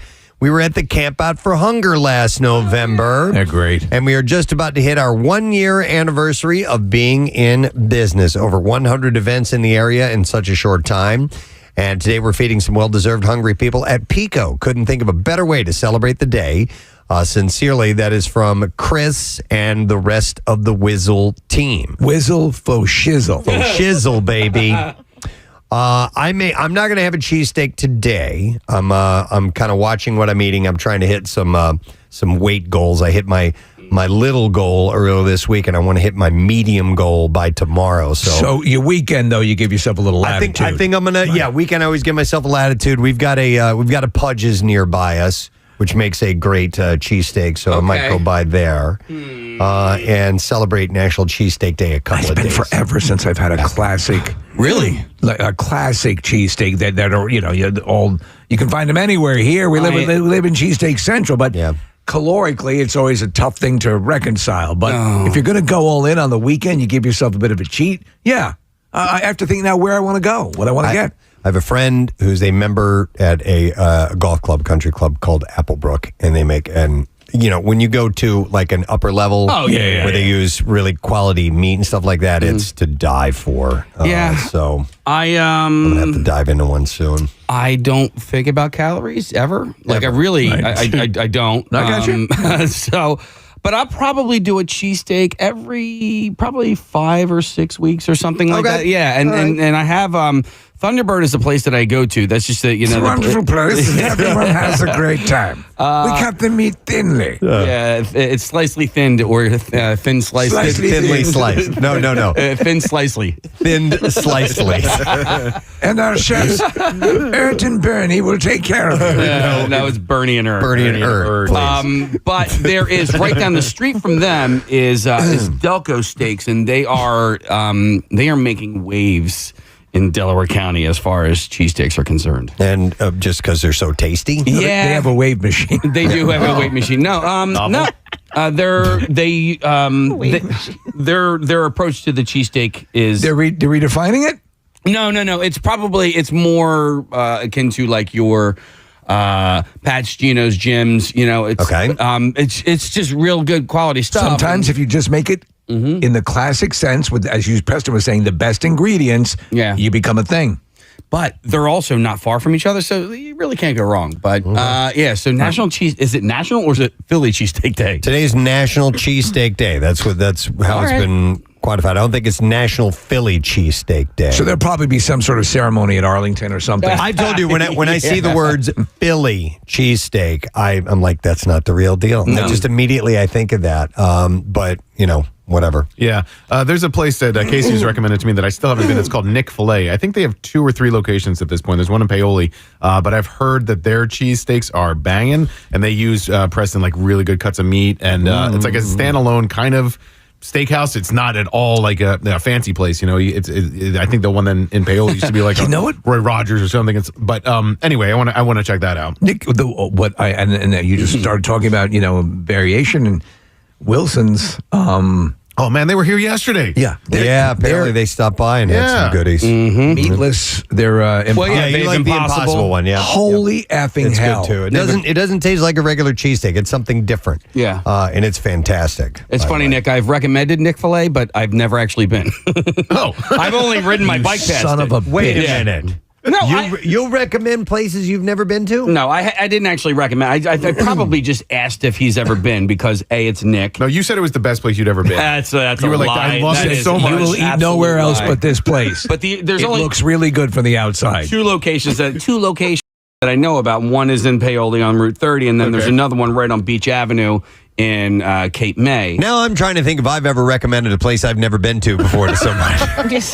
I'm sure I have at one time. And you need to go there. Great. Never been there, but you need to go there. I did on this show one time. What I had recommended Flex ice cream in the villas. And then somebody was like, you ever been? I'm like, no, I haven't, but my cousins have been there. My cousins have been there. We don't, we do know. But I have been there since. All right. You ever recommend a movie that you haven't seen?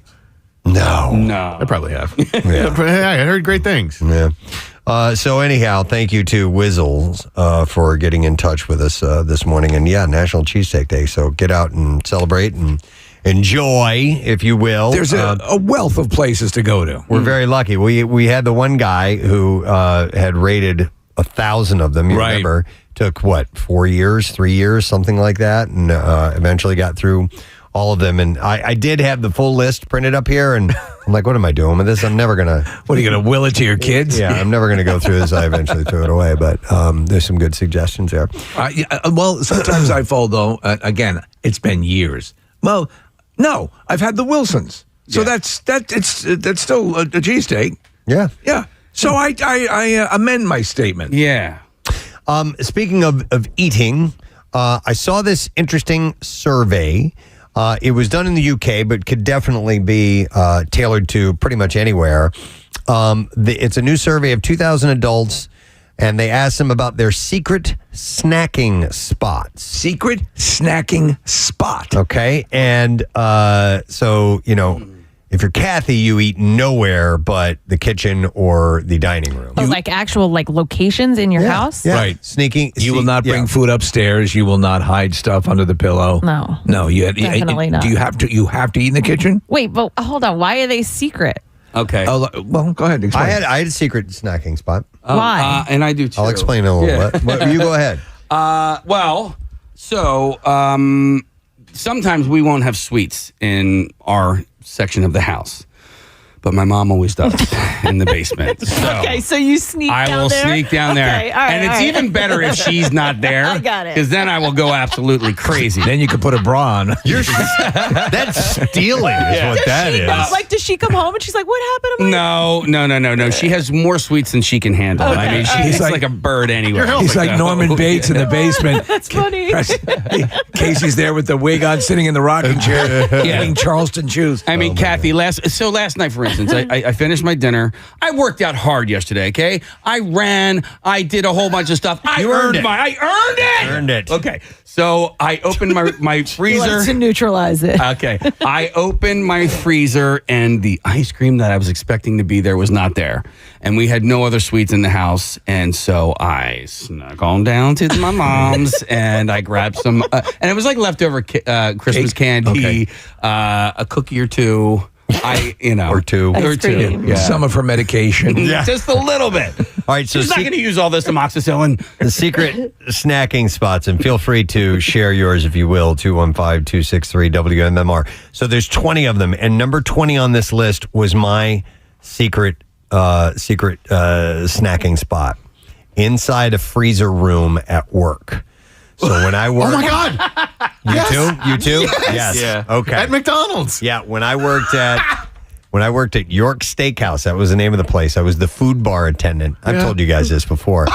I would, because I wore an apron. Okay, and it had an apron, had pockets on it, big pockets, and I would grab stuff from the food bar and slip it in my pocket. Okay, so it's stuff you shouldn't have been eating. And then I would go into the freezer and eat it. No, that was my secret. So that's why you have to sneak. Yeah, you're hiding. There's still an application though. Not all of them. Some of these are other than hiding. But if you want to hide, if you're going to go, you have something that you want to eat out of your significant other's eyesight, right? And that's really what it is. Like in the movie, This is 40. This is 40. Remember, he's out over the trash can, with muffins. eating muffins and things like that. When you have children, so she doesn't know. When you have children, they are like seagulls, Steve. If a seagull sees another seagull eating a French fry, it flies immediately over there. Right. So if you don't want to share, if you are eating anything that is slightly delicious and your kids see it, they're like, well, what is that, and can I have some? By the way, going back to you, Casey, a texter says Casey's mom probably buys extra snacks for him. Isn't that sweet? Because she knows he's down there doing it. I'm going to put the rat poison in these. The walk-in freezer at McDonald's was a really good hiding spot for a number of ideas. One was sneaking food. The other, like if it was just a hot day in the summer, you could go in there. And the door was so damn heavy that if anybody was ever going to come in and check in on you, you got a warning. So you had time. You had time. So if you're shoving, a few extra nuggets in down your gullet. Did it have a release on the inside? You could, in theory, get locked in there. Oh boy. And so I don't think anybody would ever die inside one of those bad boys, but you could definitely get locked in because the lock, Steve, was from the outside. So if somebody slipped a little pin through the handle, you could get stuck inside. He had nuggets in his mouth. Mm-hmm. All right, so other secret sneaking snack spots are in the basement, in a closet. I don't eat in the basement. Who's going in their closet to eat? I probably... Yes, I guess. Well, there are people who will go. There are people, like Casey said, in some cases, depending on the size of the closet, you don't want to invite the troops to join in. This is my thing. I'm going to eat it by myself, and I don't want to be discovered. Or if you are sneaking it, there's also another movie scene from Parenthood. Yeah. That's Aerosmith and Youngblood together. The song is called My Only Angel. We're all kind of bopping our heads in here. Giving the thumbs up. I like that song. Cool little tune. Yeah. It's a real interesting sounding guitar riff they got going on there. The vocals sound great, like the mix. It's part of an EP called One More Time, and it's going to be out November 21st. So they're looking at 5 songs on it. They're doing a version of Back in the Saddle, which would be kind of interesting as well. But I am liking My Only Angel. So bringing it to you here on 93.3 WMMR. We expect to hear some cool new stuff from some of the artists you love, my friend. And I would like to thank our guests that we had on the program today. Checked in with Maggie and Christy over at 6ABC. So that was fun to chat with those guys heading into the weekend. And then we met a new friend, Pat McGann. Pat's forming Keswick Theater a week from tomorrow. You can get tickets at keswicktheater.com if you want to check that show out. And then there was Ryan Shuttleworth. Where? He owes me money. Hi. Hi, friends. How are you? No Gonzo shirt Friday today? So I just do that from Memorial Day to Labor Day, but everybody keeps bringing it up, so I might have to bring it back. But that's kind of just my summertime thing. Oh, good. So. You're wearing what looks like a Buc-ee's shirt. That is correct, Mundo. Okay. That place is, have you ever been to one of those? Never been. They are unbelievable. There's one in, I was in Daytona Beach and they built one there. Like the size of the wall of the studio, they have a wall of beef jerky and all the different versions. It's everything you can imagine it's like is a there. Mega sort of truck stop. Oh, convenience store. Wawa. There's like 128 gas pumps at each one of them. They're insane. And the food is really good. Okay. Like really good. If you get a chance, check it out. Someday. We need to get the letter today so we can give away the word of the week prize. Ready, my man? Yeah. Here we go. Preston and Steve on 93.3 WMMR. Now, the Daily Letter. And the Preston and Steve Show brought to you today by the letter B as in Bogurds. B. Bogurds. We'll take caller number 8, 610-660-9333. And if you happen to know what that word of the week prize word is, you do get the prize. That's how the whole thing works.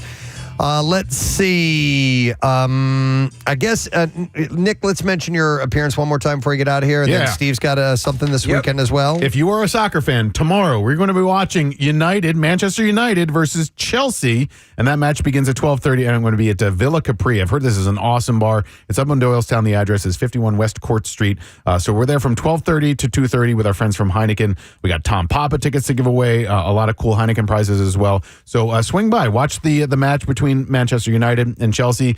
Starts at 12:30, goes until 2:30, and we'd love to see you and swing by and say hi. I forgot to mention this thing. Is this happening now, or was that for yesterday? I don't know if it was last night or tonight, but it was a really cool thing from Youngblood. Going back to Youngblood, he had written, he had to cancel his show last night, but he wrote an apology and a reason why, and he added this little caveat at the end of his post that said to apologize and to celebrate My Only Angel coming out tonight. I've put some money behind the bar. If you have a ticket and still want to hang out, go to Johnny Brenda's and say My Only Angel to the bartenders to get a beer on me. Wow. Isn't that cool? That must have cool. been yesterday. That must have been last night. So, I would imagine. But that's a pretty awesome thing to do. Yeah. Listen, I dig the song. I dig his tribute to Ozzy. I'm really kind of a neophyte on what he's about, but I'm liking what I'm seeing. I may have to dive in there. Yeah. All right, Steve, your event. It's Cakes for Cats. Thanks, Preston. It's tonight at the Philadelphia Brewing Company. It is a charity event. It's actually really tonight. It's 5:30 to 8:30. It's a happy hour to get you started on your Friday, or it could be your destination. Benefits Morris Animal Refuge vis-a-vis Max Fund. Helps raise money for capturing and taking care of cats that are out on the street. But the event is a great hang. Nothing but cakes, food from Algorithm, kitten cuddling, raffles, prizes. Tickets are available at morrisanimalrefuge.org and or at the door. You can get them right at the door and just come down and hang. I'm your host. A lot of fun, so we'll see you there. What about you? You got anything? You want to mention anything? No. Go Spartans. What about you? Go Green. What about you, Marissa? Anything you want to mention before we wrap up? No. Okay. I just wanted to give everyone make sure that there was something just in case. All right. We're looking for caller number 8. And let me see who we got here. It is Jay that we're going to go to. Jay, you are on the air. Good morning, bud. Good morning. All right, Jay, do you know what the word of the week is? Crumb. You're a real crumb bum, you know that? That is correct, sir. And Jay will keep it simple and sweet. $500 toward a set of 4 new tires from our friends at United Tire and Service. So congratulations, my brother. All right, thank you very much. You're a real crumb bum. Hang on just a second. We'll take care of the particulars. And don't forget that you can make sure that your ride is ready to roll for your fall adventures. Don't drive alone. Drive United. What's happening on the show today, Mr. Shuttleworth? Kicking off the weekend proper. We'll get to Dave Edmonds and the Presidents in a moment. And Workforce Blocks, we got Blink 182 and a great concert in Allentown over at the PPL Center. It's Rise Against and Papa Roach, so we will get a block of each of them. And pair of passes are last for Dave Alsikkonen's In the Pocket later on at the Ardmore Music Hall. Excellent. All right, thanks, Ryan. And I want to thank our sponsors, too. The Preston and Steve Show brought to you today by Duncan. Preston and Steve Show runs on Duncan. Also brought to you by Acme Markets, fresh foods, local flavors. And by, Screwball Whiskey. Hey! Don't forget, say Screw Hunger with Screwball Whiskey and support Camp Out for Hunger. Grab a bottle and save $2 at Fine Wine and Good Spirits PA. Next week on our program, we have a day off on Monday, believe it or not. So we'll do Word of the Week prize only be 4 letters next week. Joining us in the studio, Kevin Nealon. Yes, we'll our be old friend. By. Yeah, and we'll also talk to Sean William Scott. Yeah, he's great. Love that guy. And Paula Poundstone will be joining us too, amongst other peoples and things. So that is it. We are done. Rage on. Have yourself a great weekend, friend. We'll see you later. Bye-bye.